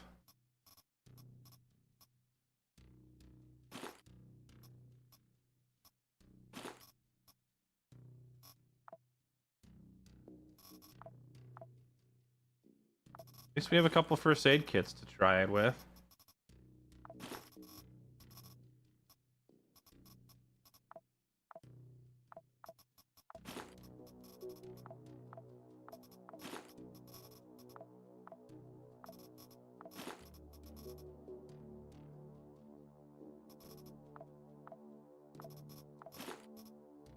All right.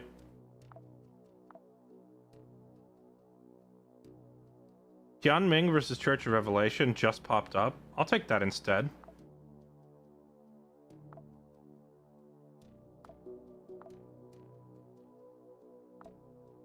What class do I want to give him? Hong Kong.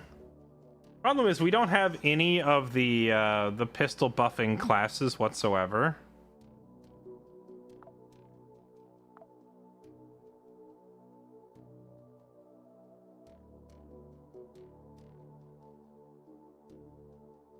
Why is Pyromaniac as a perk not in Phoenix Brigade? Setting fire to an enemy. Receiving combustion.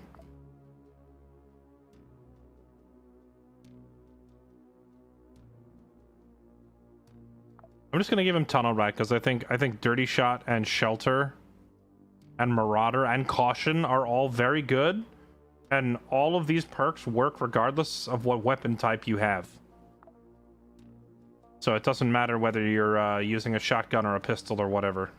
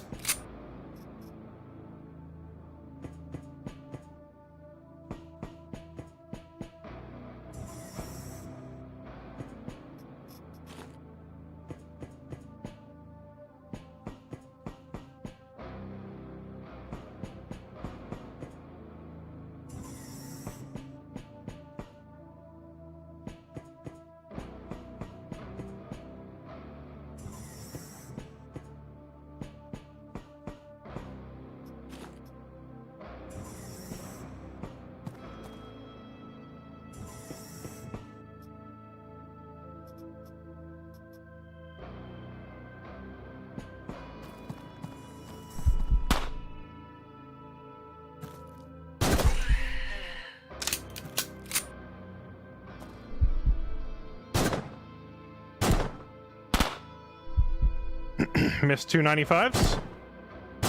395s.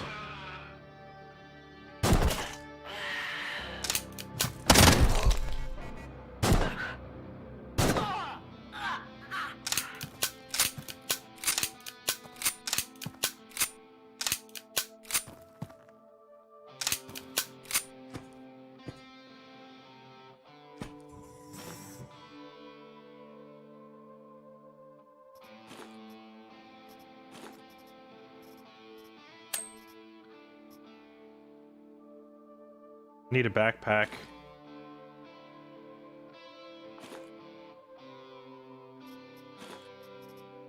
Oh, it's a shotgun pistol. Even better. Since this is technically a pistol, Nico gets to do Nico things with it.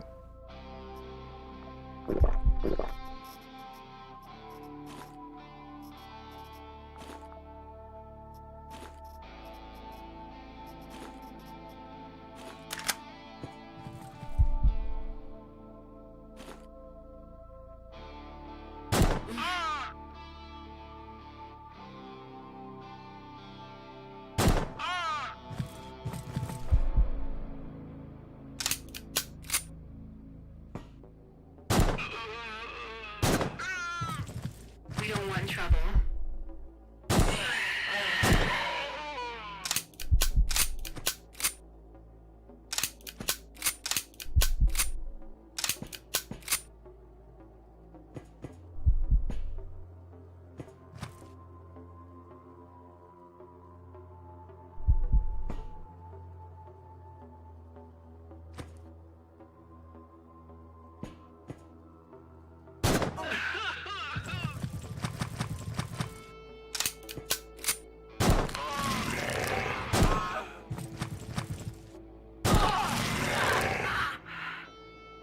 Bruh.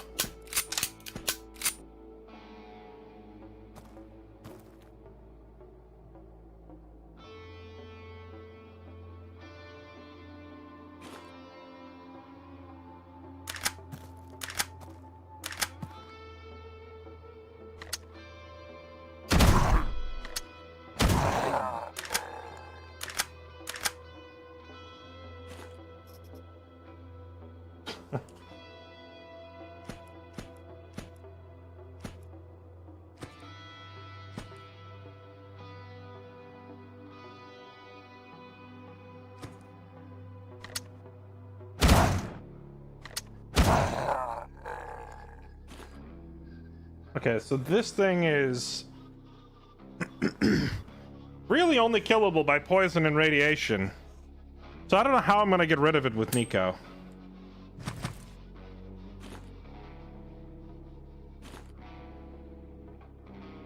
Do I just try to run around it because it's slow?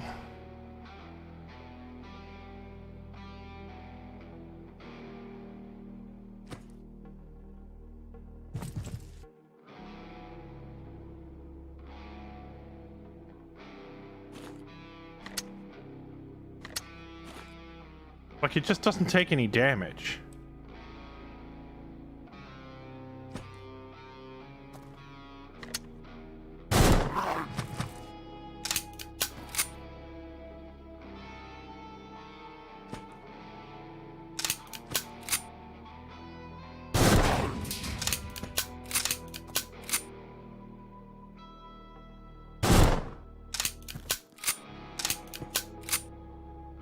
Especially if Nico misses every shot.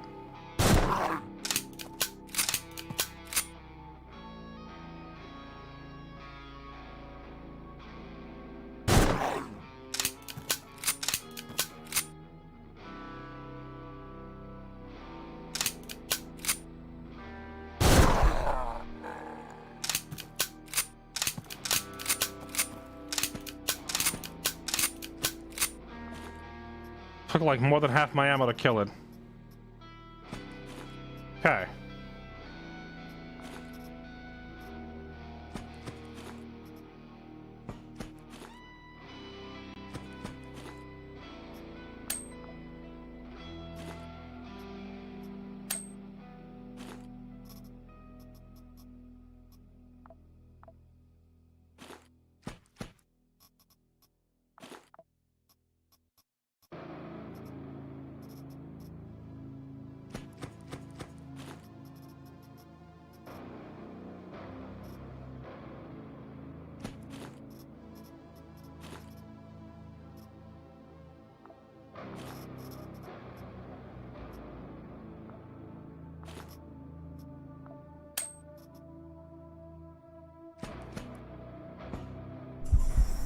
Just begin to leave, and again, battles are everywhere.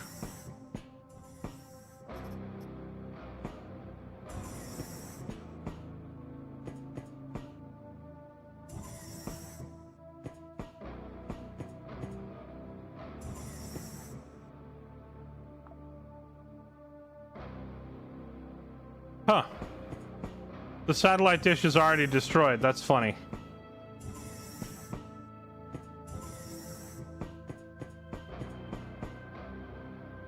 Means, like, the demons I don't think go out of their way to destroy satellite equipment, so that just means that, like, some wild gunshots aimed somewhere else must have accidentally taken out the mission objective.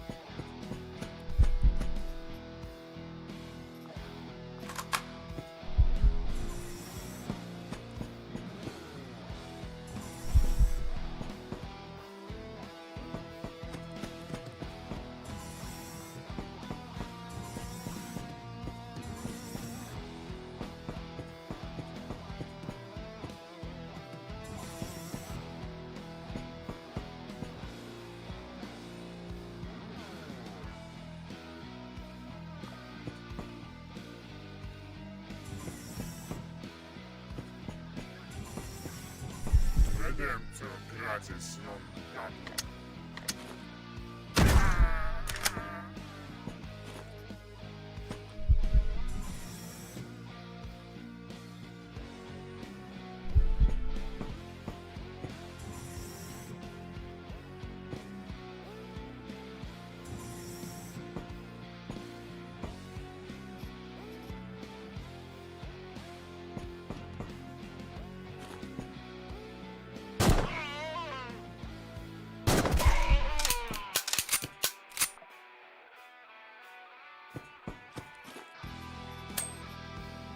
Okay.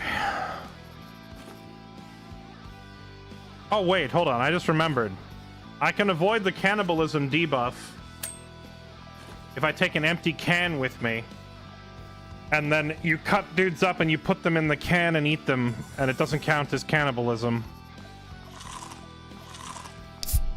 Don't ask me how or why that loophole exists, but it does.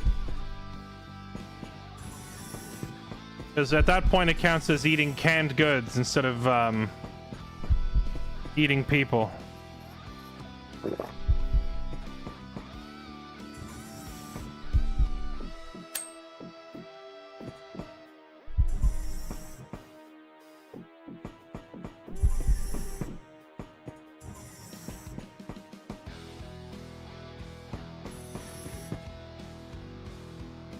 Yeah, we're cannibals. We're not savages. We're not gonna eat it with our hands.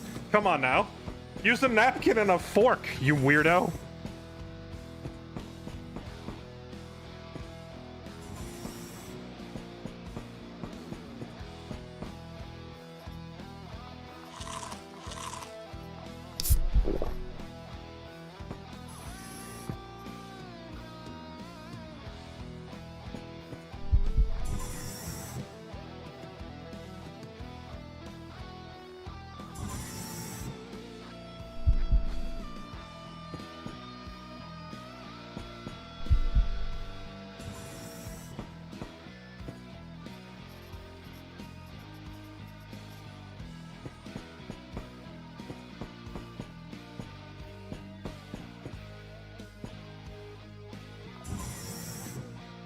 Okay.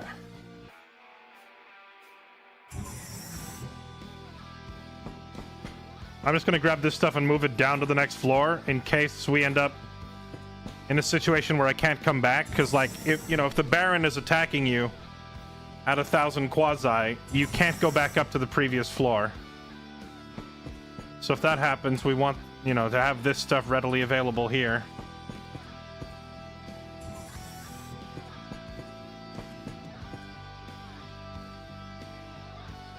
I mean, this is a pretty good spot for Nico to hold out if he has to hold against somebody, because, like, with cover from this shipping container, they can't hit him. He can just sit there and murder everything.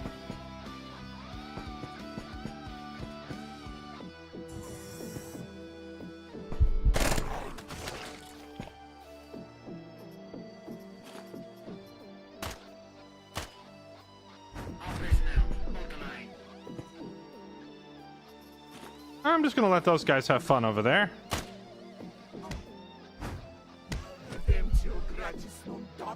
They all seem somewhat preoccupied. The transmitter that I need is up north. What if we just leave these guys killing each other and we go after the transmitter?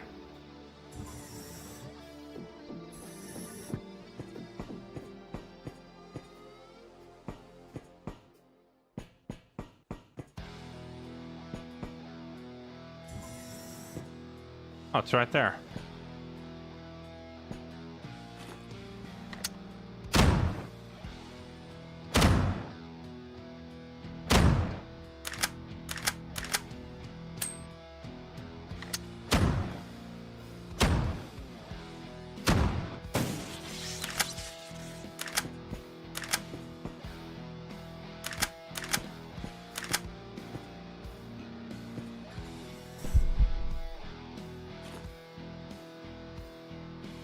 There's another character named Cowboy, but I'm kind of convinced that Nico is the real Cowboy.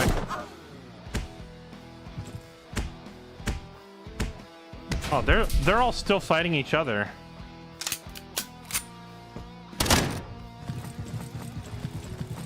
Oh my crap. A lot of freaking demons. Alright, we need a help, because the demons are gonna overrun these people and they're gonna kill me. Let's soften these guys up a little.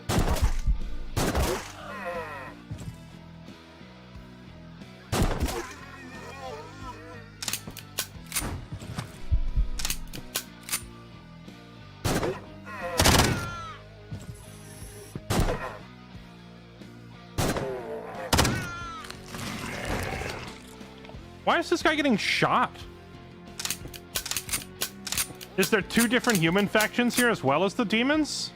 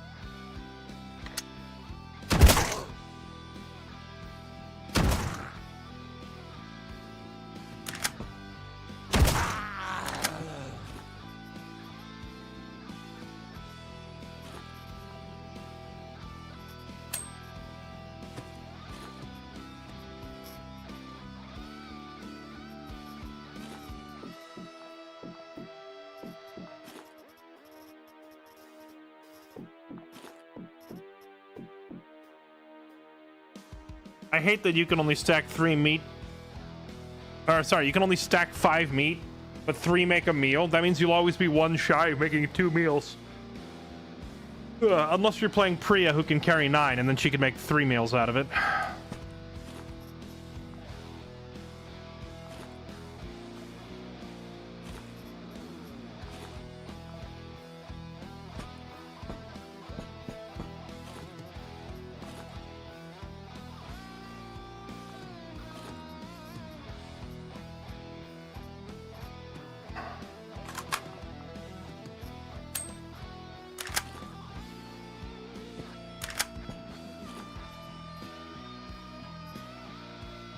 Normally, I wouldn't hesitate to jam smoked lard, but that instantly increases the quasi timer by 100 here.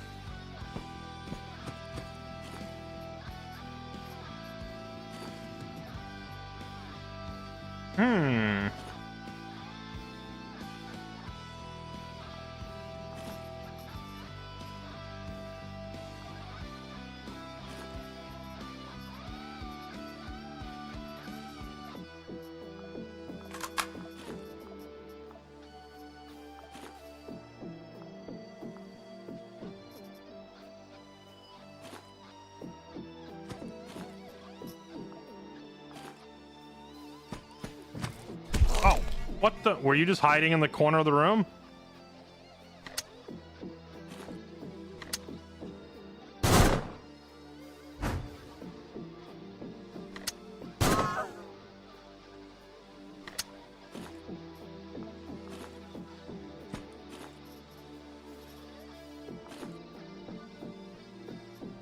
Oh, good. Well, I'm out of ammo for my 6-shooter.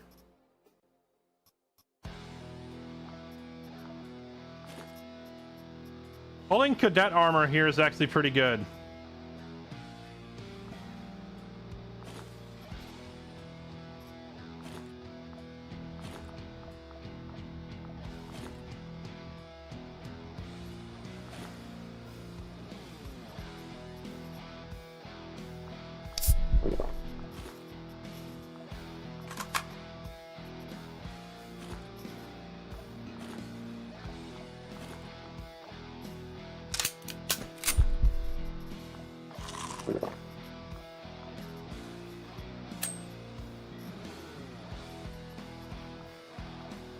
I might have to resort to using something like this.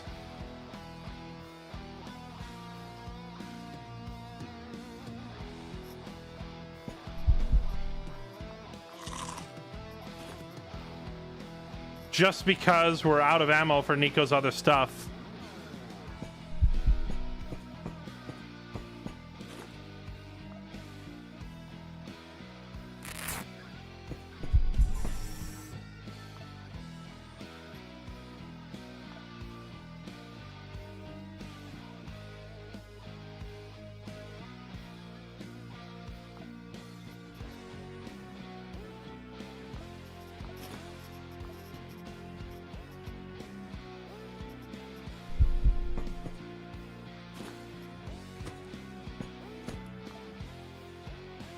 We have to go down to the 3rd floor and break the last radar.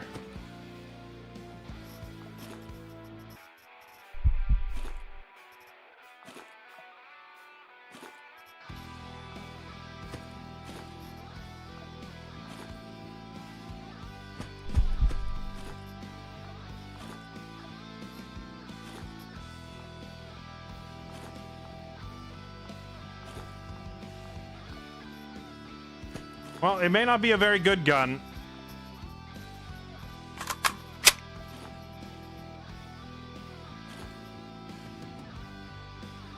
It may not be a very good gun, but it is a gun, and we are Nico. Nico can take any pistol and make it very, very lethal.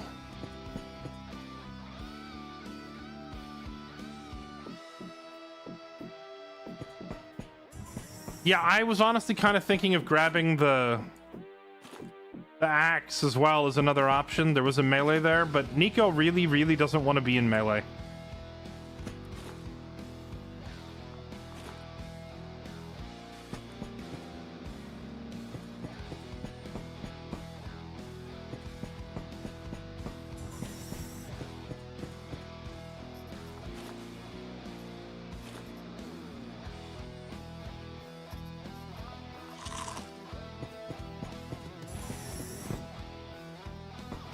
All right, let's see. Remember that big mosh pit we saw in here at the start? Let's go see what's left of it.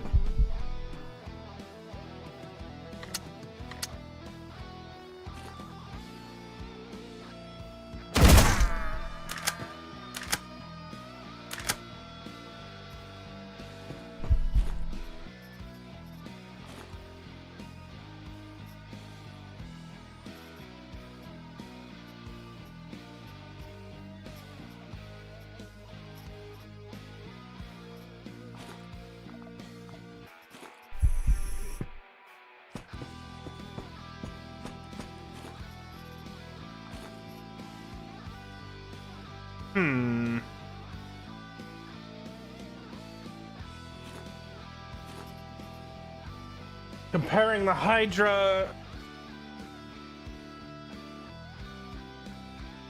The Hydra has the option to dump 4 shots in 1 turn instead of only 2. I think that alone makes it better.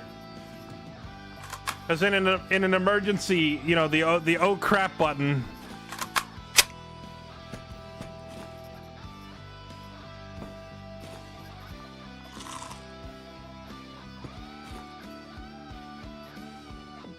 Sometimes you just need to be able to say, oh crap, and empty the entire magazine into something to live, you know?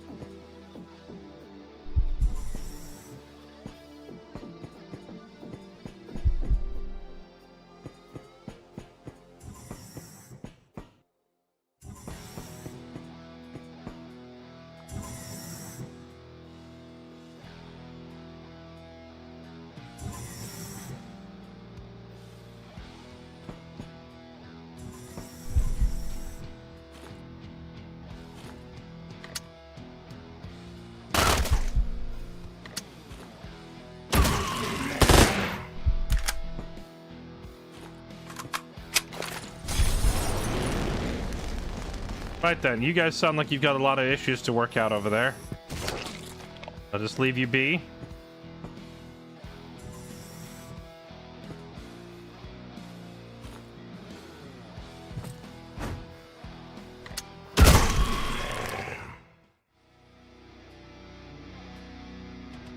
This is the nasty one, isn't it?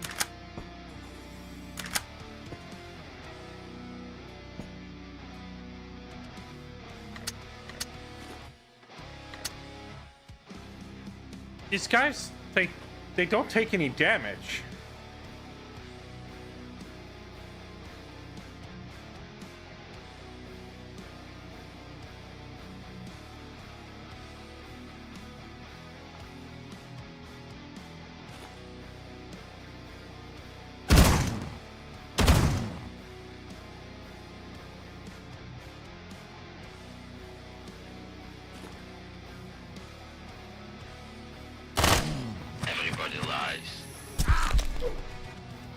You missed.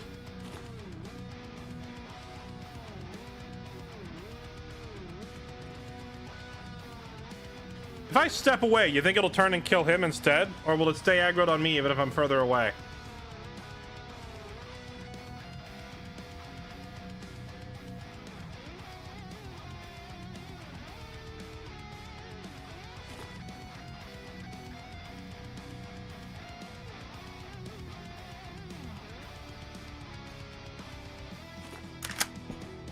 One way to find out.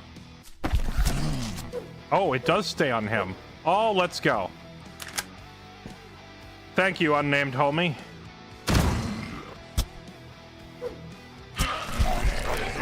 Oh, God.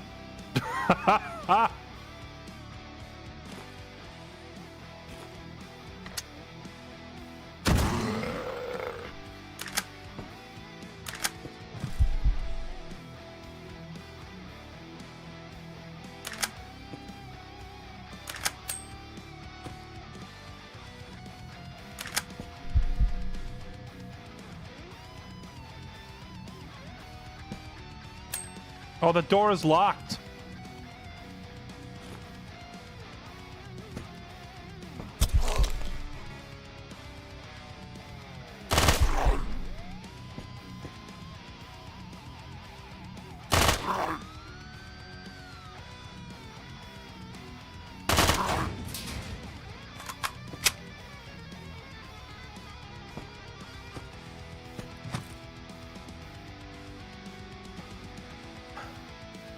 There's no way to kill these things.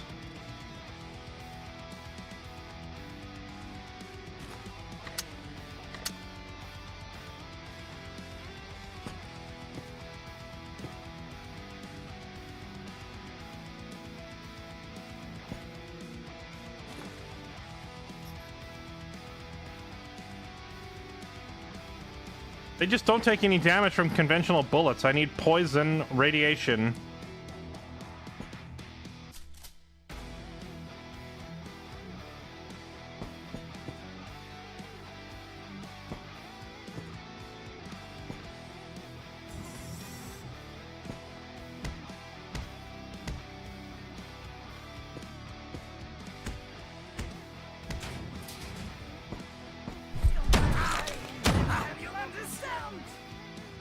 You're not helping.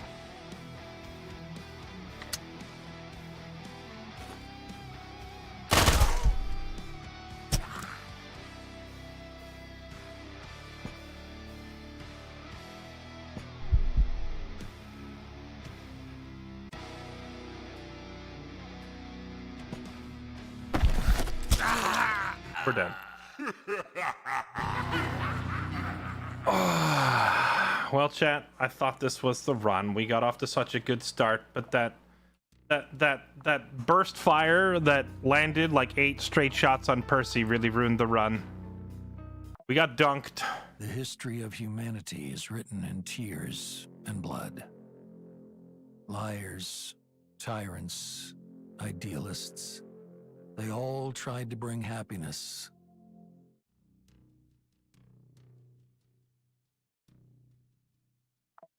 Run number 32 commences. You got Priya and Edward with Terror and Cobra. I think Terror is quite useless early in the game. Probably really good late game, but useless early. The throwing class. We get anything amazing in our gear?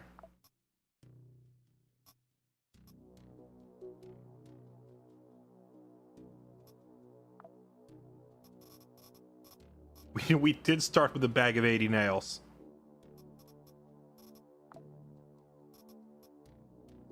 Surgical kit, some food. I think having 2 merely okay operators and at least 1 useless class is going to be a reroll. Reroll it. What else do you got? The history of humanity is written in tears and blood.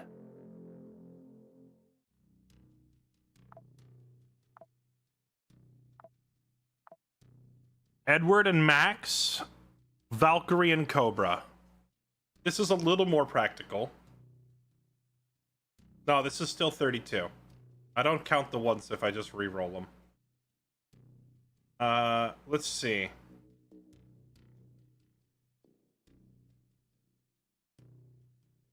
Do Valkyrie... Here, I'll put the official counter back on screen now. 28 was the dream run. We got so far. And Valkyrie Garbo. I'm gonna be honest with you. I think like 8 out of 10 or so of the classes in this game are Garbo by themselves. You really have to mix and match. Which I have mixed feelings about this, because it means that almost all the classes you look at and go, ugh, I don't want to play as that class, but I want like 1 or 2 perks out of it, right? Like Valkyrie Squad. Self-heal is pretty handy. First aid is pretty handy. Even Medicus could be good. Pressure points is not bad. Like, all of these are good, but you don't want all of them on the same class. You have like no damage perks here at all. So it's like you want Valkyrie Squad because you're like, yeah, I just want to yoink these 2 perks and move them onto something else. But you kind of don't really want them by themselves. You literally reroll until Scout or Tunnel Rats. Yeah, Scout is like the only class that you don't have to change anything. You can just leave it and it's good. Everything else, you will find yourself saying, this perk is kind of useless.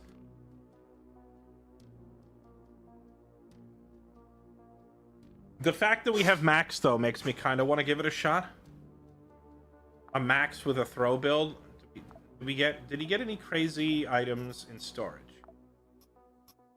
Started with an AR.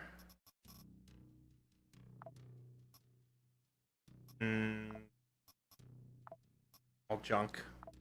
Although the 2 first aid kits are tempting, but reroll again. We try again. Whoop, that was a misclick. Ignore that. We will be here.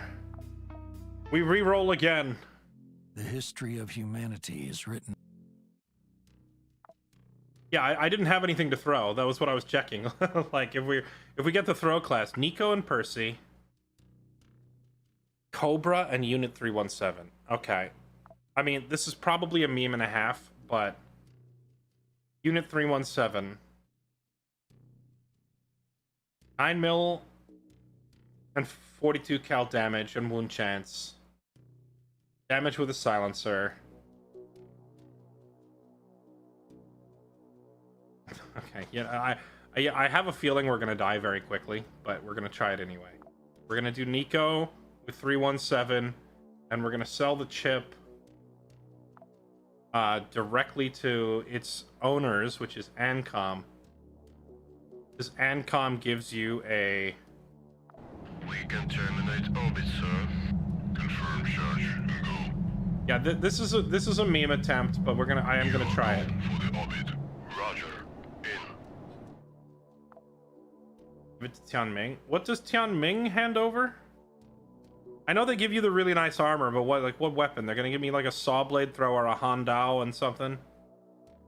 We gotta go Ancom because we want the suppressed pistol and such.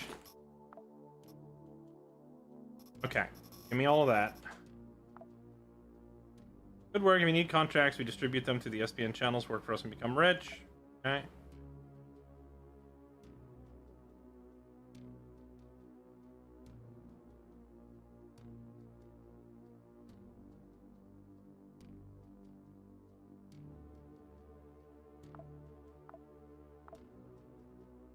Okay, fighter bag.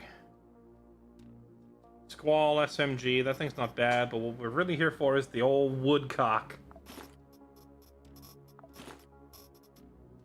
Shadow pattern Kevlar is not particularly durable, but it's a lot better than nothing. And we unlock... Oh my god.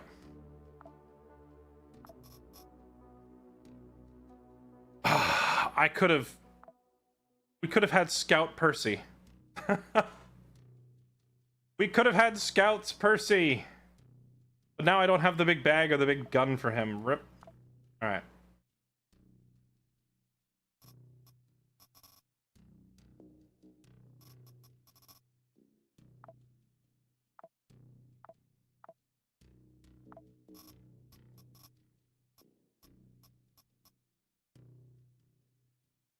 This is a high quality hazmat suit.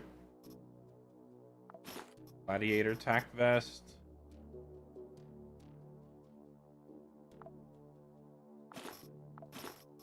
Helmet.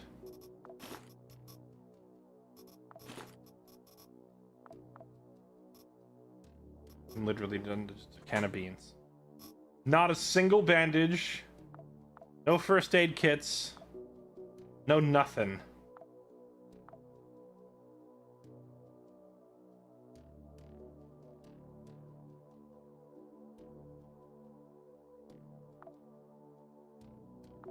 We can terminate orbit, sir. Confirm charge and go. Your guidance has converged. You're looking good. Roger. In. Might be interested in another short-term contract. Test a simple retrieve our property again. Shown you're good at this. Mission target is colony Oddbjord 3 on Venus.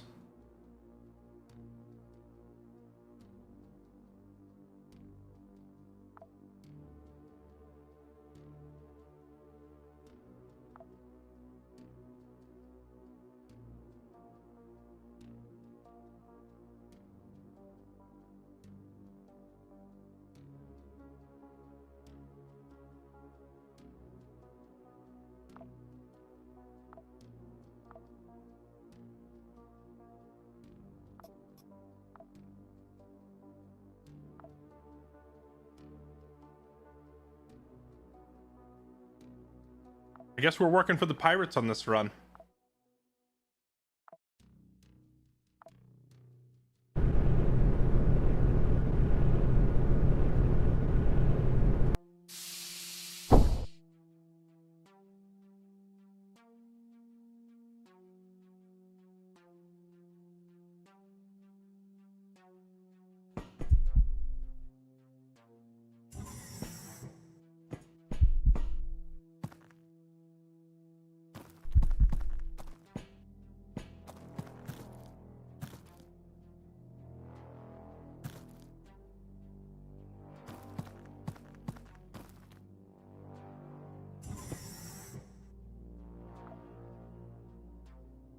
Need to pick up 4 data miners.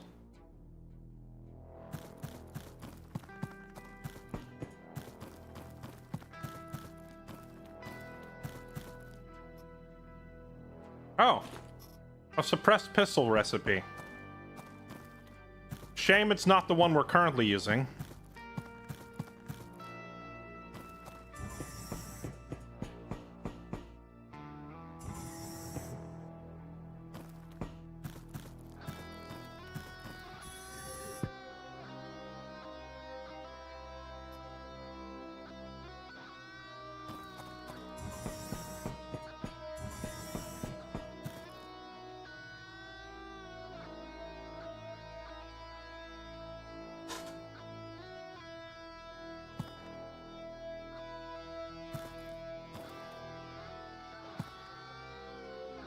Execute the plan. No delays.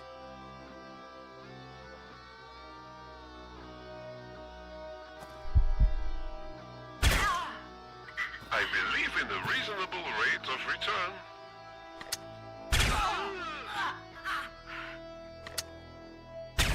Execute the plan. No delays.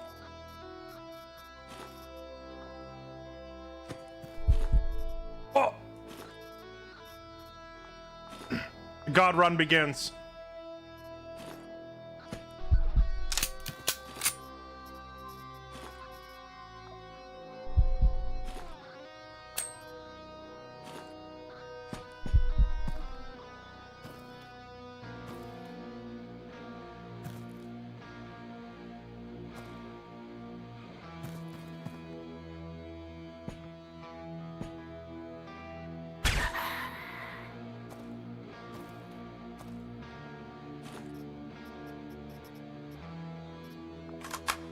We're just trying to survive.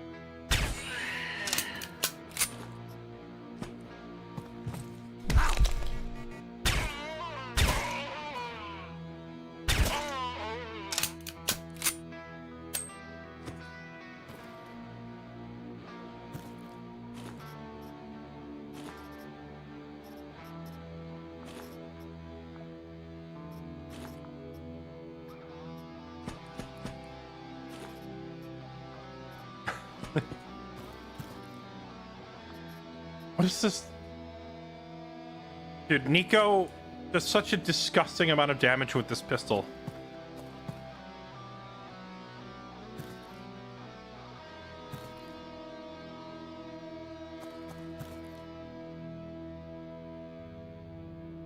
Don't let them escape.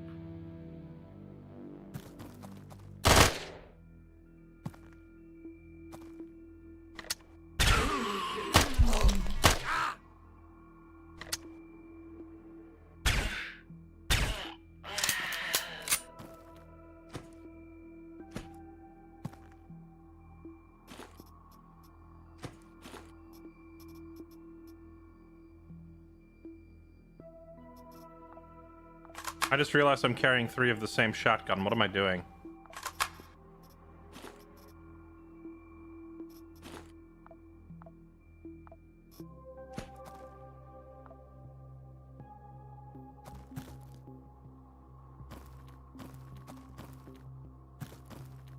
Stay in position.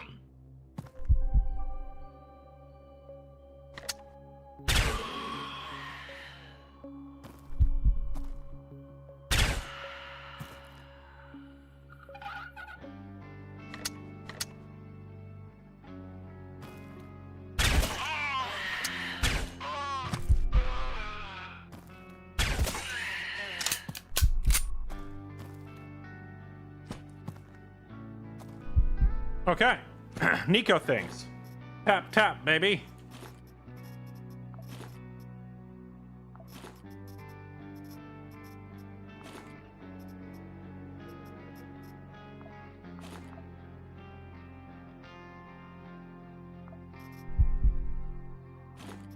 The name is Bond. Nico Bond.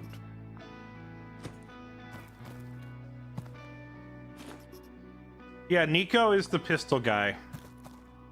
He gets huge bonus accuracy with pistols. And here's the thing. The game has a mechanic that is called carryover accuracy or spillover accuracy. Whatever you want to call it. Where if your accuracy is over 100%, then it turns into crit chance, like bonus crit. This pistol has an accuracy of 135%. Nico's own personal bonus pistol accuracy from his unique mutation perk, this one, gives him 40% extra pistol accuracy. So he's shooting at 175%, unless this 135 is already counting the 40. It might be, I'm not sure. Regardless, it means he basically never misses, and he has a pretty high crit chance. And the other part of his unique mutation is crit damage, 40%. On top of this weapon's crit damage of 250%. So when he crits, he does, yes, amounts of damage.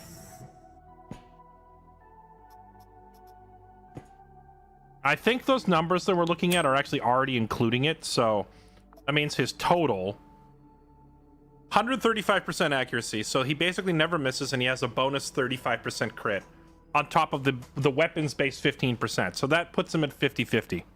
So literally crits half the time, and when he does crit, he does 2.5 times the usual damage. So he hits real hard. He hits real hard is what it boils down to.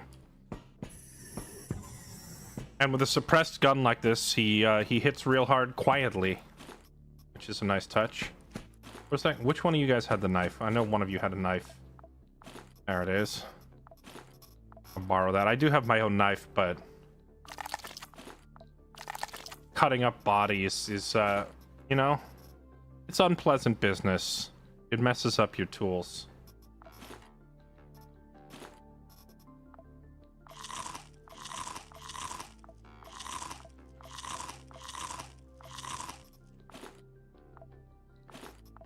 Okay, he got pretty lucky there to not get infected after eating all that.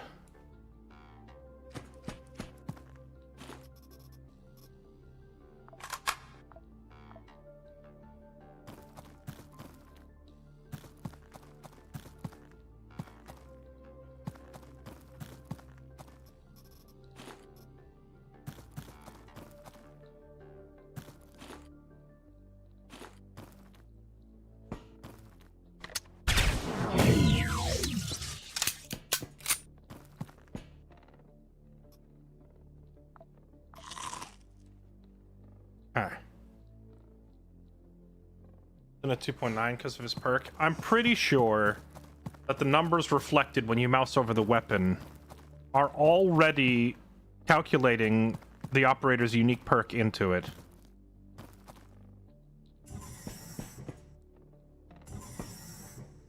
But I could be wrong. I have been wrong once or twice in my entire life.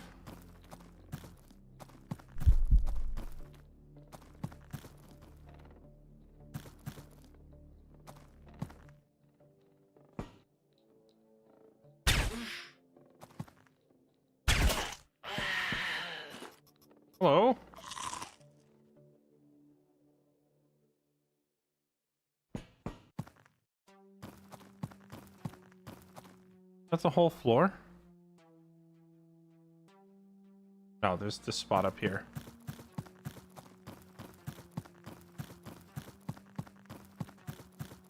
Wonder why Nico chose to be a merc. I think in this game your characters don't really have much of a choice in the matter because they're all clones grown in a tank. They're literally created for combat. So they might not really have a say in the matter. We need more data. I was really hoping they wouldn't turn around. That's unfortunate. However, since we're playing the 317 class, 30% extra dodge chance when we sprint. I switched into sprinting stance when I walked up. Let's doink you, and... Oh, no crits? That's unfortunate. Doink. We need more data. Oh, there's another guy there. Oh, there's another guy there. Oh, we might just be dead. Ow, ow, ow, ow. Okay. 1 H. This is fine. This is totally fine. We'll just go ahead and stabilize those wounds. And, we'll be okay. And I can't eat anything.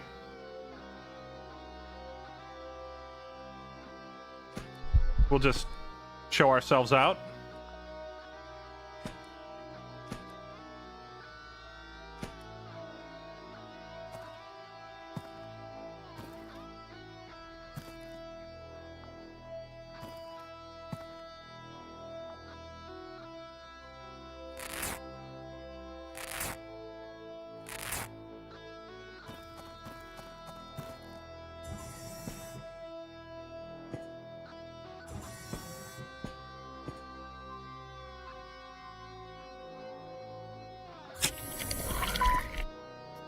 Okay. Anyway. All in a day's work. We're gonna just drop some meat right there.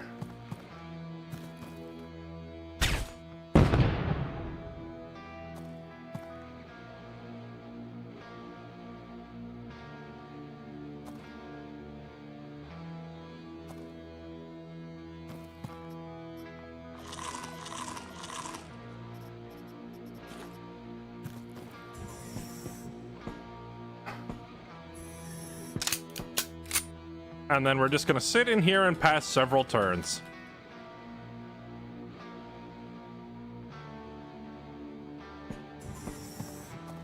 And like nothing happened.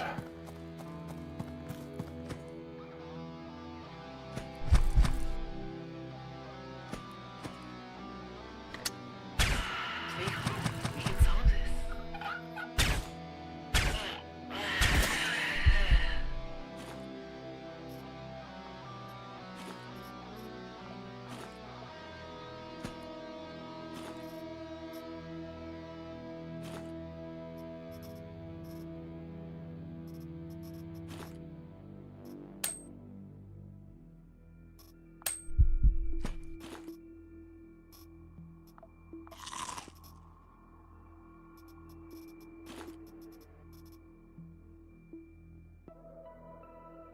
Technically, since this string 21M is a handgun,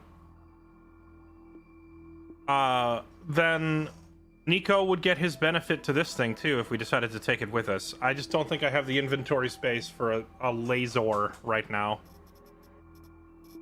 Tempting as it is to grab.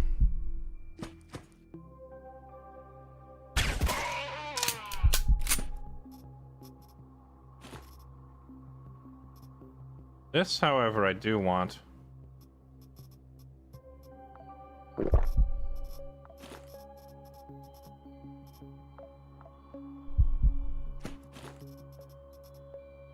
Oh.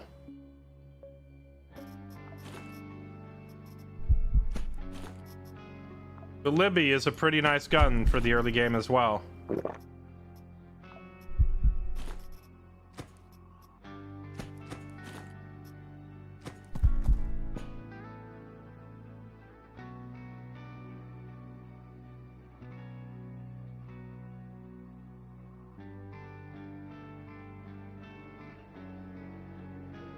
Data miner, data miner. We're still on the first floor, huh?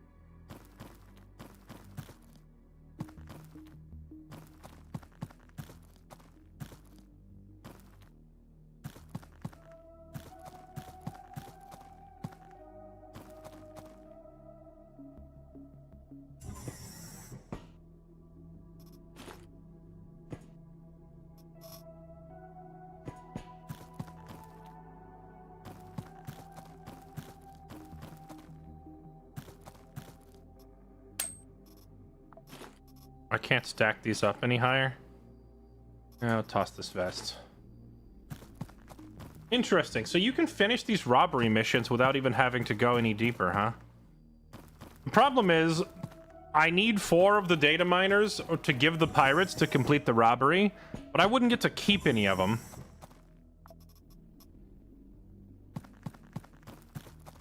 So it would be nice to poke our head down to the next floor and see if we can grab like 1 or 2 more safely, but if it looks risky, I'm not going to do it.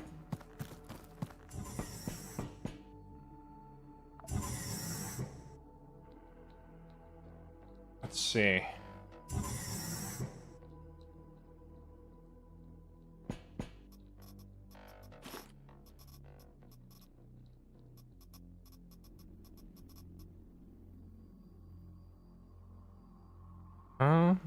They're like right next to me. Let's see if I can go down there and grab 1 or 2.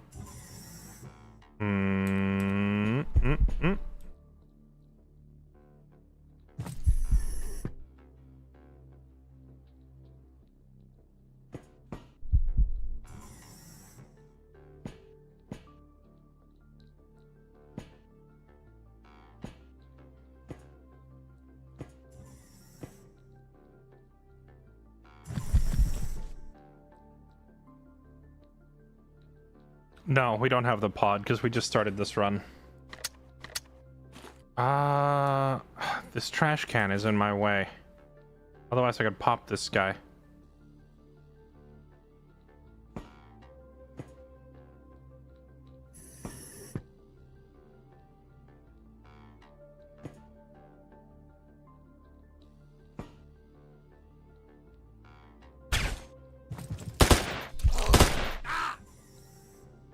Bruh. Honestly, what if we just say, screw it, take the dub. Taking my welding machine and going home. It would be nice to be able to keep some of the data miners, but Nico, like playing the ghost class, or the stealth op class, forcing the issue is not really his strong suit.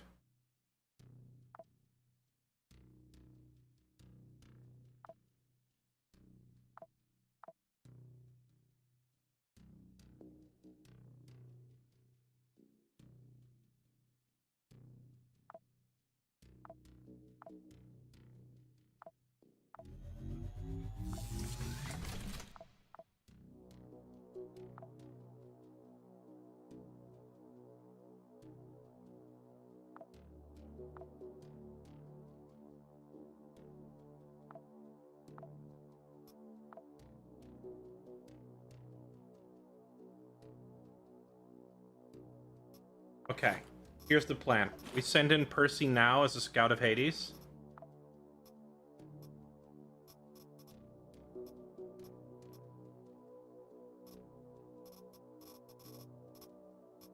To see if Percy can get...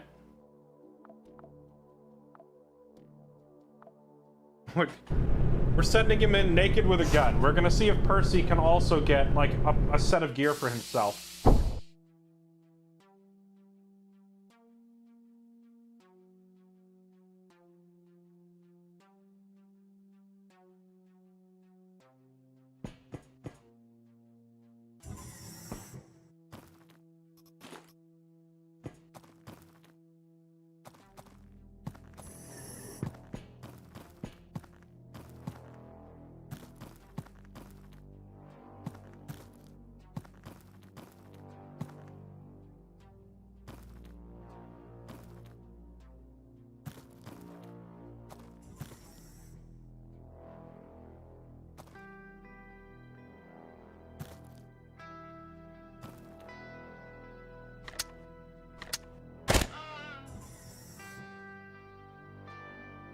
how exactly she doesn't see him. I don't know.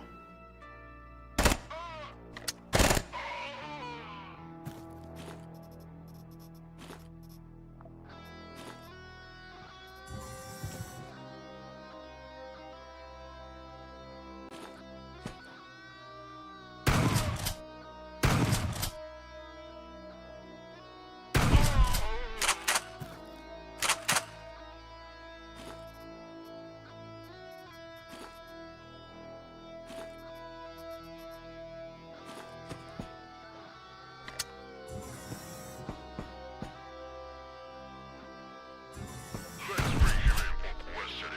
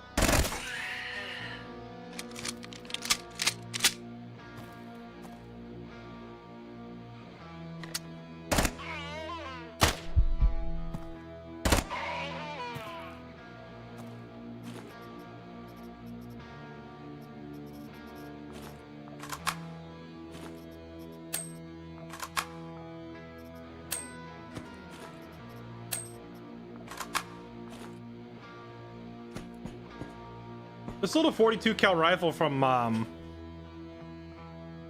or the SMG from Ancom rather is pretty nice.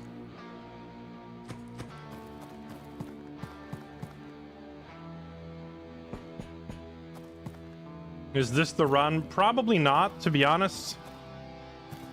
The run before this was such a godly start. I'm still kicking myself that I didn't play it safer, you know?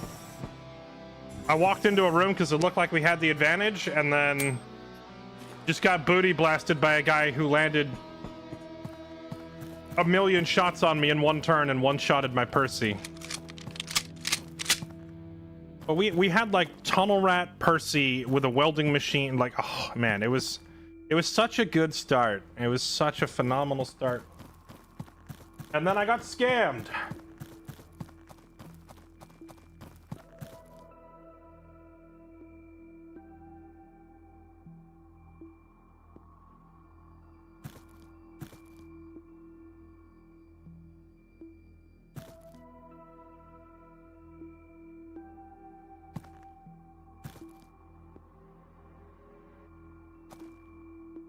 Stay in position.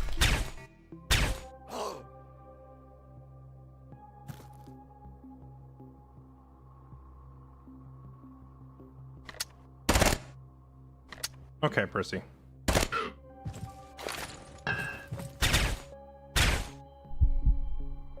No. No. Yes.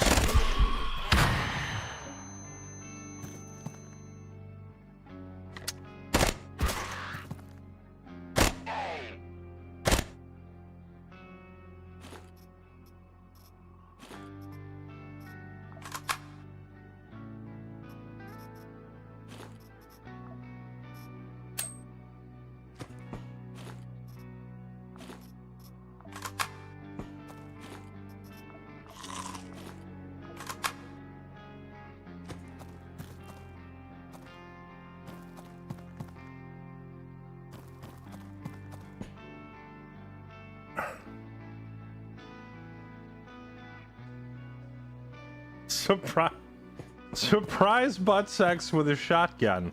That's not quite what happened. No. The thing is, I could see the guy clearly. It's not like he caught me by surprise. I saw him.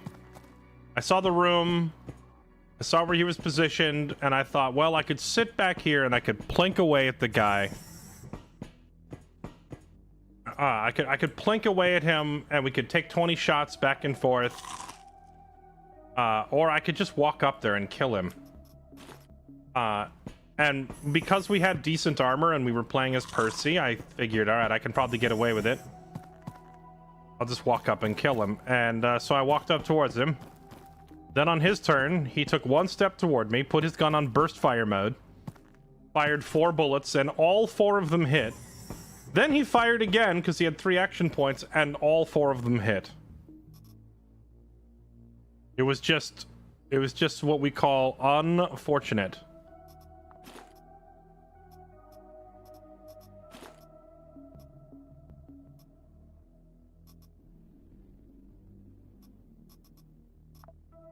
I'm gonna leave the shotgun here because I like having a longer ranged weapon early, and this rifle has like one of the best ranges of any tier 1 weapon, plus those shotguns are a dime a dozen. I'll find another one.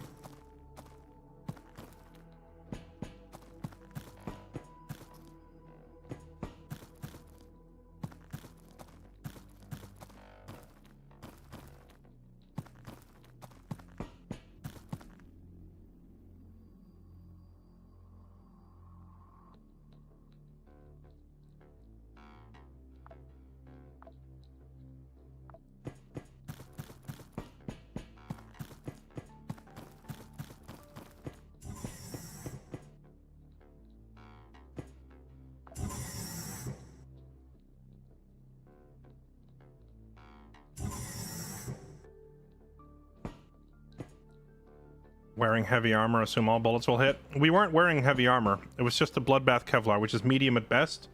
And we did not have a backpack full of loot. So we weren't super heavy. Which is why I wasn't expecting him to land every single shot.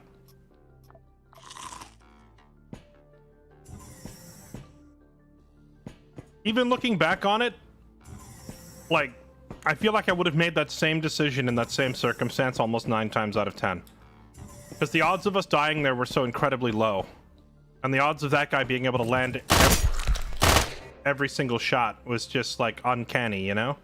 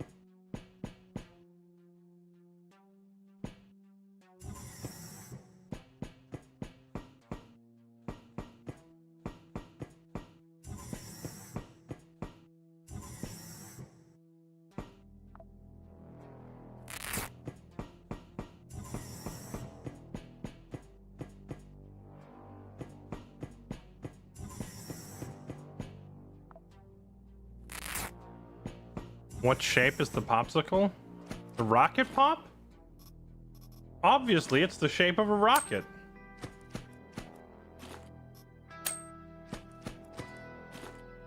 Why? What could you possibly be mistaking it for?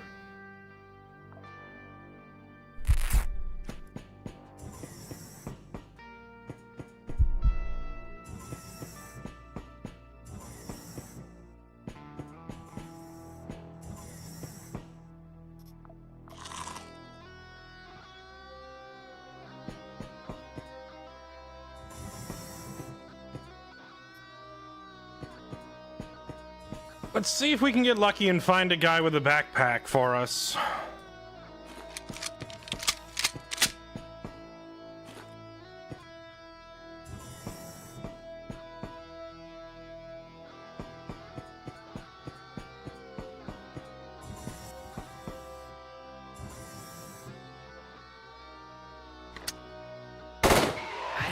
reason to take you down.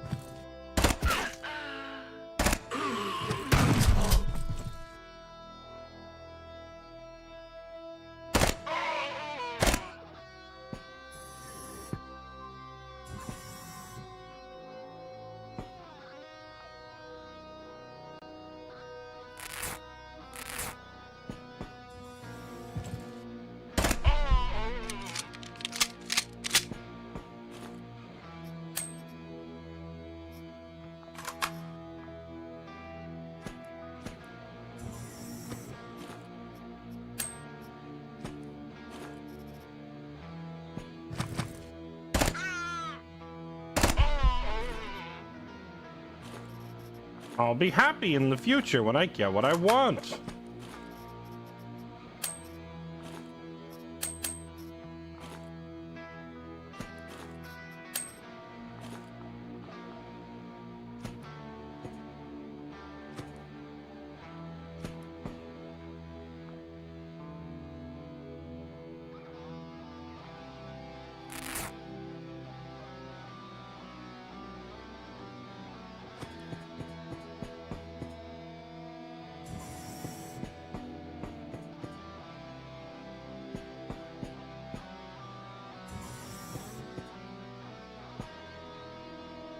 Me leggies.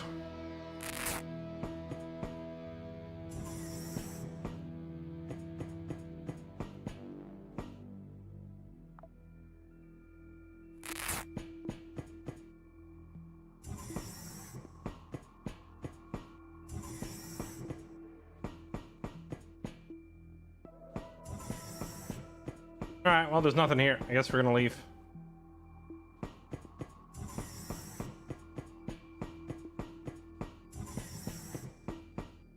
The world is about to change. Arise, wretched of the earth. Dang, no backpack at all.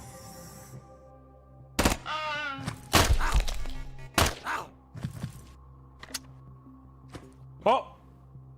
I did not mean to step forward. That was a misclick. Let me just step into melee with all my guns.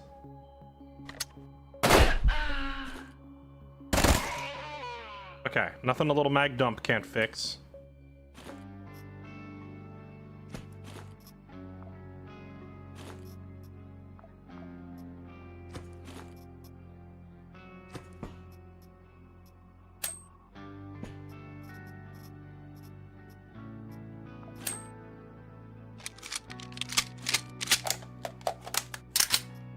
Reload all the bullets into the gun.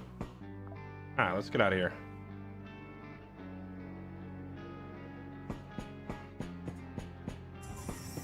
Yeah, there's no workbench down here, though.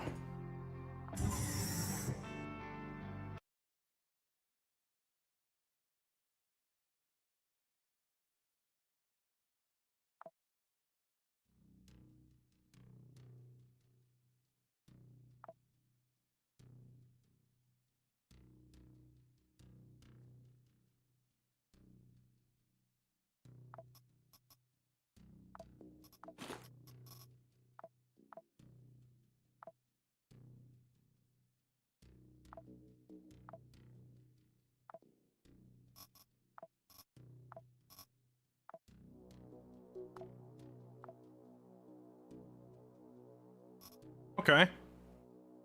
Not a bad start.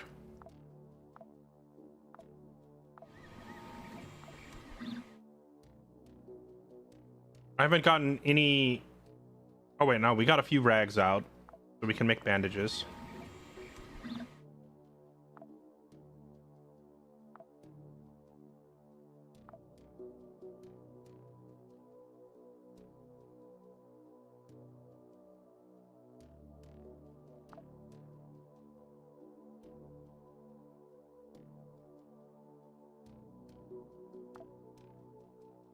A realware mission against the church, and they have armor crates for sale? That could turn into something good for us. And wait for us to come back home. Roger, out. You are going for the orbit. Roger, in. Any chance of a quick high-level overview? Not sure what's happening.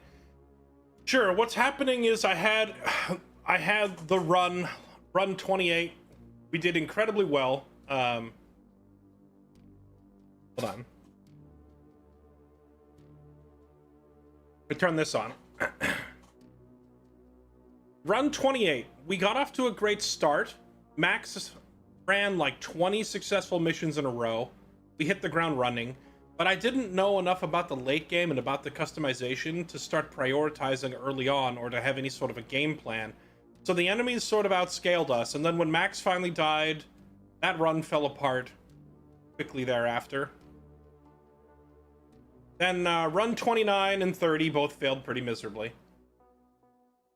Run 31, we got off to a godlike start. We had a phenomenal operator and class combo with Percy Tunnel Rat at the beginning, and we got a welding machine on our first mission. That's a great start. And then Percy just got obliterated by a dude with a basic handgun because he landed 8 shots in a row. Now we're on run 32. And what's going on, to be honest, right now is psychologically I'm deciding if I want to keep putting myself through this. I've dumped so many hours into the game just to die and lose all my progress and have to start all over. I don't know if I can keep doing it. I might have to throw in the towel on this one, chat, or take a break from it for a little while. Even though we just won these last 2 runs, my heart's not in it anymore. Because I don't really think Nico Unit 317 start is very strong. Oh, what's this? Oh, we unlocked the monitoring system. I'll take that.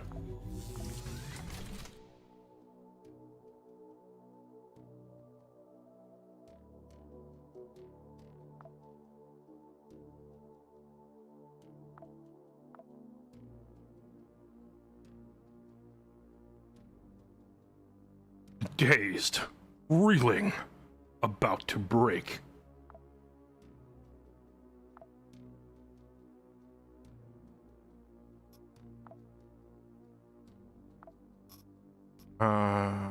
We could leave this thing here.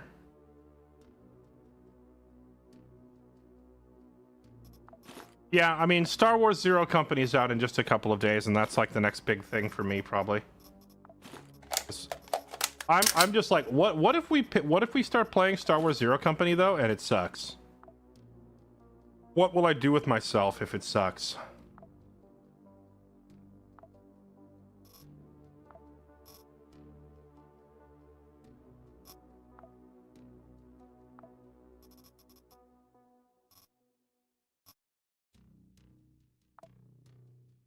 Just pray that it's good.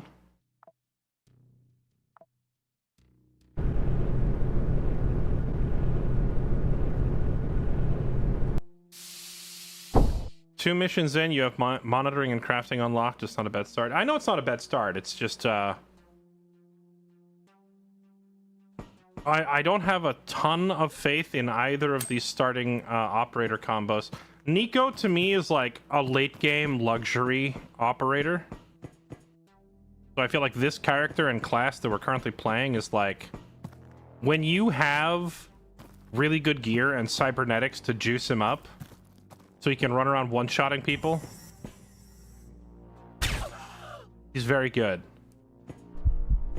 But this early in the game, it's very rough because I'm gonna walk around the wrong corner and get one-shotted. I can already feel it coming.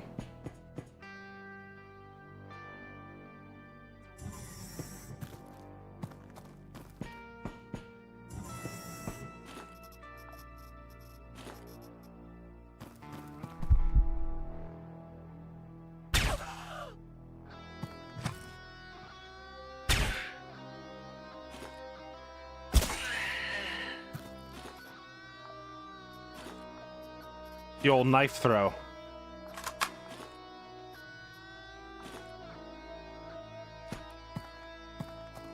I had Nico use the throwing knife because the elite veteran knife has guaranteed hits.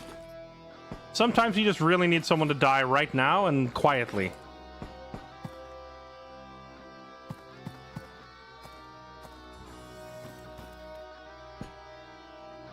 It does happen to any operator, obviously, but I think you know what I mean.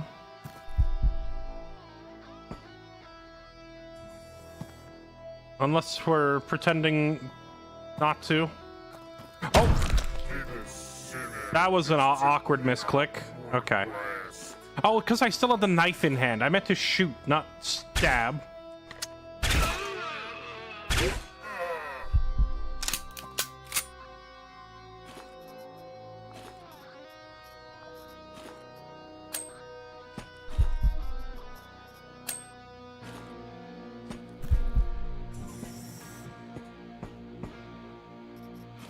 Don't waste my time.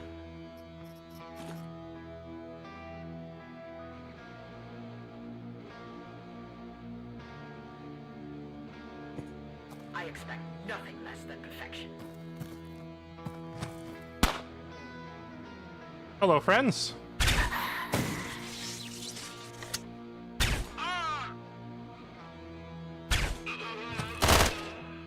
It is nice of you to all huddle around the explosive equipment. Death waits for the slightest lapse in concentration.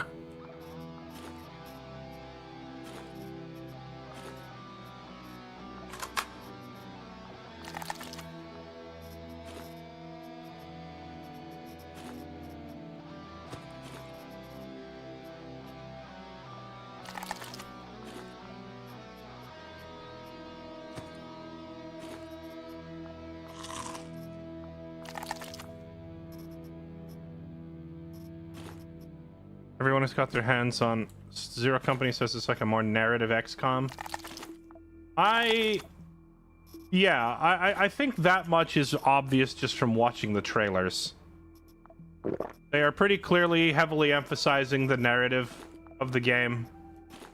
And from the gameplay perspective, obviously it looks a lot like XCOM. I think that's no surprise. It's good to hear that people are saying it's good. Where did I put my gun?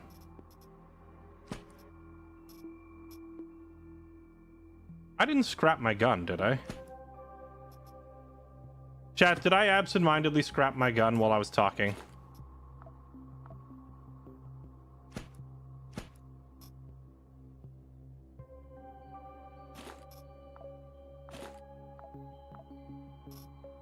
Oh wait, no, hold on.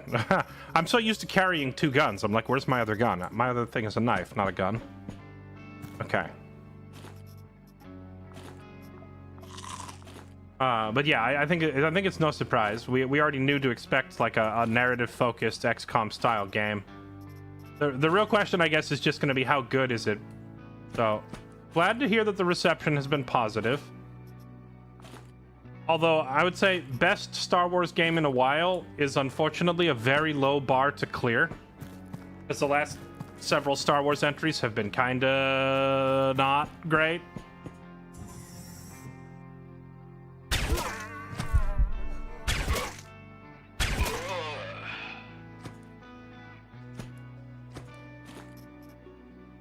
Oh. Well, hello. Don't mind if I do. I'll take all that.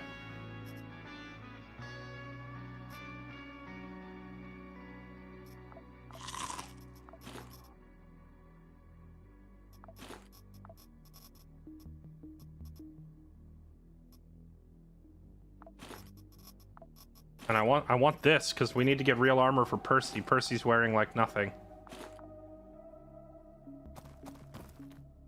Skill up was praising the writing. Skill up. I think I've watched one of his videos, but I can't remember if I care about his opinion. I need to reload. Wait right there. Hold on. I'll kill you in a moment. Thank you. Okay. All right. Come back out. I will now kill you. Thank you. Thank you. Okay, that was rude. I don't really watch like any YouTubers consistently. So I have trouble remembering which ones are which.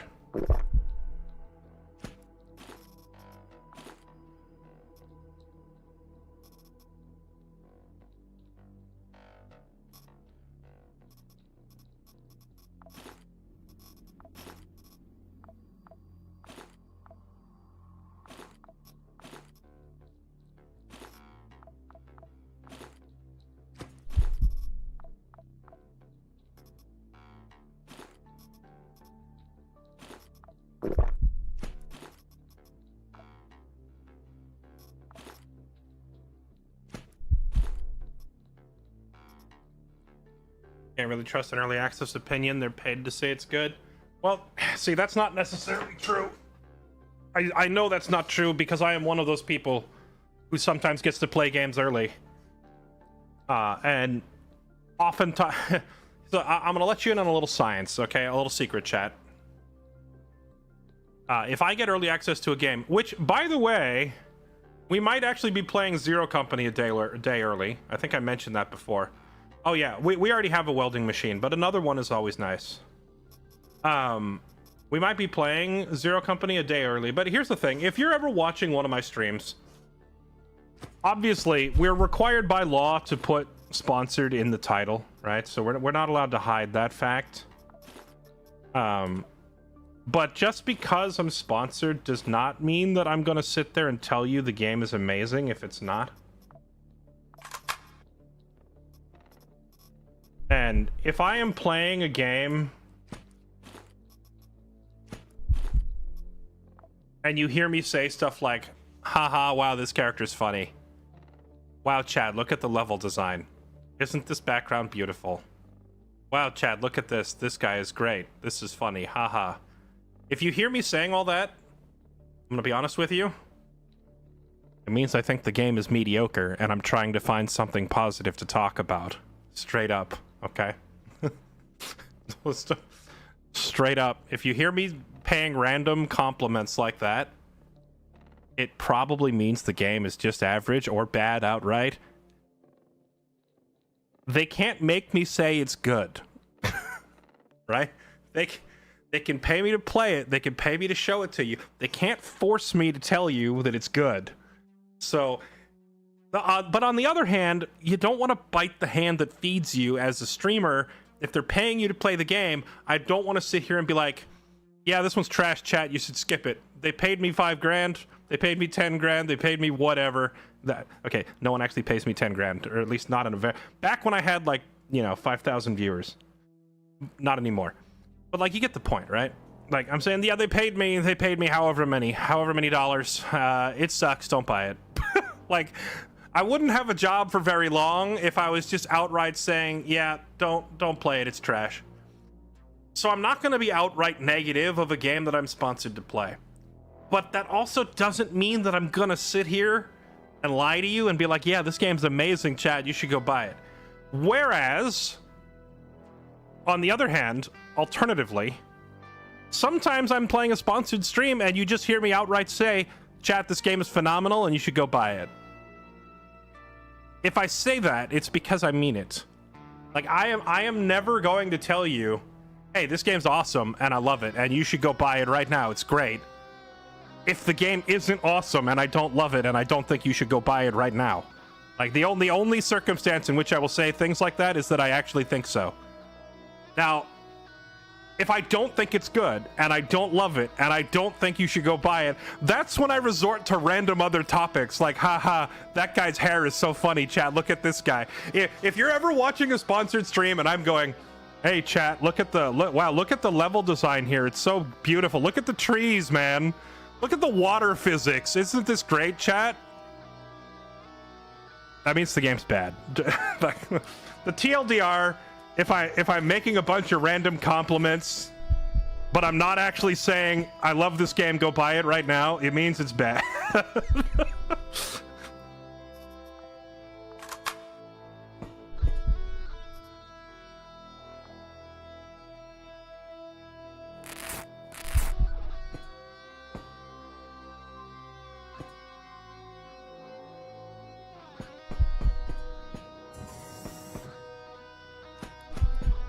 What if they do have nice trees? I mean, both can be true. Both can be true. You might hear me say, wow, look, the level design here is incredible. But then also say, by the way, this game's amazing and I love it and you should go buy it. Both can be true.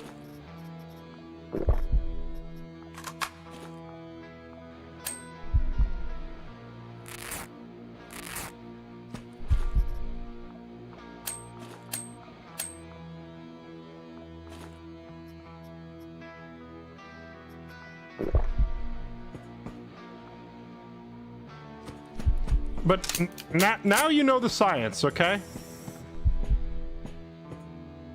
Now you know the science behind it. You can listen and you can tell. Does Streamer Man actually like this game, or is Streamer Man collecting the paycheck? So anyway, back to YouTubers. You really kind of got to know the YouTuber that you're watching to understand how they think. So if I hear someone saying, this game's great, it's amazing, you should go buy it. Are they the kind of person who just says that about every game that they are paid to play? Or are they like me, and they're only gonna say that if they really mean it? Because I am extremely precise with my words. I'll put it that way. Like, I will find a way to phrase it differently if I don't mean something.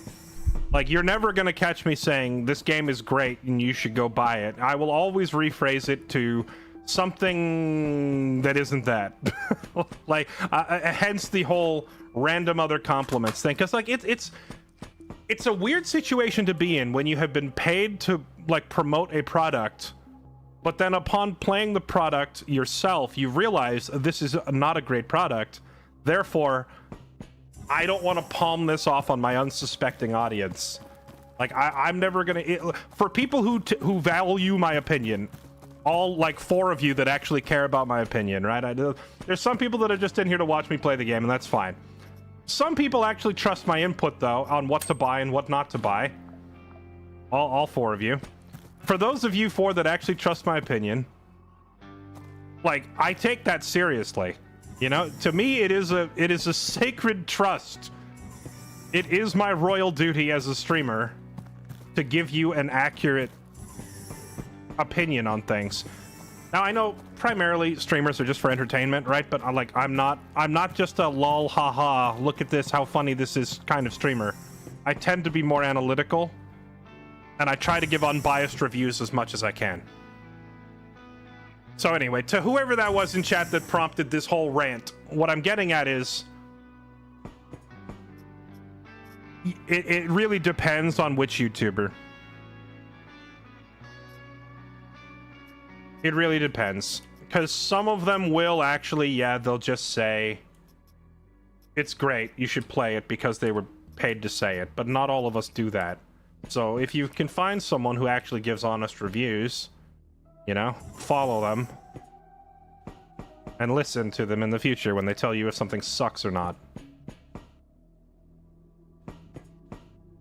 As far as skill up, I don't know one way or the other because I haven't really watched him. I don't know if he's one of those everything is awesome as long as I got paid to play it kind of people, or if he's like a more honest reviewer. I couldn't tell you because I don't know the guy. Actually, let's not go in there. That's a lot of dudes. Let's check this side first instead. This looks a little safer.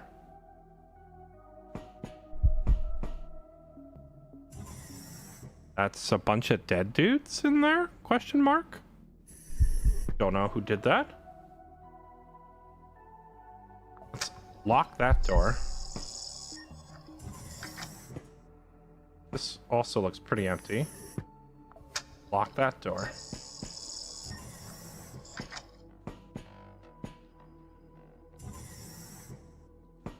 Now get behind this for cover and commence with the Nicoing of everybody inside.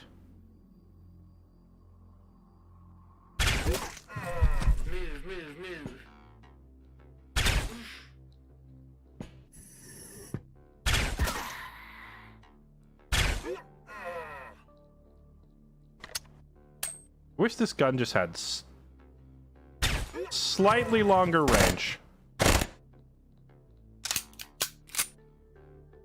We don't want trouble. Stop shooting my vending machine. You're dropping the food on the floor. Oh, hello, everybody.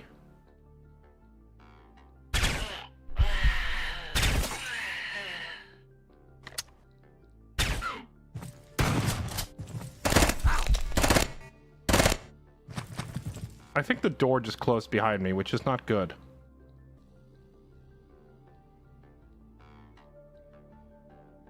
Shotgun, SMG.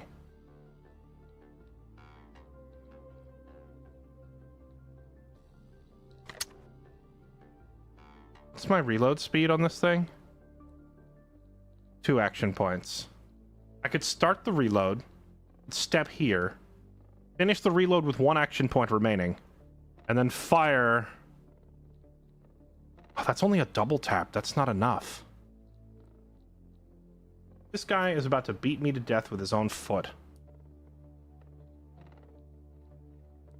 Alternately, I could open the door and start walking out, but I think we die if I do that.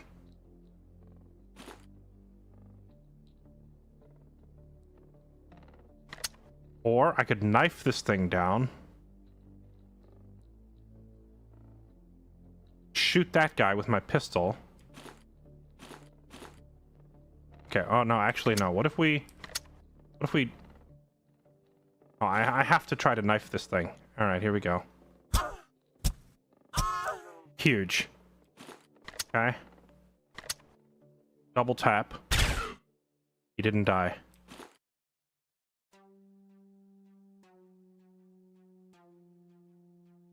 Knife him. There we go.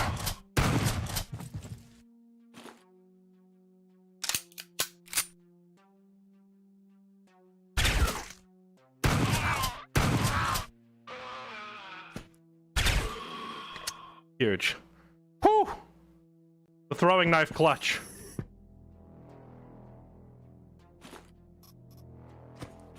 Give me my knife back. Lifesaver. Lifesaver of a knife. And now we're starving to death, so... we just start eating.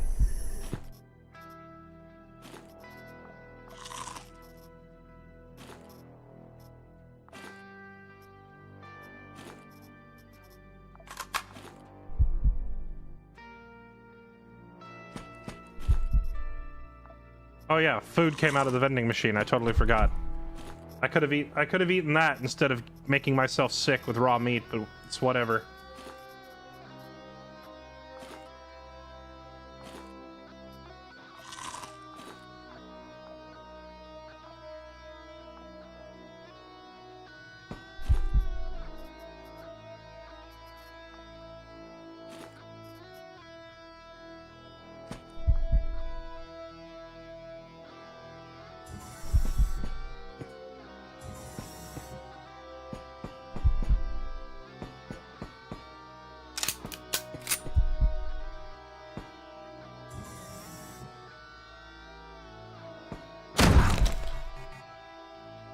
Okay.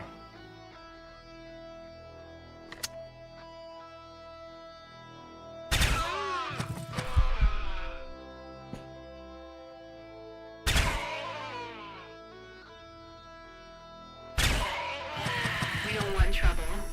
Holy, where did you all come from?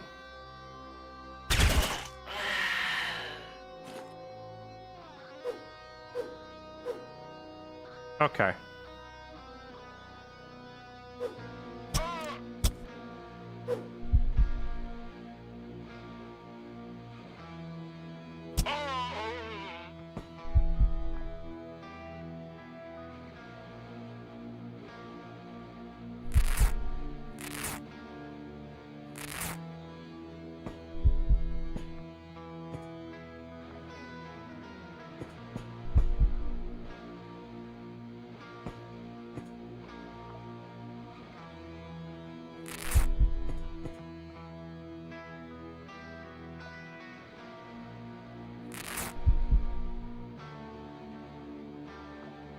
Hang in there, Nico. Nico is not really good at this, like, stand your ground brawling with people. I feel like Nico is almost designed for, like, lower difficulties. If you wanna do like the stealth assassin playstyle, he's great. But when there's 50 enemies, you can't stealth these levels.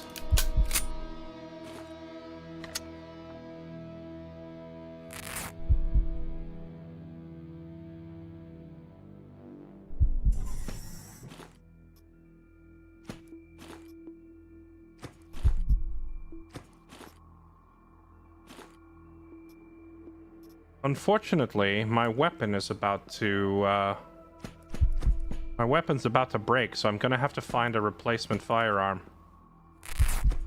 to use until we get our hands on, like, a gunsmithing kit or something.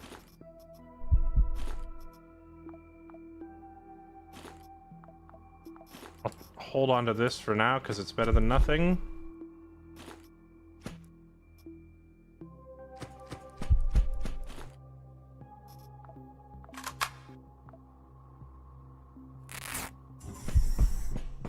Getting into tough situations like that and then having epic moments like use the throwing knife are so freaking cool.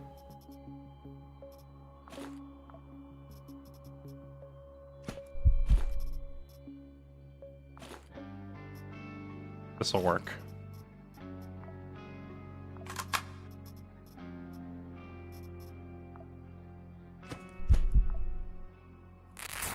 Not exactly a stealthy solution, but it'll work.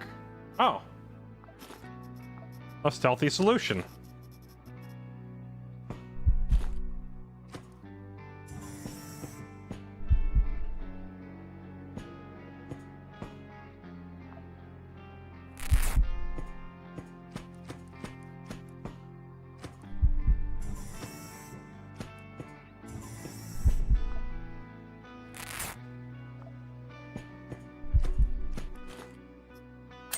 This infection is getting rough.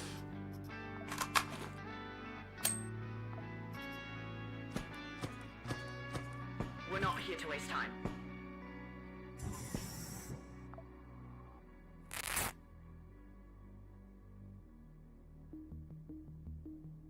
Oh, finally. There it goes. Alright. You beat the infection.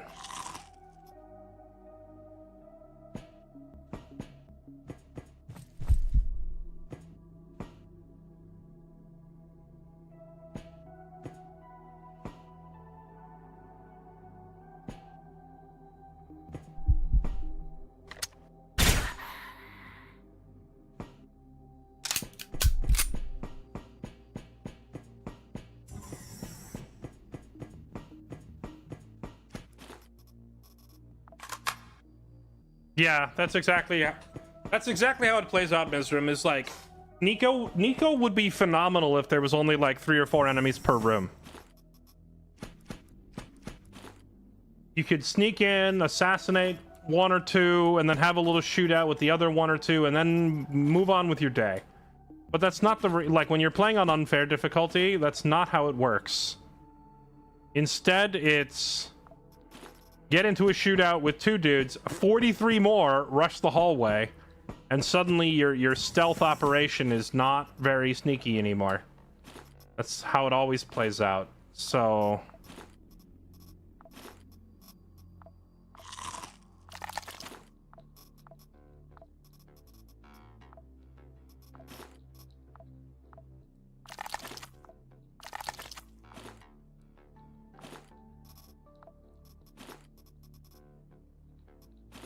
kind of hard to run the, like, you know, the wannabe sneaky operators like Nico doing your best James Bond impression, but then 500 dudes run into the room.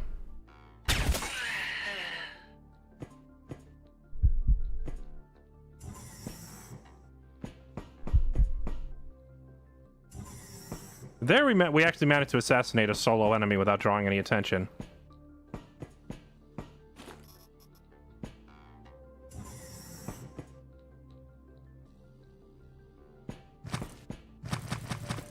Oh, some friendlies up here. Oh, what the?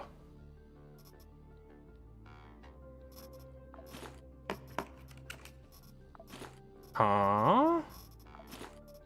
Lost that hunk of junk. I'll take that.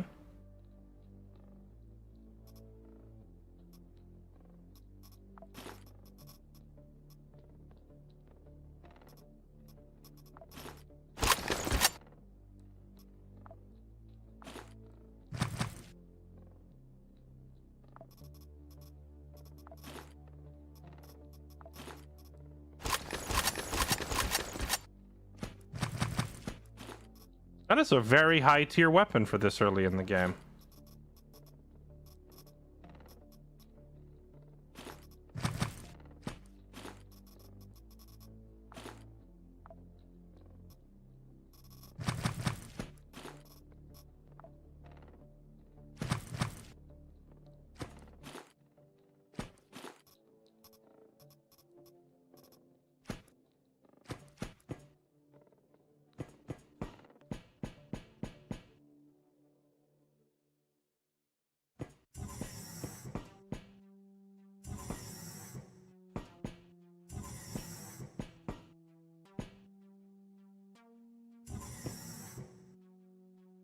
Yeah, I know we can kill the friendlies when they don't react. I kind of view that as cheating, though, so I don't like doing it.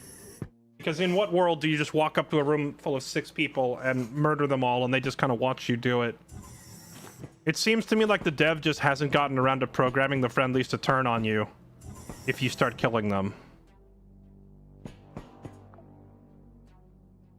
Because they absolutely should, you know?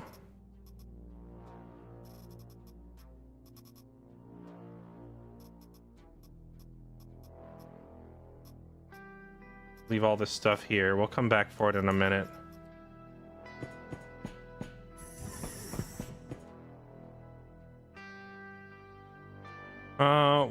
There was no stove on this floor, was there? No oven? I might be forced to resort to some raw meat, unless there is a barrel. Can we do some barrel cooking? There's a barrel there.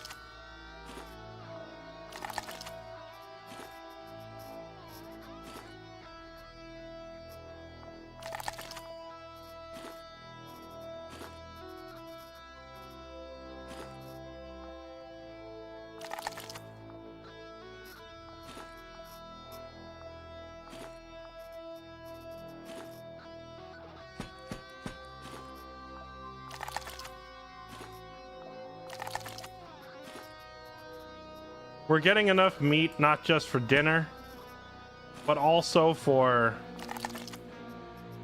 bringing some extra back to the ship, because we need antibiotics, and antibiotics require expired meat.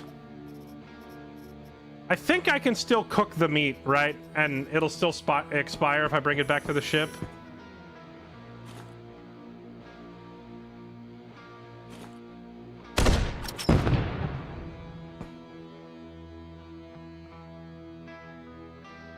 No way.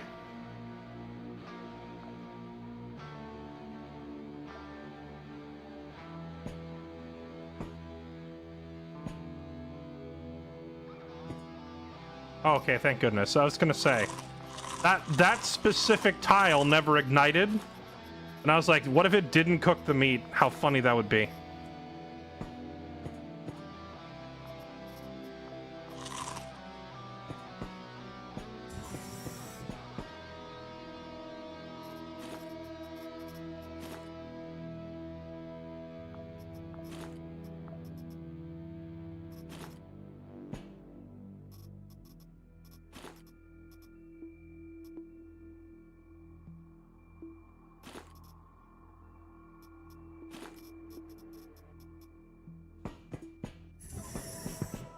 Did we get the loot capsule unlocked? No, not yet.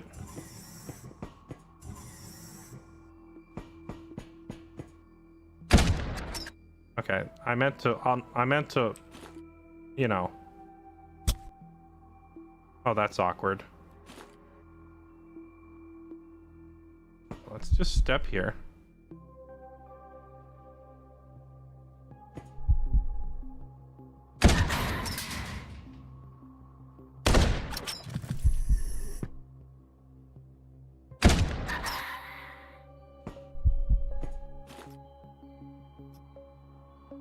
I believe in the reasonable rate of return. I'll bet you do.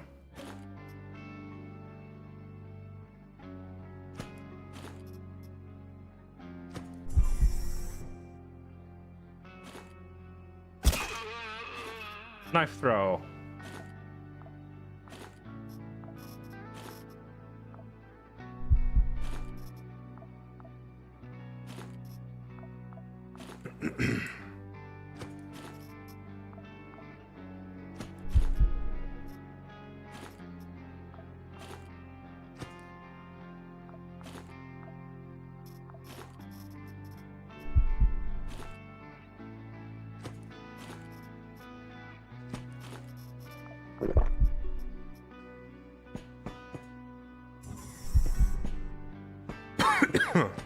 Okay.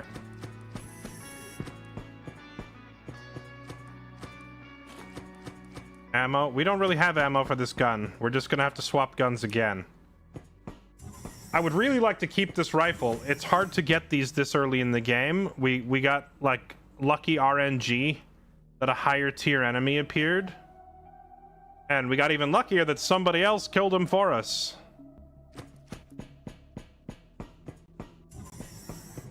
But I don't have the ability to get ammo for this gun.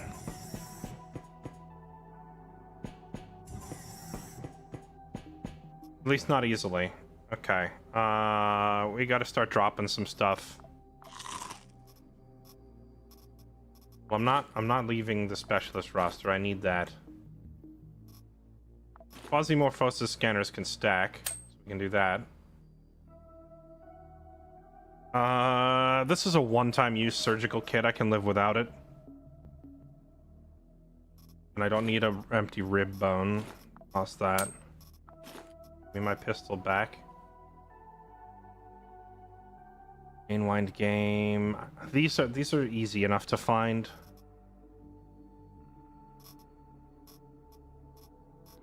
What about the armor boots though? Don't want to lose these either. I guess I could just shove down some food. Oh, actually, you know what we do? We toss the rags until we go down to the next floor, because we'll get more rags, and we load this ammo.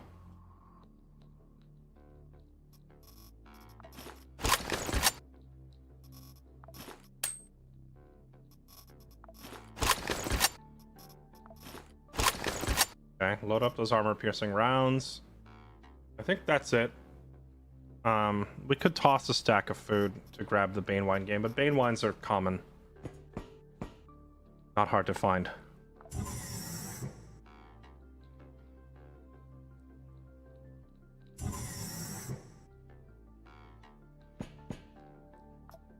And we'll just throw all this crap down right here.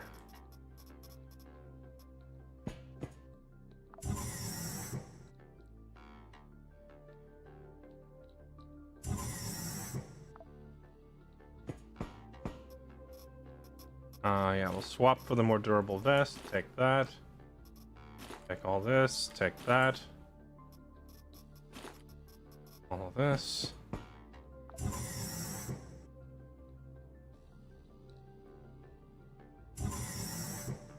Okay, here we go.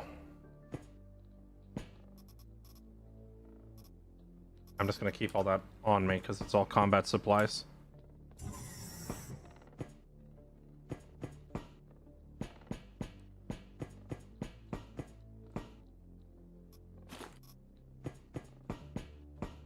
So, Nico is not the sniper class. He doesn't have anything buffing sniper rifles. However, the rifle itself hits very hard without any buffs.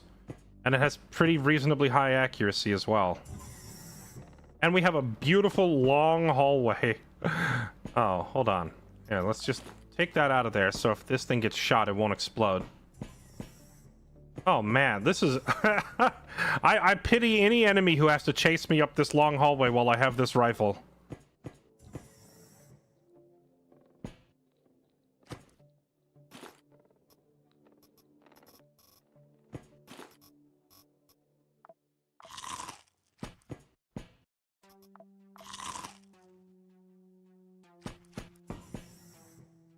A pity to foo, indeed.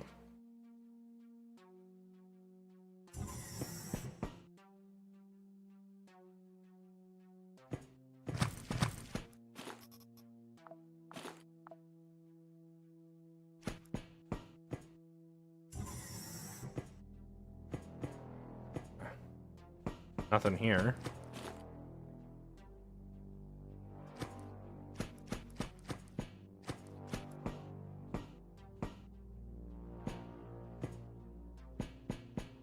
This entire map is just really long, narrow corridors.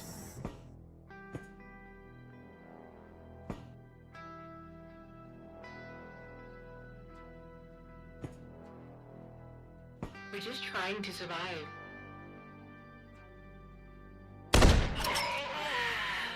Check W.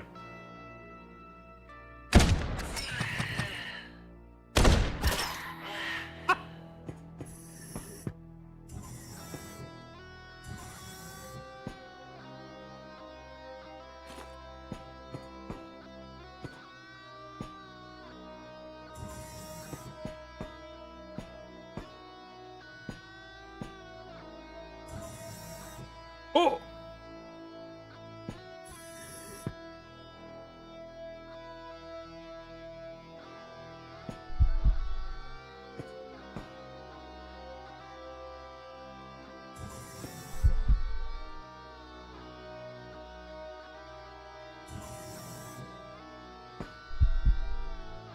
Okay, that's a lot of dudes.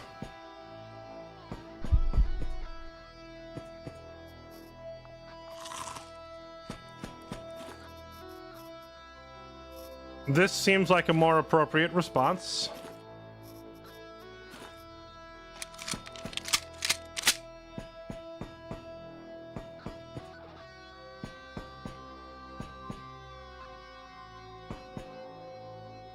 Hi, Rep. How's it going? Kazi ended up winning the Warhammer tournament, and you won the coolest army award.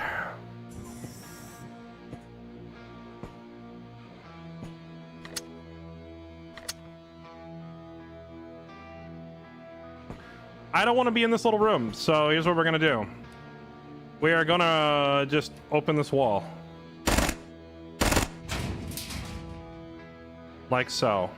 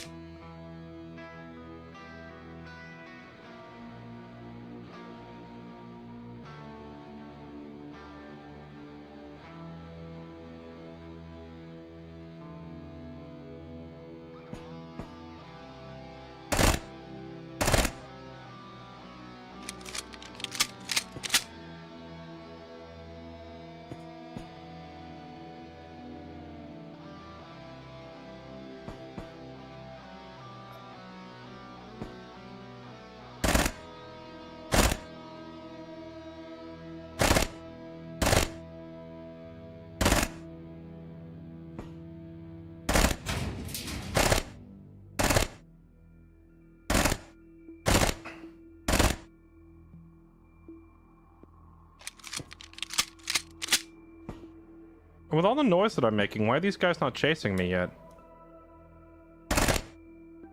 Oh, what? Who went down there and killed them all for me?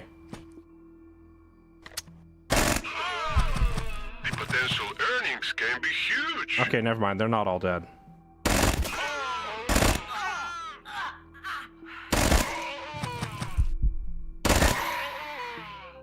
Okay. Nice of them to line up for me, I guess.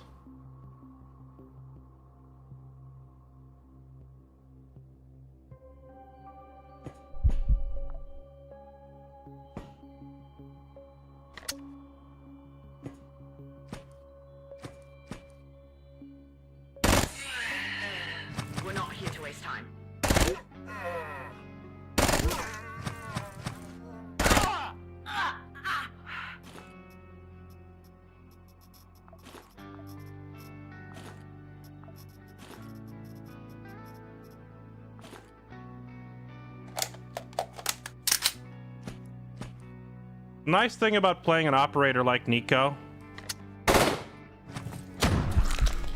is his accuracy is high enough that you can kind of get away with using any gun you find.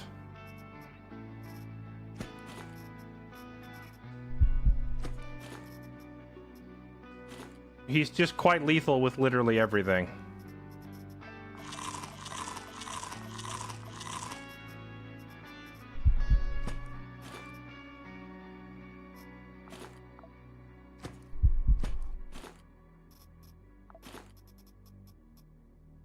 So we did go through a silly amount of ammo with that SMG just now.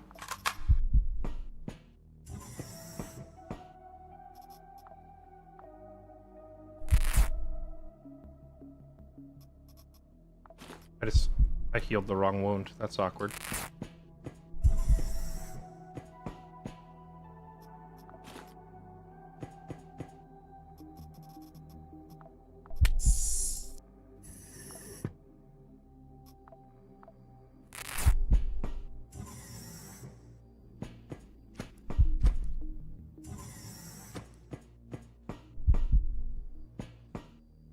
I expect nothing less than perfection. Okay.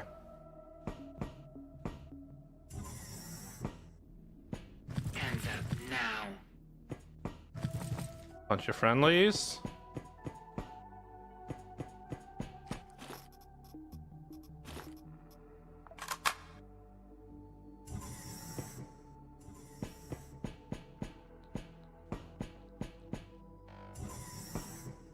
Okay.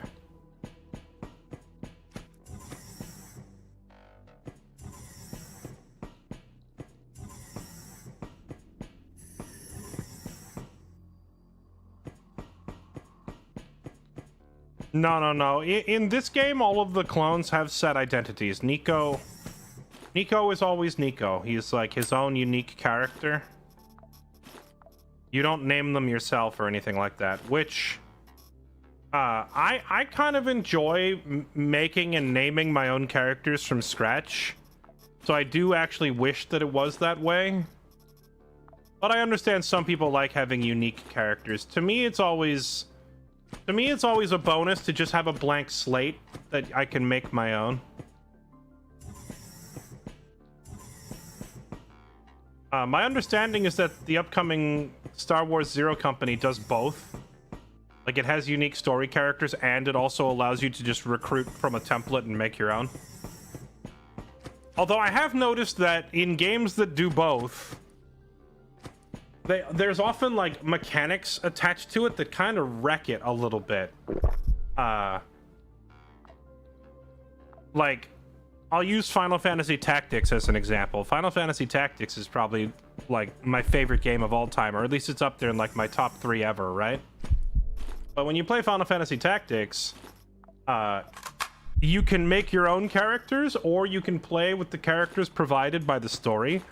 But there's like no reason not to use the characters provided by the story, because they're just better.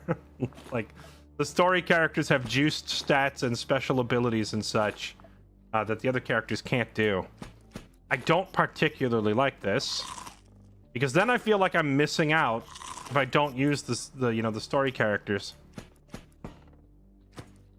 It's like, well, I could make my own, but my own are gonna suck compared to the like overpowered story characters, right? So I kind of don't like it when games do that either. For me, the happy middle ground. And wait, what the? Where did you come from? I thought I cleared the whole floor. How did you get behind me?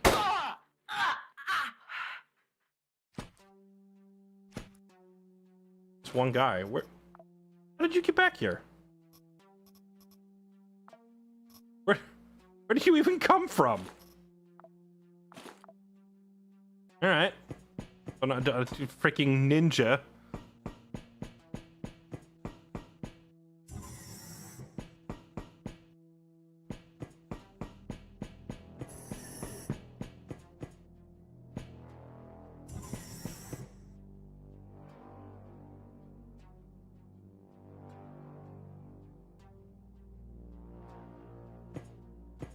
For me, the happy medium is like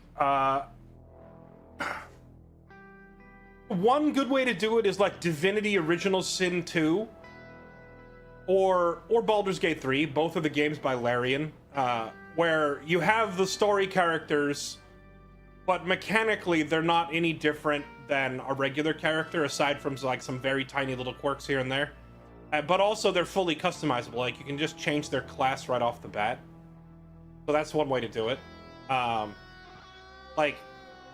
Like in Divinity Original Sin 2, when you meet like Red Prince, for example, the character, he's a big lizard character, and his obvious intended archetype is for him to be like a warrior, right?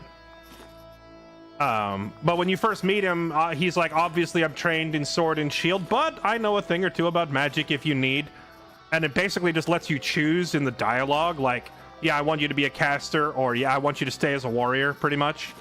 And you can just change their class on the fly. That's one way to handle it. That's not bad.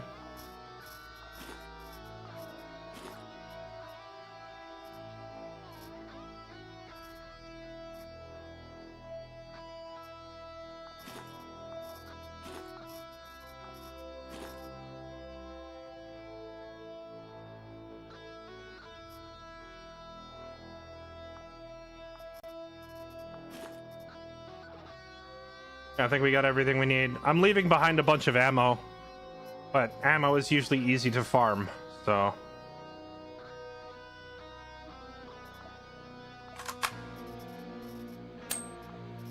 Alright, we're out of here.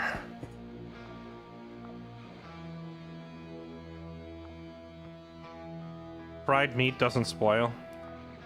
Does it not spoil? No, it literally says spoils after 4 days right there in the description. It'll spoil.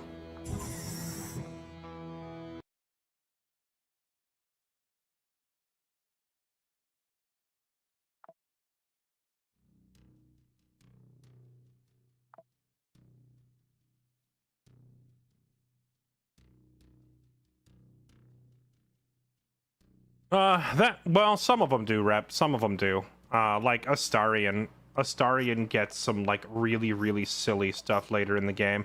I think Gale gets some crazy buffs, too.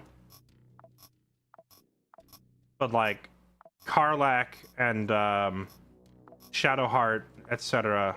I don't think Shadowheart ever got anything that, like, really made her OP compared to the average cleric. Nor did Karlach, that I can think of. Nor does Halsin. Nor does Minthara, as I think about it. I think there was, like, one or two that did get some crazy stuff, like, namely Astarion and,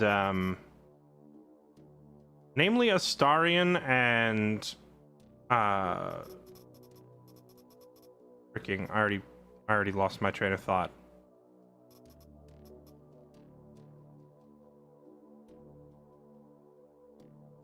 Gale, that was the other one. Astarion and Gale get, like, ridiculous buffs through their own story resolution stuff that makes them really, really, really stupid strong.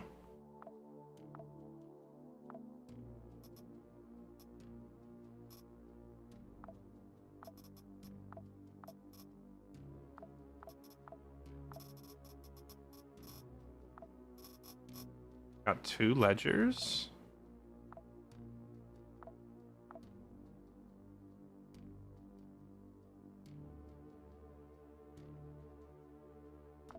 I need for this: a toolbox, work clothes.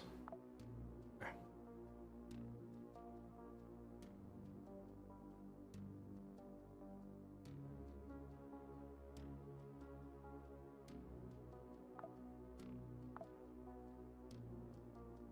Well, Gale, if it weren't a video game, Gale would obviously be the main character of Baldur's Gate 3, I think.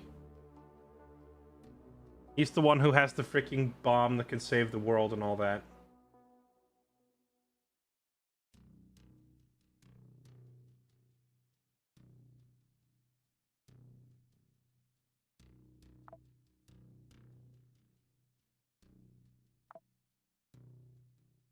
Filthy versus French Conti. We could go do this.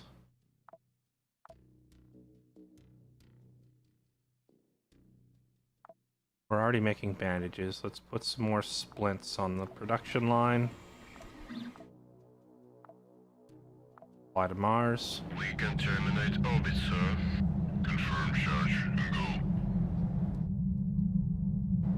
You are go for the orbit. Roger. In. Hated Gale's personality. Gale seems really binary. Like, people really love him or really hate him, and there's not much in between. I personally loved his personality. I thought he was hilarious.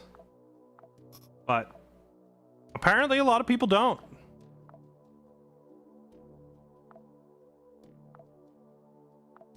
Are you ready for me to hit you with a hard-hitting truth bomb? Are you ready to get that truth you don't want to hear? I hope this doesn't ruffle too many feathers, chat.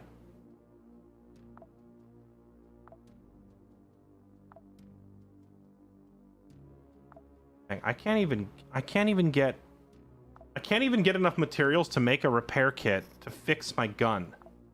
This is brutal. The run before this was so much better than this one. Now we're just like struggle busing.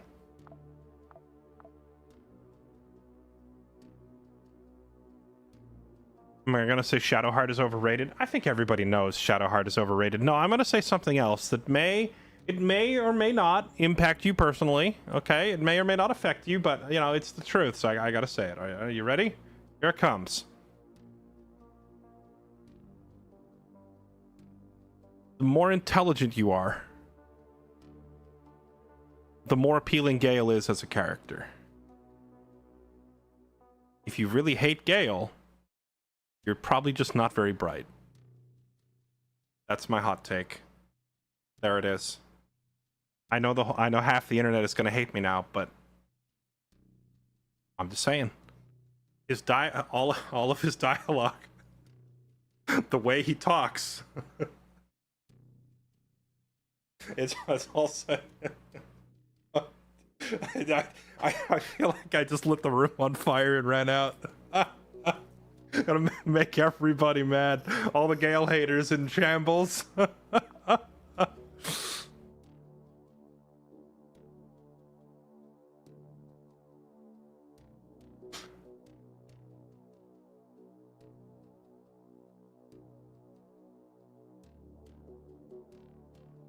If you disagree with me, you are not intelligent. Fairlight 2026. Yes, that's the takeaway, Tormund. That's pretty much where we're at.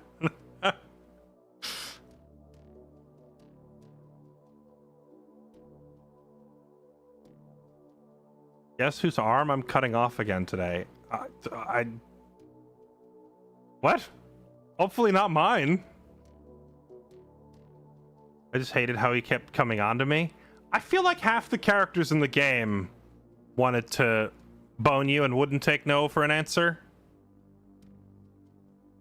But I think didn't Larian have to like hotfix Baldur's Gate 3 early on, like right after they released it? They had to tone down the horniness because it was too easy for you to accidentally get like enough positive relationship points that everyone would try hitting on you. Because that happened to me too. I'm pretty sure Gale was like, "Hey dude, I found this cool book," and I was like, "Oh sick, what's it about?" And he's like, "My penis, come inside my tent." And I'm like, whoa, bro. And it's like, what? Why? It went 0 to 100 real quick with no warning.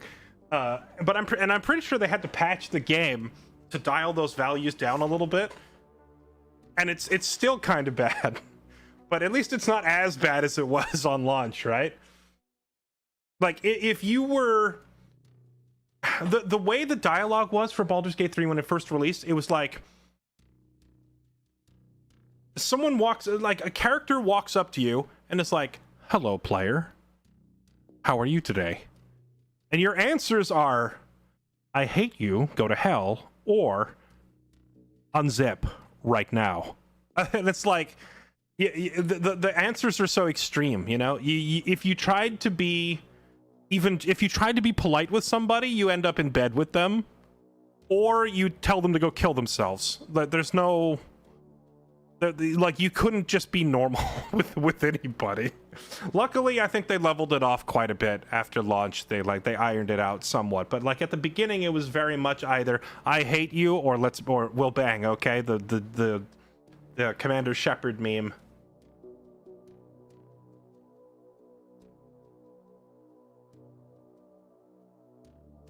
All right, chat. It's 12:38. Using that pickup line in a bookstore. Good luck. Don't get arrested. I feel like if you use any of the pickup line approaches from Baldur's Gate 3, you will probably be jailed.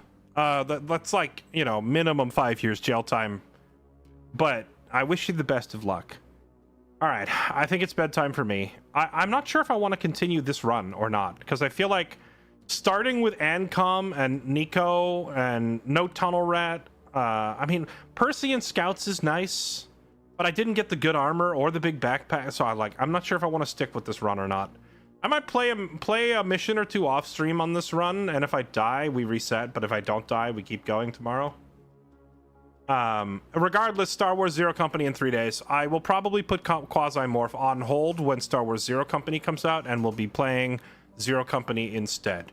So those of you that are looking forward to Star Wars, yes, I will be playing it. I'll be all over it, and I'll probably be no-lifing that game for at least the first few weeks after it comes out. Kazori, thank you for the 124 months. Vandier, thank you for the 56 months. Casino Duelist, thank you for the 104 months. Blisswreck, thank you for the 46. Filderbeast, Mplate 4, 56. 6R Dave, thank you all for the resubs. Appreciate the resubs, everyone. You're all gorgeous. I'll see you next time. If you're new here, make sure you hit follow. You can catch me on Twitch, Kick, and YouTube, whichever platform you like the most. I'm there. You can also join my Discord for announcements, updates, or participating in things like our Warhammer League that just concluded tonight with our championship match and other stuff that we do. And if you don't like Gale, don't take it too personally. No? Life is just more difficult. You're dumb.